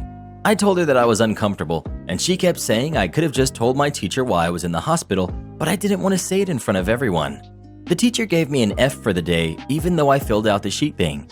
She also marked me absent from the class and emailed my mom that I wasn't participating in class. I explained what really happened to my mom, but she doesn't speak English, so there isn't much she can do. But most people seem to think I should have just said in front of the entire class why I was in the hospital. So, am I the jerk for not? Edit. Since someone in my DMs were curious, my mom only speaks Amharic. Edit 2. My doctors wrote a note to the school saying what was going on, and it was my guidance counselor's decision if I had to go to classes or not. My guidance counselor said I did have to because she didn't want to do the extra work. Edit. I'm taking a break from reading replies for the rest of the night. I will catch up in the morning. My inbox currently has over 200 replies, and it's kind of overwhelming. It's not a taxi, but I'll take the cake. This happened in the early 2000s, 02 or 03. A small background is needed. At that point in my life, I'm a third-year nursing student in the capital. I'm sharing my apartment with a good friend, and he is sharing his car. The alleged car was the major factor of the story. It was a brand cherished by taxi drivers and also yellow, the color of taxis in the capital. The major differences from a taxi were the lack of the taxi sign and that it was a hatchback. Taxis are sedans. It was common for someone to flag us down thinking it was a taxi until we came closer. Anyway, it was summer and my friend was island hopping with his fiance and had left the car behind. I had woken up to almost an empty fridge, and since I was paid the day before, I decided to forego the small convenience store in my neighborhood and drive to the big supermarket. I jumped in the car and took a major road artery to the store. I'm stopped in front of a bus stop waiting for the light to turn green when the back door opens and closes and I hear a woman's voice saying the name of a hospital. I turn around to say it's not a taxi, but I stopped in my tracks. A sweet old lady had entered the car. She was around 65 to 70. She's clutching her purse so hard, her knuckles turning white. She's clearly panicked. She keeps mumbling, "Please hurry, she went into labor, please hurry."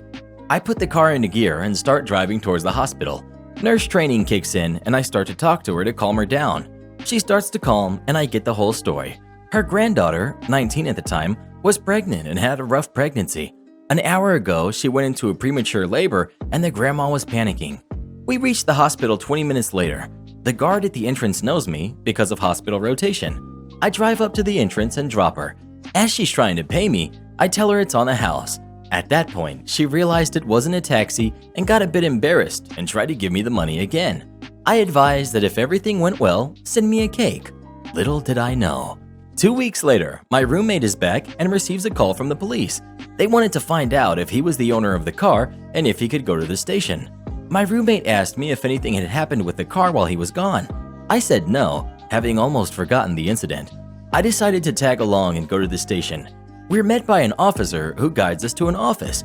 Inside is the sweet old lady with a box. She jumps up, shouting, "That's him!" and hugs me. The officer is smiling. He's the father of the granddaughter and now a proud grandfather. Apparently, the lady told him about the incident and how helpful I was. He used his status as a police officer to get the plate from the CCTV and find the owner and thank me. The baby would have to spend some time in the hospital due to being almost 2 months early, but otherwise all right. So I got the cake. On a final note, I met the girl by coincidence a couple of years ago. She has turned out fine and is studying to be a nurse. Change our expenditure accounts? The food bank will have a feast.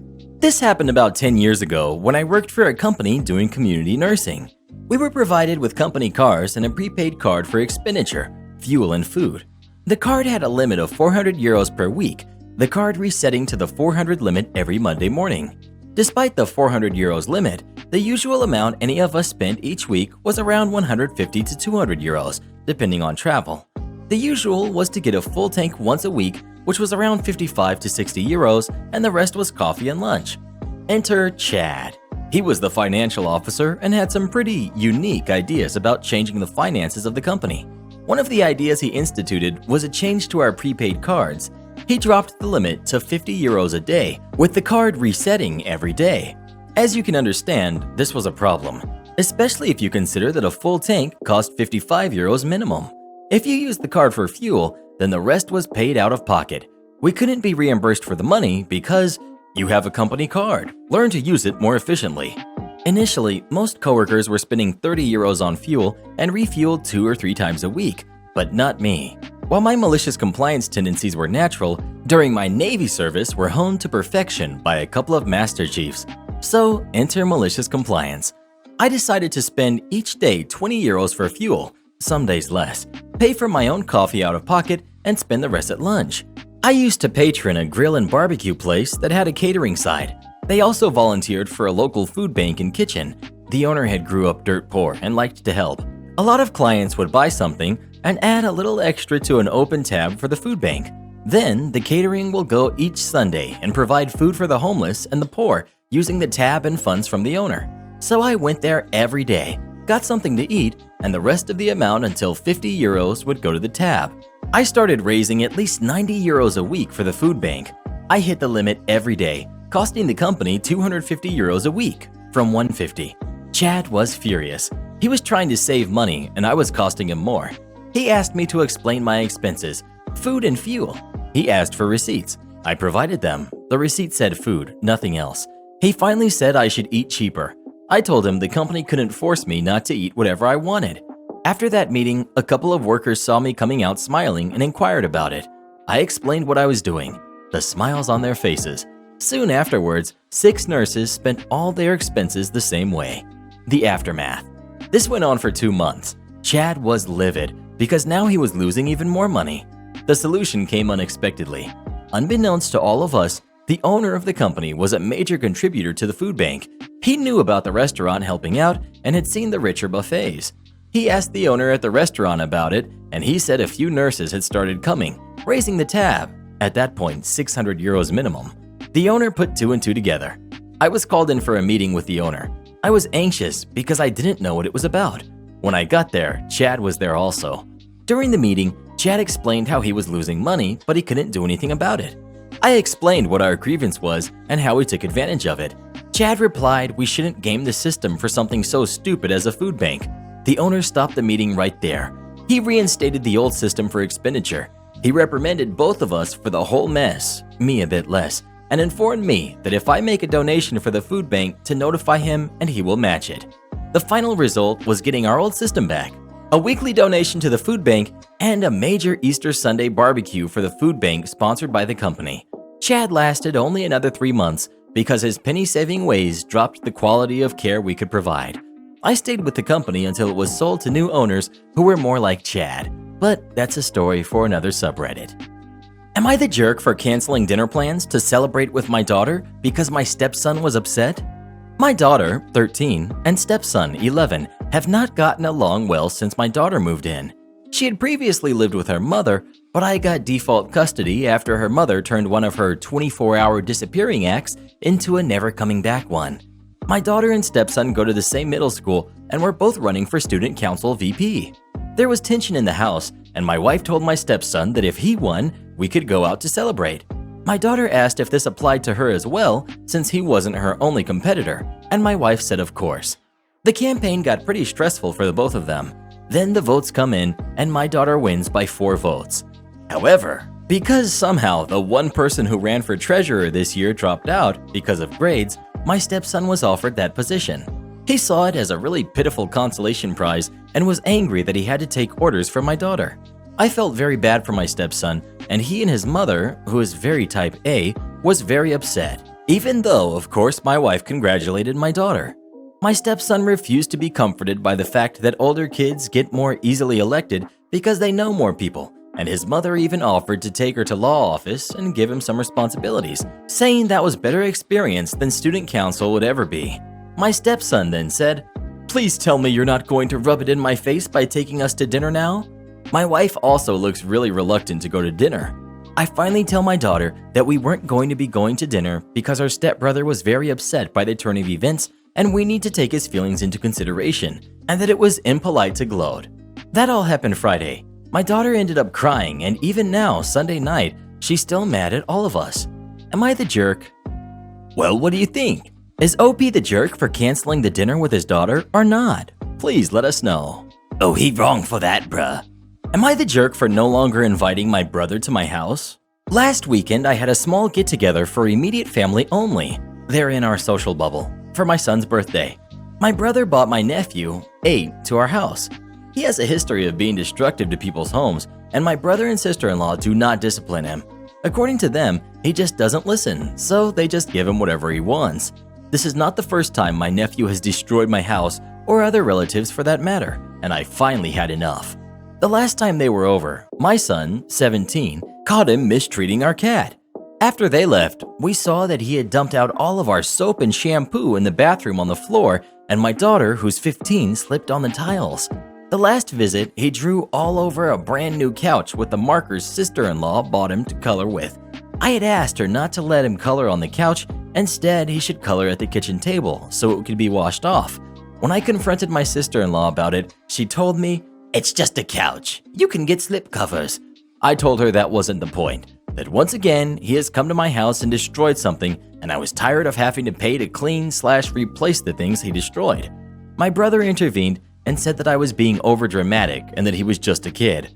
I told my brother that they needed to leave. The next day I called him and told him they weren't welcome back into my house and that they could either pay for someone to come clean the couch or for the cost of a replacement. My brother told me that it was never going to happen. An hour later, I got a call from my other sister who congratulated me for sticking to my guns, and she plans to do the same. My mom got wind of this and called me and told me that I was being out of line and that nephew didn't mean to do this and it was just an accident. That according to sister-in-law, you can barely see it and I was just trying to get a free couch. So I sent my mom a picture of the doodles on my couch that nephew made. She now agrees my brother should absolutely pay to clean the couch or replace it, but that I'm going too far by banning them from my home. I told her I disagreed and that he can always go to her house and destroy her stuff if she wants to see us all together. Am I the jerk for not inviting them to my house anymore? Well, who do you agree with, OP or his brother? Please let us know. Entitled mom demands I serve her after we close and embarrasses her daughter. So this happened a couple years ago. I was telling a coworker about this today and decided to share. And a little background info. I've worked in retail for over 8 years and have spent 5 of that working in the deli. Now, even after 8 years and multiple different stores, I still love people. I always try and see the best in people, and anytime I have bad customers, I try to kill them with kindness. Because of this, I always strive to give the best service possible and even get on my coworkers' nerves because I will take people after closing, unless our slicers are already clean. Anyways, the cast. There's me, entitled mom, and the manager. So one Friday night, when I was still working for Walmart, both of my other closers called off. My manager gave me permission to close down at 7 instead of 8 and specifically told me not to take anyone. He was aware of me helping people after closing because I wasn't allowed overtime and needed to finish up. So around 7:45, entitled mom walks up with her daughter, around my age, and begins to order. Me, ma'am, I'm really sorry, but I had to close early tonight. I'm very short-staffed and have already cleaned all my slicers. Entitled mom, Oh yeah, we'll see about that. she walks away as her daughter follows and shoots me an "I'm sorry" look. As soon as they walk away, I started to put my slicers back together because I know what's coming. And sure enough, a few minutes later, entitled mom comes back with my manager in tow. And of course, he tells me I need to help them. Manager, I know what I said before, but you have to help her. I'm sorry. Now, like I said before, I try to get these kinds of people with kindness, so right away I try and diffuse the situation. Me, ma'am, I'm sorry for denying you service. I really hate telling people no, but I'm just behind. Entitled mom, You don't seem very sorry. You were so rude when I came up here the first time. You shouldn't have told me no. me, you're right, ma'am, I'm sorry. Her daughter is still looking very uncomfortable and seems to be trying hard to say she's sorry without speaking up. My manager actually stayed and helped, and him and I got to chatting, and I can't remember how, but me being from New York came up. We were in Florida, and suddenly, entitled mom chimes in like our first interaction never happened. Entitled mom, Oh my god, you're from New York? Me too. What followed was a generic, forced friendly conversation as I engaged with her and also tried to pretend like our initial interaction hadn't happened, but I could see her daughter had relaxed a bit and didn't seem so embarrassed anymore. After we finished up and she left, my manager praised me for diffusing the situation and still being friendly. All I could say was, thanks, but forget that dumb jerk, and we shared a laugh at her expense. She became the butt of a lot of jokes up until I left, so at least I got something out of it. Speaking of deli meats, what's your favorite deli meat of all time? Please let us know. Deli ham, bruh. End of discussion. Steal my security deposit and ignore me for a year? Say goodbye to your staff and reputation. So, background. Around Thanksgiving 2017, my wife's company offered her a fantastic promotion, which she accepted even though it meant moving across the state by January 1st. The month of December was insanity. List and sell the house. Find a short-term rental which would accept 4 pets, pack, move, etc. A lot of whiskey magically disappeared, but I got it all done and we moved into our rental house and all was well. We bought our new home and moved, and the rental lease officially ended on April 1st. The property manager followed the state laws correctly so far, and we were told we'd get the $1,800 owed for our security deposit back by May. Spoiler alert, it never came. I spent the next 4 months going back and forth with the property manager and hearing, "It's coming. We never got your paperwork." Blah, blah, blah. I got sick of this and got 2 different lawyers involved and sent them official demand letters. I also filed a formal complaint with the State Division of Real Estate against their license. The property manager kept telling the state investigators that they would pay us back, but nothing ever happened. I didn't want to formally sue via our lawyer because he charges $300 an hour and it's all up front.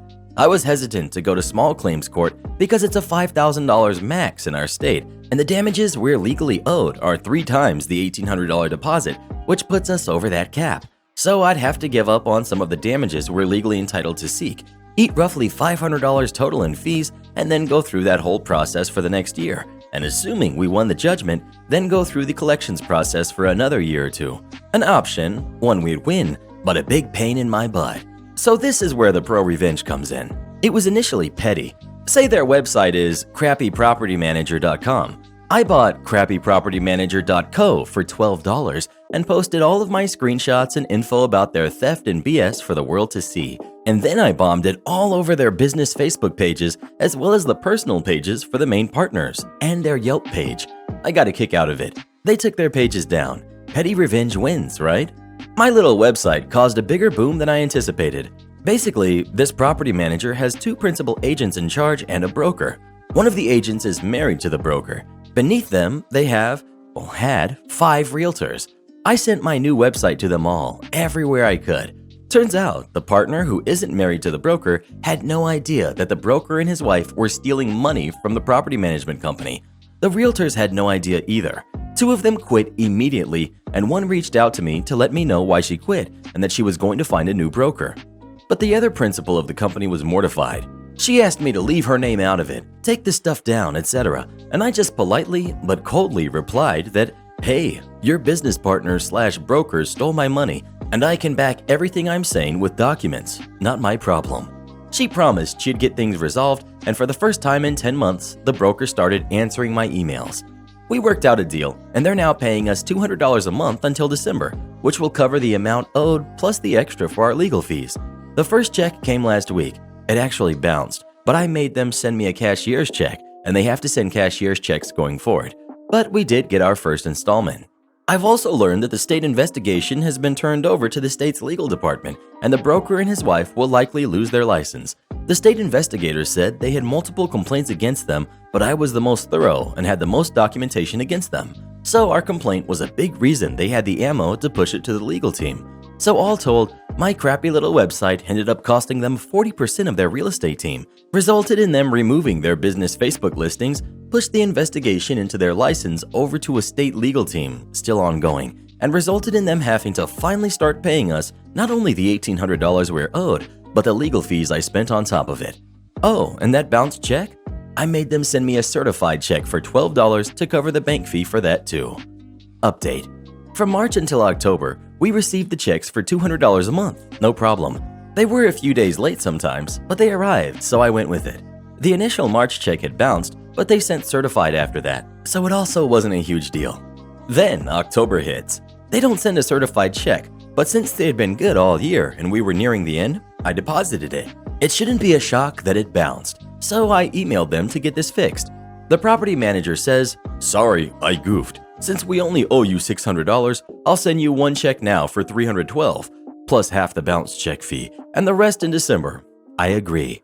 Weeks pass, nothing. So I reach out in early December and finally get a check, but it's only for $200. I was fed up with their games and this BS hitting almost the 2-year mark, so I stuck to the deadline and said I expected the remaining $412 by 12/15. The 15th comes and goes, so I email again on the 16th, and what do you know? Radio silence. Totally ignored. So I waited until the 23rd, right before Christmas, and just sent them a short email saying exactly that the website was going back up and I'd resume legal actions since they decided not to honor our new written agreement. The partner who got the repayment process started in the first place had finally had enough and snapped and said she couldn't deal with this over Christmas and that she'd repay me herself to be done with this. I received our final check for $412 today. After 2 years of this BS, it's finally over, and I have all of our security deposit returned, plus some to cover my legal fees and certified mail costs. The total fallout on their end, 3 of their 5 realtors ended up leaving based on my website. They had to repay me everything they owed me, and I didn't let them off the hook. And I just used the state tool to look up their real estate license, and the license hearing did not go their way, and their license is on probation with 11 complaints filed against it, which will all require repayment and remediation, with the most recent complaint being an internal administrative complaint based on my actions, which will likely result in them losing their license altogether in 2020, although that's just an assumption, but a likely one since the administrative complaint is the most recent and is wholly open. Final update. That's where I figured it would end in late 2019, with 11 open complaints on their license and the state just giving them slaps on the wrist. I figured it was as good as we could expect. Tonight, I got curious and bored and hopped on the state license portal to see what had happened. When we left off in 2019, they had 11 open complaints, 10 of which were from renters and 1 from the state itself. That was the one which had me curious. The state closed out my case and 9 others in June of 2019, which put their license on probation for a year, gave them courses to take, and some whopping fines, which were basically nothing. I don't know how they messed up, but the state complaint got taken higher and into this year, and as of July of 2020, their license has been completely revoked. Not just the business license for their real estate, but the personal license for the jerks who did me around too. I got my money back and they're out of business partly because of me? I'll take it. In any case, I was already happy with how things ended, but knowing their licenses are gone? Love it. Have you ever had a company try to take advantage of you? If so, what did you do about it? Please let us know. Every time I go to the grocery store, to be honest. I have to find my own coverage? Alrighty then. About 10 years ago, I got my first job at a nursing home after coming off of active duty military. The The director of nursing, who we'll call Dawn, was in the reserves, so we hit it off pretty quick. I got my nursing license while in the military, and I had only really cared for young strapling soldiers, not the elderly. But Dawn and the other nurses taught me the ropes. It was a good place to work. I was able to pick up shifts whenever I needed them. I made some really good friends, and the residents and their family were all pretty great, with the occasional not-so-great ones. Now, when I went off active duty, I enlisted in the reserves. I wasn't quite ready to be fully done with my military career. Drill was always the first weekend of the month. Always. I still made sure the scheduler had a copy of my drill schedule. After a year, Dawn deploys. Enter the interim director of nursing, who we'll call Satan. Karen. She had an issue with me since day one. Not sure why, I never missed work. Took care of my patients like they were family. I had never been in trouble. I just was nowhere near her list of favorites. Within the first 2 months of Karen being there, the scheduler quit. I made sure new scheduler had a copy of my drill schedule. New scheduler was cool. Was able to change us from 8-hour shifts to 12s. Made sure the same nurses worked the same halls for continuity of care. Never had an issue with her. After 3 months, that scheduler quit, along with a few staff. A girl from the front office covered staffing for a few weeks until they were able to fill the position. A nurse transferred from the floor to scheduling. She was a bit scatterbrained, but was good at her job and was not afraid to work the floor when needed. Once again, I made sure she knew when I had drill. She lasted about 4 months. The girl from the office once again stepped in and eventually got the position full-time. I pointed out my drill schedule to her. It was hanging on a bulletin board where the previous girl had put it, and she said she understood. By this point, my patience with Karen was running thin. She found ways to make sure I knew she didn't like me with almost every shift, checking to make sure my med cart was locked 5 to 6 times a day. She never checked other med carts. Go into rooms and push the call light to see how long I took to answer. Once again, only on my hall, and always had snarky comments to make about what she decided I was doing wrong that day. Now, I worked that hall 3 to 4 days a week, 12 plus hours a day. I had that hall down to a science, and I had the best CNAs in the building. They were rock stars. Karen decided that I could handle it and pulled my CNAs during breakfast for dining room duty. I had to do morning med pass, check blood sugars, do insulin on the diabetic residents, toilet them if needed, pass breakfast trays, and feed a few people on my own. I had 34 residents on my hall, and only about 12 of them went to the dining room. I was not happy to say the least, but I found a routine and was able to knock it out. That made Karen try harder to get to me. Then on a beautiful snowy Thursday at the very end of January, the schedule for the rest of the week, weekend, and following week came out. The coming weekend was the first weekend of the month.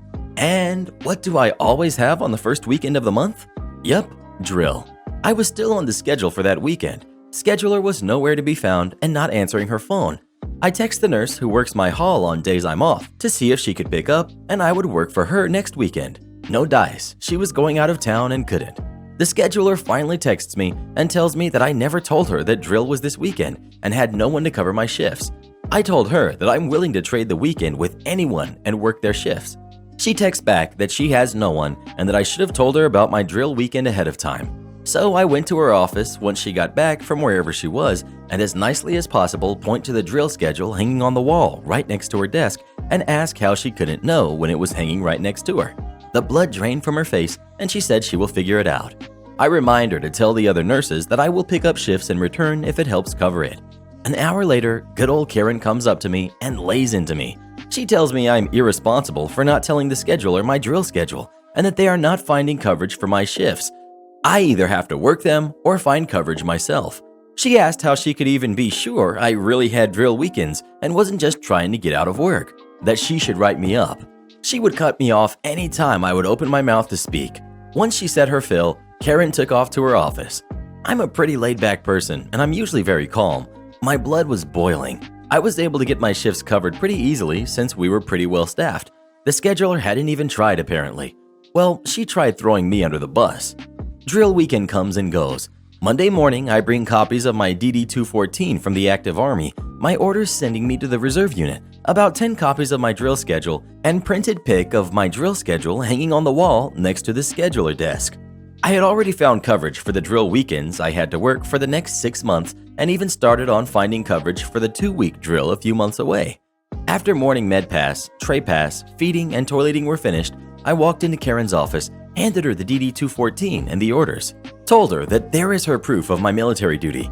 handed her the pic of the schedule hanging on the wall, told her I should not have to remind them every month, especially when it's hanging next to the scheduler's desk, handed her the 10 drill copies just in case they needed more than one, since that didn't seem to be enough.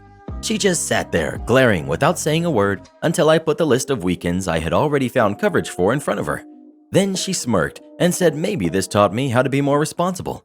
I smiled and told her, "Oh, absolutely it did. Since my time in the service obviously didn't teach me anything, and that I'm sure my soldiers would appreciate her teaching their platoon sergeant such an important lesson." Then I slammed my 2-week notice on her desk and explained to her that what she tried to pull was illegal and that I could have the Department of Justice in there so fast her head would spin. As I walked out of her office, State walked into the building. State audits nursing facilities. They watch everything and go through everything and make life heck for mainly management for a week or two. One of the state auditors ended up being ex-Army. She hung out on my hall just chatting every day I worked. Karen would look at me like a deer in headlights when she walked down my hall. I guess she thought I would purposely get them dinged or something. I was good and just enjoyed her nervousness. I trained my replacement the next week. I went on to the local hospital and I'm still there.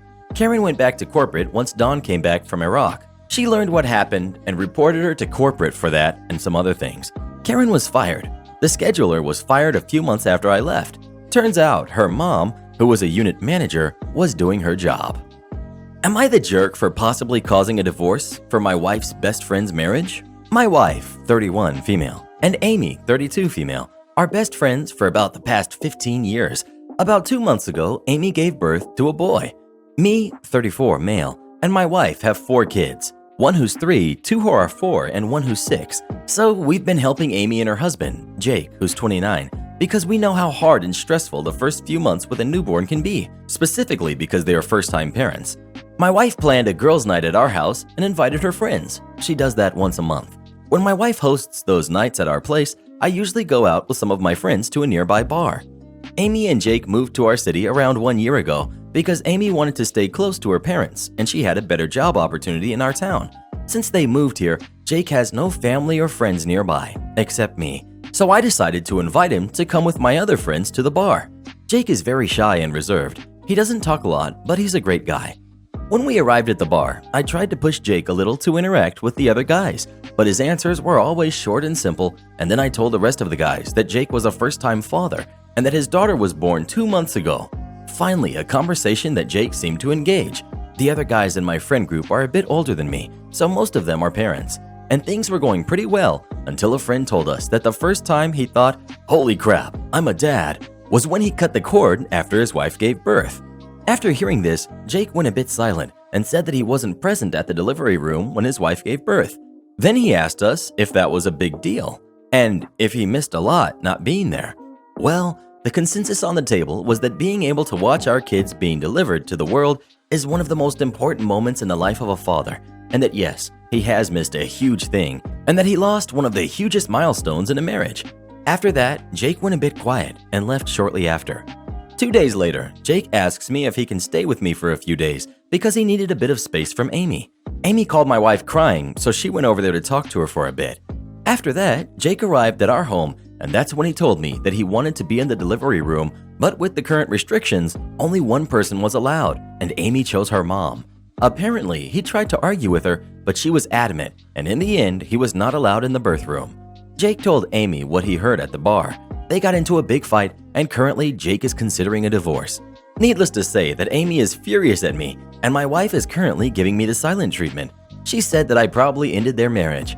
I feel really bad with the whole thing, especially with a baby in the middle. Am I the jerk? Edit.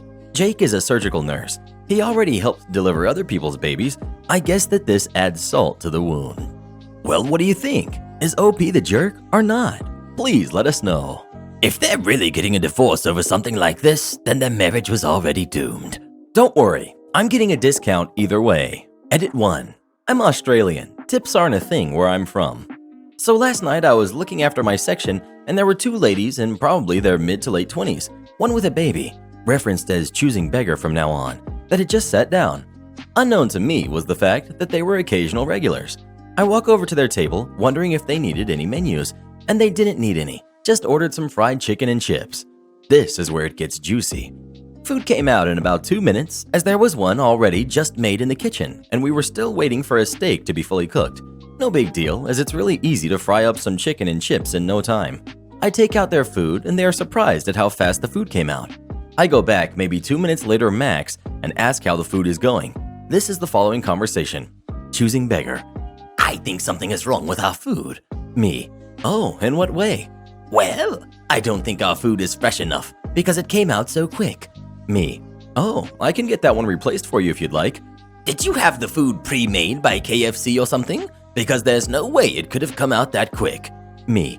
I can assure you it is fresh and cooked to order. If you would like, I can replace the food, get you something different, or even bring the manager over for you. Oh, I would like to talk to the manager, just not yet. Me. I mean, they're literally over there. Points at manager. I'm sure it wouldn't be an issue. No, I will make sure to talk to them later when I pay. Me. It would be easier to talk to them now, as No! I want to talk to them later and get myself a discount. Firstly, I was taken aback and didn't even know how to react or what to say.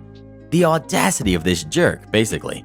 Anyway, I asked if she wanted anything and she didn't, and I walked into the kitchen, explained the situation to the chef, and the kitchen had a good laugh, and we all talked about it to the manager.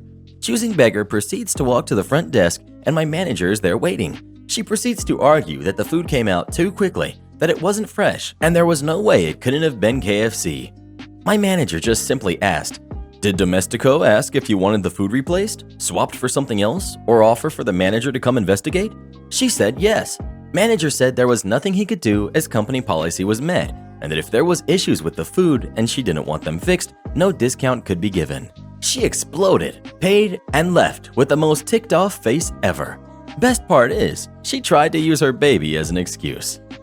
Am I the jerk for refusing to go on a surprise vacation with my wife's family? You're probably thinking, oh, amazing, a vacation. I wish I could go on one right about now, and you would be right. I would love to go on a vacation, but not this one.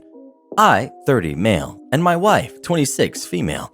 And if I'm honest, I adore my wife, but I absolutely hate her family. Her mom is a know-it-all who thinks everything is her business. Her sisters are snobs who criticize everything despite being anything but successful themselves. Their kids are spoiled brats. Her dad is just a broken man who seems to have given up decades ago, and the rest of her extended family is pretty much like the rest. Somehow and in some way, my wife got all the good genes and ended up being an extremely sweet, beautiful, caring, empathetic woman. Well, yesterday, my wife decided to surprise me. She prepared a really romantic meal, wine, candles, the whole shebang for me after I got home from work, and she told me we were going on a 3-week-long vacation to a secluded cabin in a great hiking area of my country, given I had to take up my vacation weeks away. I was honestly pretty dang excited. I love hiking. I grew up in a small town with loads of nature and used to hike pretty much daily. I love cabins, and honestly, I really needed the break as my job has been extremely stressful. Shortly after, she revealed with the biggest smile that it would be a huge family vacation with her mom, her dad, her sisters, their kids, and a cousin and her kids, and honestly, my heart just dropped. Trust me, I do my absolute best to stand these people when I see them for the sake of my wife and act like the perfect son-in-law. But the idea of spending my only vacation days in a cabin with these absolutely horrible people is just a full-on no for me. I'd rather stay at home doing nothing for 3 weeks. I've been with them on vacation once, and the entire time it was just them arguing, complaining, and us being forced to take care of her sister's kids half the time. I straight up said that I was not going to do that again, and that she was free to go, but I'm not going. She started crying and seemed extremely upset that I reacted the way I did, despite never hiding how I feel about her family. We ended up arguing a whole bunch, and she ended up leaving to stay with her best friend who lives down the street. Am I being the jerk here? I sure feel bad, but I also feel like this is just legitimately messing up the few weeks a year I get off, and I honestly just want to have some peace and quiet. Just to be clear, she wants to leave the day after tomorrow. Well, what do you think? Is OP the jerk or not? Please let us know. Man tries to steal my shopping cart. This happened to me about a month ago. I was running errands and my final stop was to buy some groceries. I had just gotten off of work and was still in my work uniform, which is a black polo with a big staff across the back and my company's logo on the front of the shirt. Now, I hate walking into stores with a staff shirt on. I'm not a fan of strangers knowing where I work or causing confusion for having a staff shirt on when I don't work at a business. For this reason, if I'm in my work shirt, I'll throw on a jacket or a hoodie before I walk in someplace. This is exactly what I'd done just before I entered the grocery store. So my staff shirt for the place that I do work is completely covered by an oversized varsity jacket with studs and a big tiger across the back, and I have ripped black jeans on. The uniform for the grocery store is green branded t-shirts and khaki pants. I look nothing like the staff there. Because of what's going on right now, when I grab a shopping cart, I stop by the sanitizing station to wipe down the cart before I begin shopping. The sanitizing station is just inside the entrance doors of the grocery store.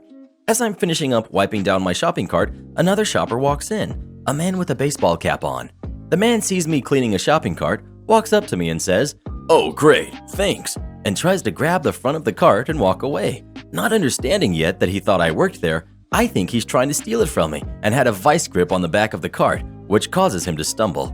He whips his head back around and goes, "What do you?" before cutting off mid-sentence and actually looking at me, in my ripped skinny jeans and my tiger varsity jacket, and my judging eyes.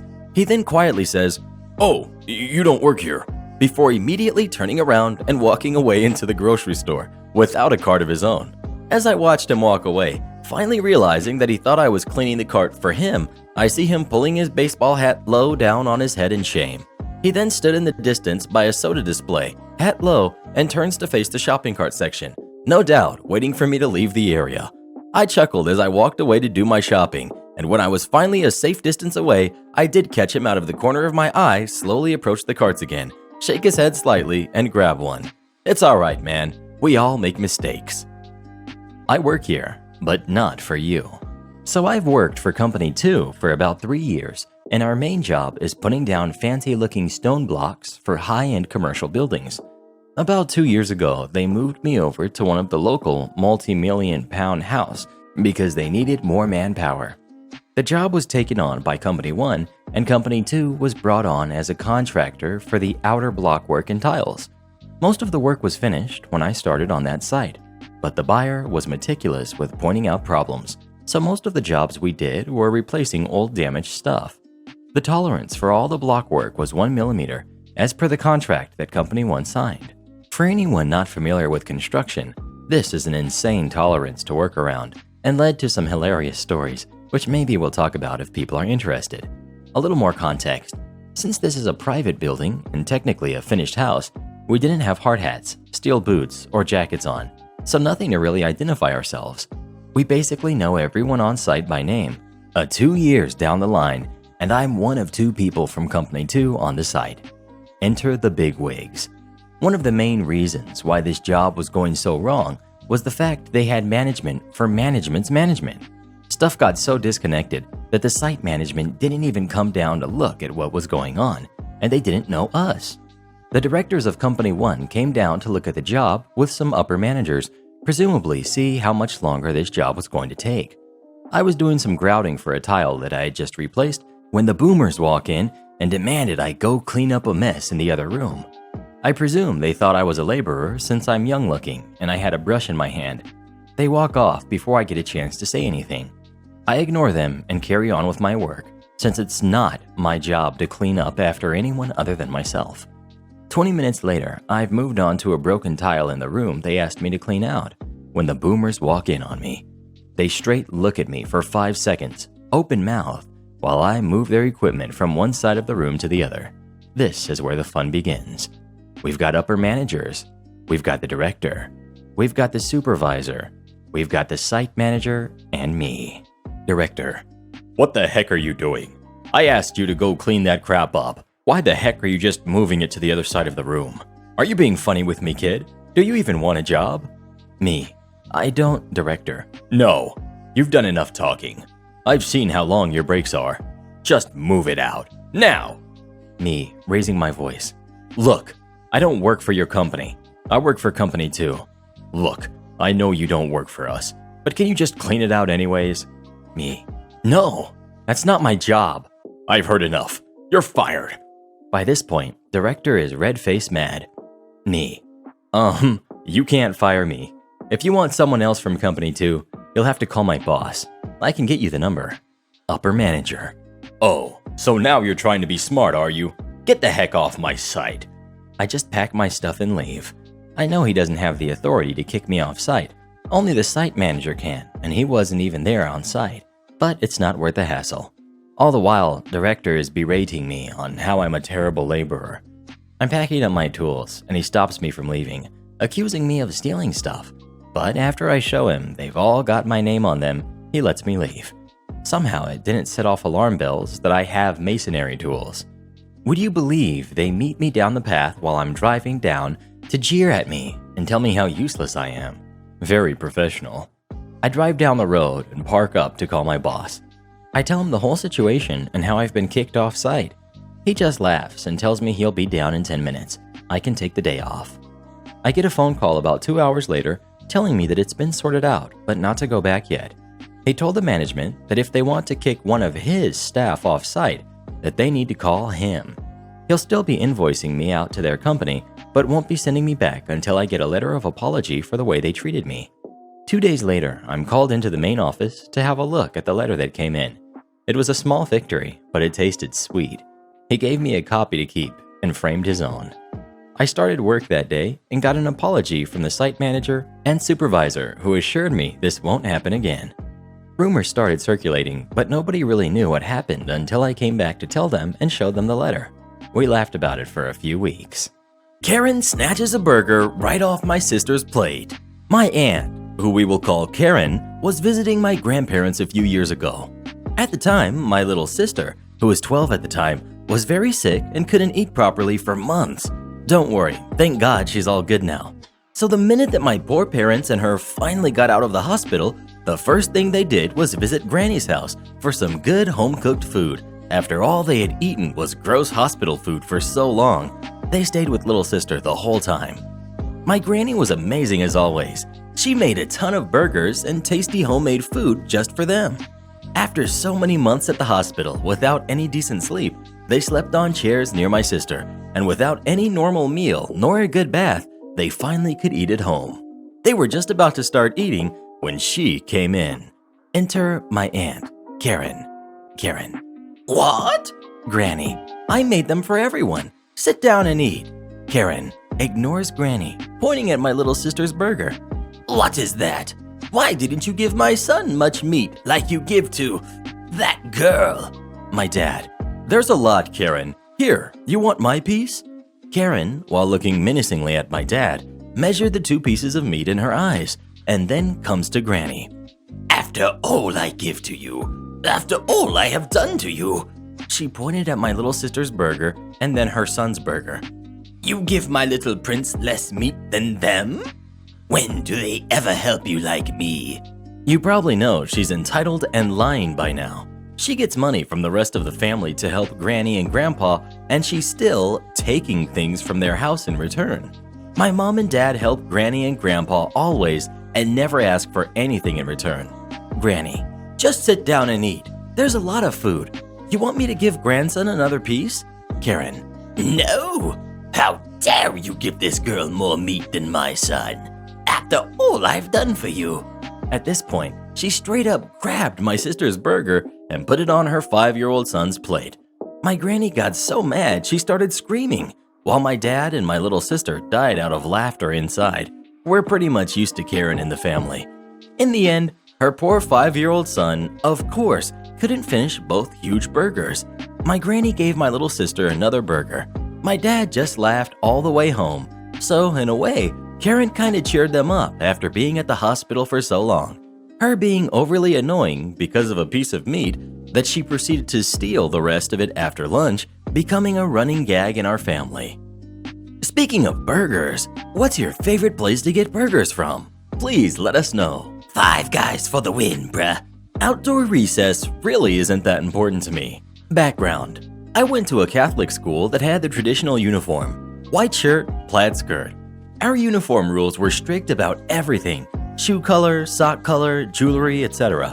And in those rules, we were not permitted to wear leggings, nor sweatpants. Yoga pants weren't a thing back then, but they'd have been out of the question too. So when winter rolled around, we were cold, like all the time. The school was a big old marble and limestone monstrosity, so it was drafty and chilly, and we were just cold. To this day, I'm still always cold when I shouldn't be, and I wonder if years of being too cold just set in somehow. Anyhow, onto the story. Guess what else is cold in winter? Outdoor recess. What evil jerk of a man thought it was a good idea to force us to play outside in the cold without protective layers is beyond me, but that was the school policy. The boys got pants and blazers, so they were always warm enough, though they might catch a chill. And yes, we could take our jackets, but imagine being outside in a winter coat and a knee-length skirt. The coat was only helping so much.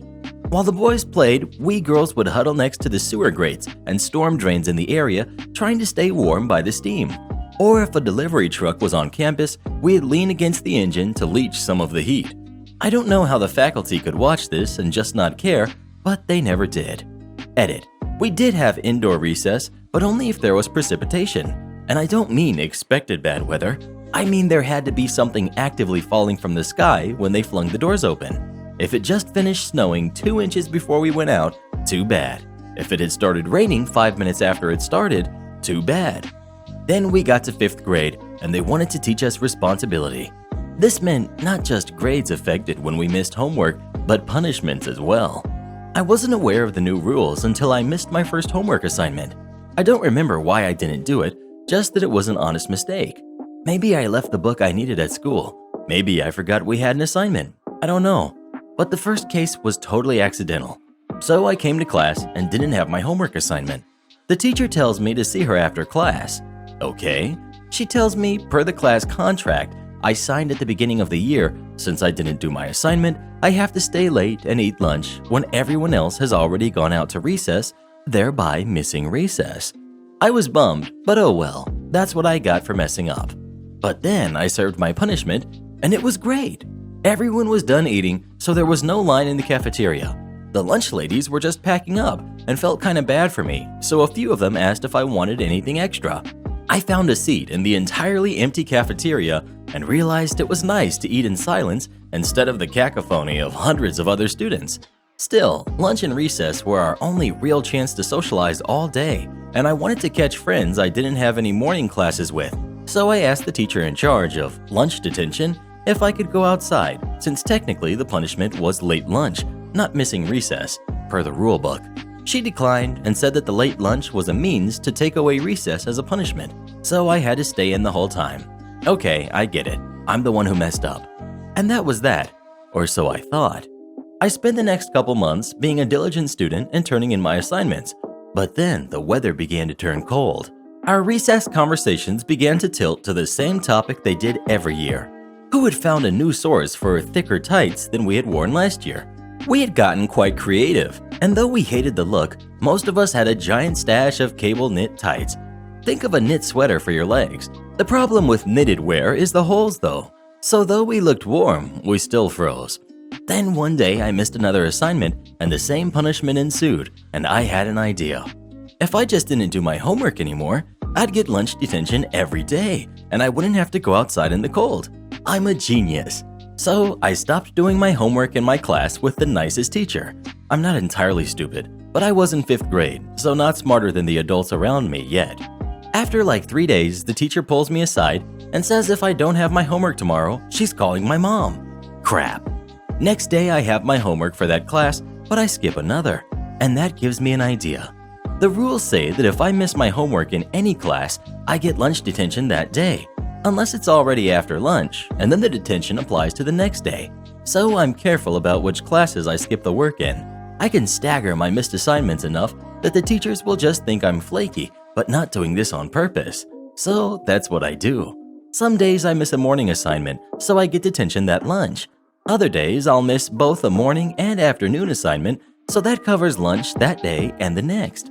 4 classes in the morning, 4 afternoon classes. I could stagger and just randomize just enough. I kept this up for about a month or so when the teachers must have started comparing notes, or the lunch detention crew began to wonder why I was always in trouble. I wasn't sure what flagged the system, but Mom got called. Why isn't Voodoo Daughter doing her homework? Is something going on at home that we should know about? Is she under any stress we haven't been informed of? Is she struggling with any subjects? Remember, posh private school. They want to be seen as caring, just not about us freezing. So Mom sits me down. Why aren't you doing your homework?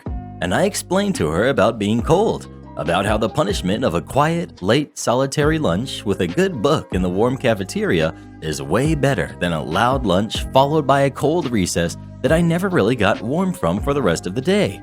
I explained to her my system and that I was still getting good grades on my tests. I understood the subjects and I wasn't skipping things I needed to work on, but I didn't see how there was a downside. I was doing less work, but maintaining my grades. I got to stay warm. I, an introvert, got to eat in a quiet space for my meal, and the school was unwilling to offer any alternatives. Gotta give Mom credit. Not only did she admit that I made complete sense, she told me she was proud of me. They had created the system and the rules. I had disagreed with them, found a way to live within their system and get everything I wanted. Here I was, 10 years old, and I was navigating bureaucracy better than most adults. She called the school and insisted on an in-person meeting with my principal and my homeroom teacher. She basically laid it all out. Mom, my daughter says that she and her friends were reprimanded when they tried to wear leggings and sweatpants outside to recess. Is this correct? Principal stammers. I thought we were here to discuss homework issues. Mom, we'll get to that. Apparently, they get very cold during recess. Is that correct? Principal. Well, yes. Mom. So I just want to get this on record. My daughter was willing to sit in this cold building all day in your dress code and only violated it when she was outside in the freezing winter temperatures, and you decided that her health wasn't as important as your dress code? Principal. Well, they're outside, you see. Anyone driving by can see the schoolyard, and to have all of them out there wearing whatever. Mom. Like all their bright, colorful, puffy winter jackets they're already wearing on top? Principal. It's our policy to teach these ladies to look like ladies, to prepare them for adulthood. Mom.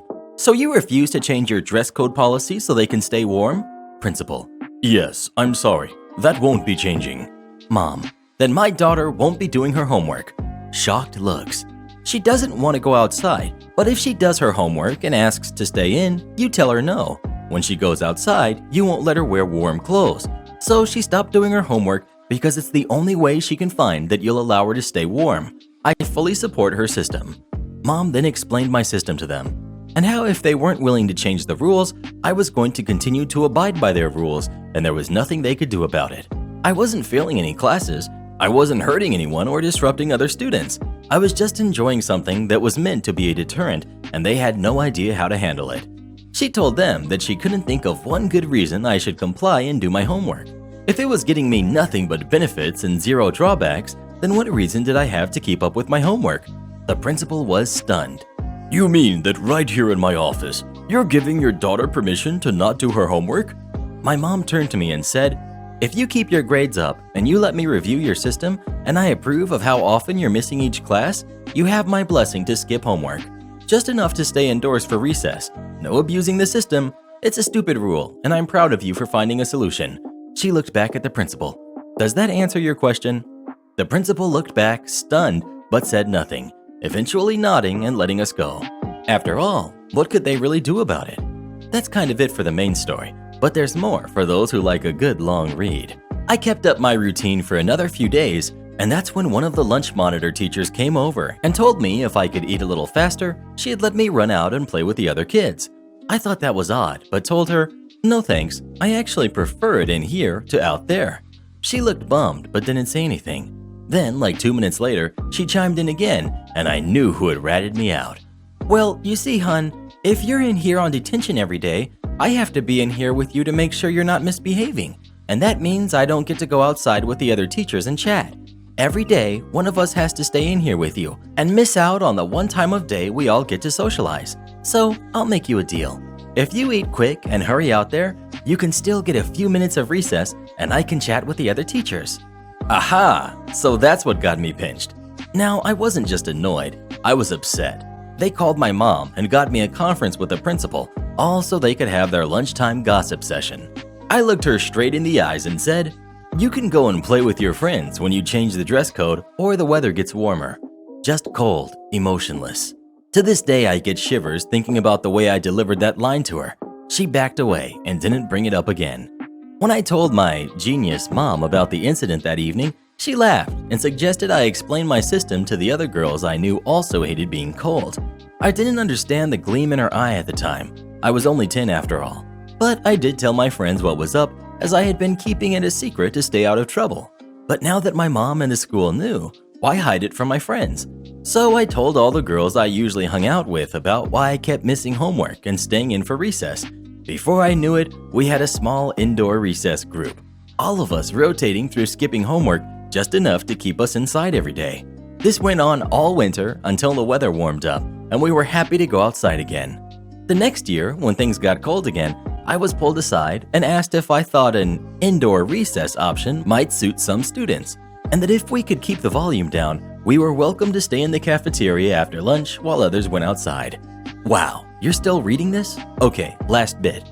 The second year was much the same, only we didn't have to skip homework. We were just allowed to stay inside if we wanted to. On warm days, no one did, but on cold days, all the girls would stay inside and the boys would be outside. Yay for blazers and pants. Normally we were separated, so the only time the boys got to see us was at recess. It wasn't long before they were complaining that the girls never came outside for recess, but they didn't always want to be inside. And it was stupid that the dress code even kept the girls who liked outdoor stuff inside because they'd rather be warm. By the time we reached 7th grade, they reworked the entire uniform. We had summer and winter uniforms. We could now wear pants and button-down shirts in winter months, and they even designed us school sweaters so we could stay warm. And that is the story of how my little 10-year-old self changed the entire uniform code at a 100-years-old private school. Entitled parent demands a free painting and flips out when I refuse. Okay, so for a little context, I am a high school student in my junior year, and I've won various awards for my oil paintings. Some of my works are displayed in local galleries as well, and I take commissions, which vary in price depending on the type of painting they want. Most of my patrons request biblical paintings, since I am best at painting in a Renaissance Baroque style, and I love to paint scenes with lots of movement. That being said, I also paint a lot of portraits of families, local politicians, etc. Basically, if you pay me, I will paint anything. This all happened before all the craziness started, and I was displaying some of my work at my school's art fair. Basically, the district rented a huge auditorium where various schools would display their best work and then auction it off for charity. It was a fun event, and a surprising amount of people showed up. Now, here's where it starts. I had about 5 or 6 paintings on display. Most of them were depictions of Greek myths/stories, with a few exceptions being a painting of Jesus' crucifixion and a painting of my girlfriend as a goddess, which she is. I had some business cards that my dad had gotten for me, which had some of my info just in case people wanted to commission me, along with a pamphlet of my prices and such. In comes the entitled parent with her baby and a carrying thingy. I don't know what they're called. They look like baskets. I'm sure you've seen one before. I must say, the baby looked pretty new. Their face was all swollen and they looked pretty small. Why would she bring a newborn baby to a crowded area with lots of noise? I don't know. But hey, I'm not a baby expert. She grabbed a business card and examined it, then looked back at my paintings. Entitled parent. Hey, these are pretty good. Obviously nowhere near as good as the old masters, but a pretty close second, I guess. Though for a 16-year-old, they're pretty good. Me. Oh, thanks, I guess. I've been painting for a pretty long time, and I'm glad that people enjoy my stuff. I appreciate the compliment. Oh, I see you do commissions. How much for one of me and my baby? Me. Well, it depends what you want. What did you have in mind? Maybe us laying in a field or something. I don't know, something cute. Me. Oh, I can do that. What size did you have in mind? Entitled parent points to the Jesus painting, which was 16 by 20, so a standard medium-ish painting. Me. Okay, well, for 2 people, normally it would be about $200, but since your baby is not a grown adult, I can make it $125. What? That's ridiculous. Why are you charging so much for a painting anyways? Me. Well, usually a painting that size takes me about 20 hours at least, and the paint that I use is pretty expensive too. Not counting the canvas or paint mediums that can be pretty pricey too. I don't care about that stuff. Why can't you just do it for free, huh? I am a single mother, and I really want this painting done. At this point, I am floored. She's asking for 20+ hours of work for free when I have school on top of it? Me. Sorry, I don't think I can do that for you. It's just not worth my time. I have school to balance as well. I am a single mother, and you are telling me to pay $100 for this trash? Do you have no heart? I have to work so hard to provide for my daughter. I can't believe that you could be so heartless. At this point, she's yelling at me pretty loudly. Her baby is surprisingly still sound asleep. The couple I was talking to earlier comes to my defense. The girl: "If you work so hard, then you would understand that doing hours of work for no pay is not worth it." The guy: "Yeah, if you work 20 hours and then didn't get your paycheck, you'd be pretty angry, huh?" Entitled parent: That isn't the same thing. She is a high school student. She doesn't need the money. She can spare a few hours for me. Me: "What? No, I can't. I am not giving you a painting for free. End of story. Either pay for it or leave." She gets red in the face at this point. She is seething in anger. You little jerk. I can't believe how rude you are. You don't even care that I work so hard. Me: "You're right, I don't. Now if you aren't going to commission me, then can you please leave? You're making a scene when I have been nothing but nice to you." Fine, I will leave. She then walked up to one of my paintings and took it off the wall. Her baby wakes up and starts to cry, probably from all the noise. She begins to shush her baby and speed walks towards the exit, but not before a man, who I assume is a teacher or something, grabs her arm and attempts to take the painting back. She puts the baby carrier on the floor and attempts to wrestle it out of the guy's hands. They fumble for a while, yelling at each other while struggling with the painting. I should probably note at this point that the painting didn't have a frame or any protective glass over it. I probably should have done that, but it was too late. She ripped the painting out of his hand and smashed it against the floor like a hard rock singer in his guitar. Wood went flying everywhere. People were screaming at her. I was crying because I don't know how to handle my emotions. She turned back to me, sweaty and red. See what happens when you are a rude little jerk? Bad things. I hope you've learned your lesson. At this point, I didn't respond. I'm on the floor crying near my painting that I had put so much work into. The wood had pierced the canvas, and now there was a huge hole in the middle of the painting. Entitled parent gets dragged out of the venue as various teachers and other students try to comfort me. Eventually, I calm down a little and the event goes on. I did get about 5 commissions, so I guess it wasn't all bad. But I'm still furious about what happened. I'm just glad that I never get to see her again. Am I the jerk for going to my mom's house after my fiance brought his nieces to our special dinner? I, female 26, have been with my fiance for 2 years. His family all have kids, and they made it a habit to dump their kids at his apartment so he could watch them. It's worth noting that he works too, but his family obviously doesn't care. He said he's been doing it for 5 years, and it hasn't changed once we got engaged. His brother brings his kids to my fiance's place 5 days a week, and despite me saying no, his brother didn't stop. Then his female cousin brings her 2 kids over, she's divorced, and have my fiance watch them. The apartment is always a mess. We don't go out because of me having to take part in watching the kids. He won't even ask them for money.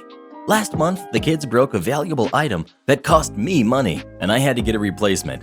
And that's without mentioning my mental health. And this is the reason I'm seriously considering not having kids, despite the fact that my fiance loves them, which is nice, but I'm seriously hating it. Seeing how exhausting this has become, I asked my fiance if we could go out for a romantic dinner, since the kids are around most of the day, and we don't get to have quality time and talk about stuff. He agreed and told me he will meet me at the restaurant after he got off work. I got dressed and was hoping for some quiet time with a nice meal and enjoying the evening. My fiance was 15 minutes late. I called him 3 times, but then stopped, thinking he was driving and couldn't answer. After a while, I hear some noise. Then I saw his 3 nieces, 9, 6, and 12, walking in with my fiance. I was stunned. I could see his face already saying sorry. He sat the kids at our table and said that his brother had an emergency and went to cover a shift. He works with law enforcement, and his wife, a nurse, was covering a 12-hour shift. Said that he couldn't say no to him because his parents' house would take more driving time. He apologized and said he would make it up for me, but it felt hopeless at this point. I was so mad, but I didn't want to say anything offensive in front of the kids. I so wanted to get up and just leave after he took the kids' orders and just kept talking to them all the time. The kids started getting louder, and I had to tell them to quiet down every 5 minutes. I waited till they finished eating, and I was so tired of having to babysit his nieces. The 12-year-old was so rude and talked about my dress. I insisted on going to my mom's house so the kids can stay at his place. He threw a tantrum, not wanting me to leave him alone, but I ignored him and left. He called, saying that he had a terrible night having to watch the kids alone and that I shouldn't have left, and is calling me ridiculous after I told him to fix this because I was going to stay for a few more days at my mom's house. Edit to mention that I had already made it clear to his brother that we will no longer be watching his kids, but he keeps bringing them over and completely ignoring and disrespecting my wishes. Basically, just expecting us to be okay with this, like he's the only one who has commitments. Well, what would you do in this situation? Do you agree with OP or not? Please let us know. Sounds like she's getting a little more than she bargained for. I don't work here encounter turns creepy. This happened to me a few years ago, not too long after I moved to my current neighborhood. I was working 2 jobs and just got out of one of them. I was wearing a coat from my full-time job, a very bright blue fleece with the agency's logo embroidered on the left side, zipped up with khaki slacks and a bright pink polo shirt. Yeah, our uniforms were a hot mess. I went to the local grocery store that at the time, the uniform was a primary blue polo, black apron or smock. It happened to be a rare evening off for my second job, same grocery store company, different location, and I was picking up a few groceries for dinner and a celebratory snack for having the night off, aka ice cream. I was examining the SpaghettiOs, don't judge me, when this guy comes towards me. I gave that Midwestern polite half smile as I moved my cart, with my big old purse sitting on top, to the side and nodded for him to pass so I could examine the offerings of gourmet canned pasta. Again, don't judge me. Once I moved over, I turned toward the shelf, not looking at him. Him. Where's the taco stuff? Me, looking up in surprise. I don't know. I think I saw an employee in the next aisle over, him looking disgusted. Don't give me that. You know what you're doing. I know you stock it here. Where's the taco stuff? Me. I really don't know. Him getting impatient and rolling his eyes. Look, I know you're not stupid. Where's the dang taco stuff? Me. I don't work here. Go ask an employee. I don't want to ask an employee. I'm asking you. Now, where's the taco stuff? Frantically, I look around. I saw people at either end of the aisle, and as soon as they saw a large 6-foot man screaming at me, a smaller woman, they all noped out of there right quick. Fortunately, we were both in view of the aisle signs right above our head. I looked up, turned around, and pointed. Me. See? Taco, right there, on the sign, next aisle over. Now go away and stop bothering me. Him, grinning, body language immediately switching from imposing to sleazy. See? Now was that so hard? You should try to smile more. Did you know you're cute when you get angry? He looks me up and down. You know, if I weren't married, I'd see if I could take you out for dinner. Me, recoiling inside with disgust. He laughed as he went away to wherever he came from. I'm ashamed to say that I grabbed my gourmet pasta and practically ran to the registers. I didn't get to the other treats I'd planned to pick up that evening. At that time, I didn't have a lot of confidence, and my ex-husband was making sure of that. We were in the process of a divorce, and he is a master at gaslighting, so this experience really threw me off. Had this happened a lot more recently, there are so many more things I could do, like point to signs, shout, make a scene, put him in his place, etc. I think this guy just saw me as an easy target and went for it, especially once he discovered his mistake. Am I the jerk for telling my wife to step up as a mother? So I, 33 male, had been married to my wife, 31 female, for 6 years. 2 years ago, we adopted our 2 kids, girl who's 7 and boy who's 5, from Haiti. They were toddlers when we brought them home, so we had never really been through the newborn stage. Well, my wife and I decided to have a biological baby. She's currently 5 months old. Well, when she was born, my wife decided she needed to make up for all the lost time that she was pregnant, and in doing so, kinda left all the childcare on me. My wife loves the baby and cuddles with her, but the second she starts crying, my wife hands her over to me. She knows how to change her, but she believes it isn't her job. It was never something we agreed upon, like some weird deal where we agreed she would carry the baby for 9 months and I would raise it. We formula feed, which I prefer, but I can't leave her home alone with the baby. Basically, yesterday I had to take my 7-year-old to a soccer game. I left my wife with the baby and she was just sleeping in her crib. My wife called me mid-game and screamed at me about leaving the baby with her. She said that she needed to be changed and I had to come back home and clean it up. I asked if she knew how to do it. She used to be a full-time nanny, and she said yes, but it's not her job. I drove back home, changed the baby, and took her back to the soccer game. By the time I came back, there were only about 10 minutes left. One of the other moms told me that my daughter had been switched to center mid-field and scored 3 times in a row and basically won for her team. I was so proud. When she was done, she asked why the baby was here, and I said I had to go pick her up. Then she asked if I had seen her while she was center mid, and I told her the truth. She was so upset and wouldn't talk to me. I, of course, didn't badmouth my wife to her. I offered to go get her ice cream, but she wasn't in the mood. When we got back home, I heard her crying to my wife. I obviously don't mind her venting to my wife, but my wife was saying things like, Yeah, he shouldn't have done that. and I'm so sorry he treated you like that. even though I told her on the phone that I was going to miss part of the game if I came and picked the baby up. My wife and I got in an argument later. I told her that she actually has to care for the baby, and she basically called me selfish and lazy. We go to a marriage counselor. We don't have many problems in our marriage, but we had to do it for the adoption, and we ended up sticking with it, as well as our own therapists. The marriage counselor has ruled out postpartum, and she has suggested for my wife to do more with the baby, but she doesn't want to. Here's where I am definitely the jerk. She said, Stop acting like you're my slave or something. I then snapped back, well, you need to step up as a parent. I know I'm the jerk for saying that to her, but am I the jerk for genuinely thinking it? Edit 1. Her therapist is technically called a psychiatrist, and I'm pretty sure they can make a diagnosis, but correct me if I'm wrong. 2. I meant we didn't have problems when we started counseling. Edit. I made it up to my daughter. I messaged all of the moms I knew and was able to find someone who got a video of her scoring. I showed her and she was happy. We're having a late celebration at McDonald's in case anyone cares. Edit 3. I put this in a comment, but she was raised by a single father. It's not really my information to share why though. Edit 4. Sorry if I can't get to all your comments. I turned off my notifications for like 3 hours, and my inbox currently says 156. Well, what would you do in this situation? Do you agree with OP or his wife? Please let us know. I told Karen my world doesn't revolve around her. I'm 29, female, and my husband's sister, who's 35, female, and I used to have a good relationship. She was always kind to me when I was young. Husband and I are high school sweethearts. 4 years ago, everything changed between us.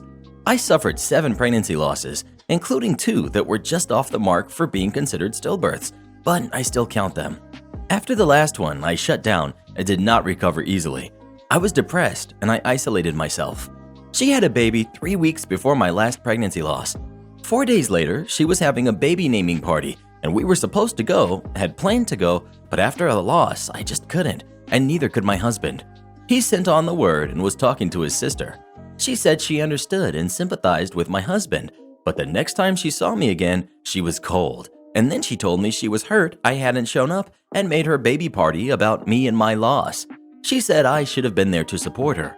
My husband had a huge fight with her over this, and they ended up estranged. Then I found out I was pregnant early this year. It was a huge, nerve-wracking surprise. We were a mix of emotions. We had given up trying, but my babies hung in there, and they were born 2 weeks ago. I'm still in shock. I still can't believe it. I'm a mom to babies, after losing all of them before, after giving up hope of it happening with biological kids. She came over with a gift Monday while my husband was at work, and she told me I didn't deserve a gift when I wasn't at her last baby party and made it all about me. She asked why her? Why her baby party? Why wasn't I thinking of her? She told me I was selfish and should have considered how she would feel and how she was grieving too, but she needed to get on with it, and I should have put her first that one time. I told her, calmly, that my world did not revolve around her and she should leave my home. I also told her I never asked for a gift. She was free to take it if she felt that way. My husband is upset at his sister again. His sister's saying I was a jerk to say it when I was already in the wrong. I don't think so, but maybe I should have just asked her to leave. Am I the jerk? Imagine your mother-in-law shaves your head while you're asleep because she thinks it'll make you look like an action star. That's exactly what happens in our next story. It just popped up on your screen. Give it a tap, come have a listen. You won't believe what happens next.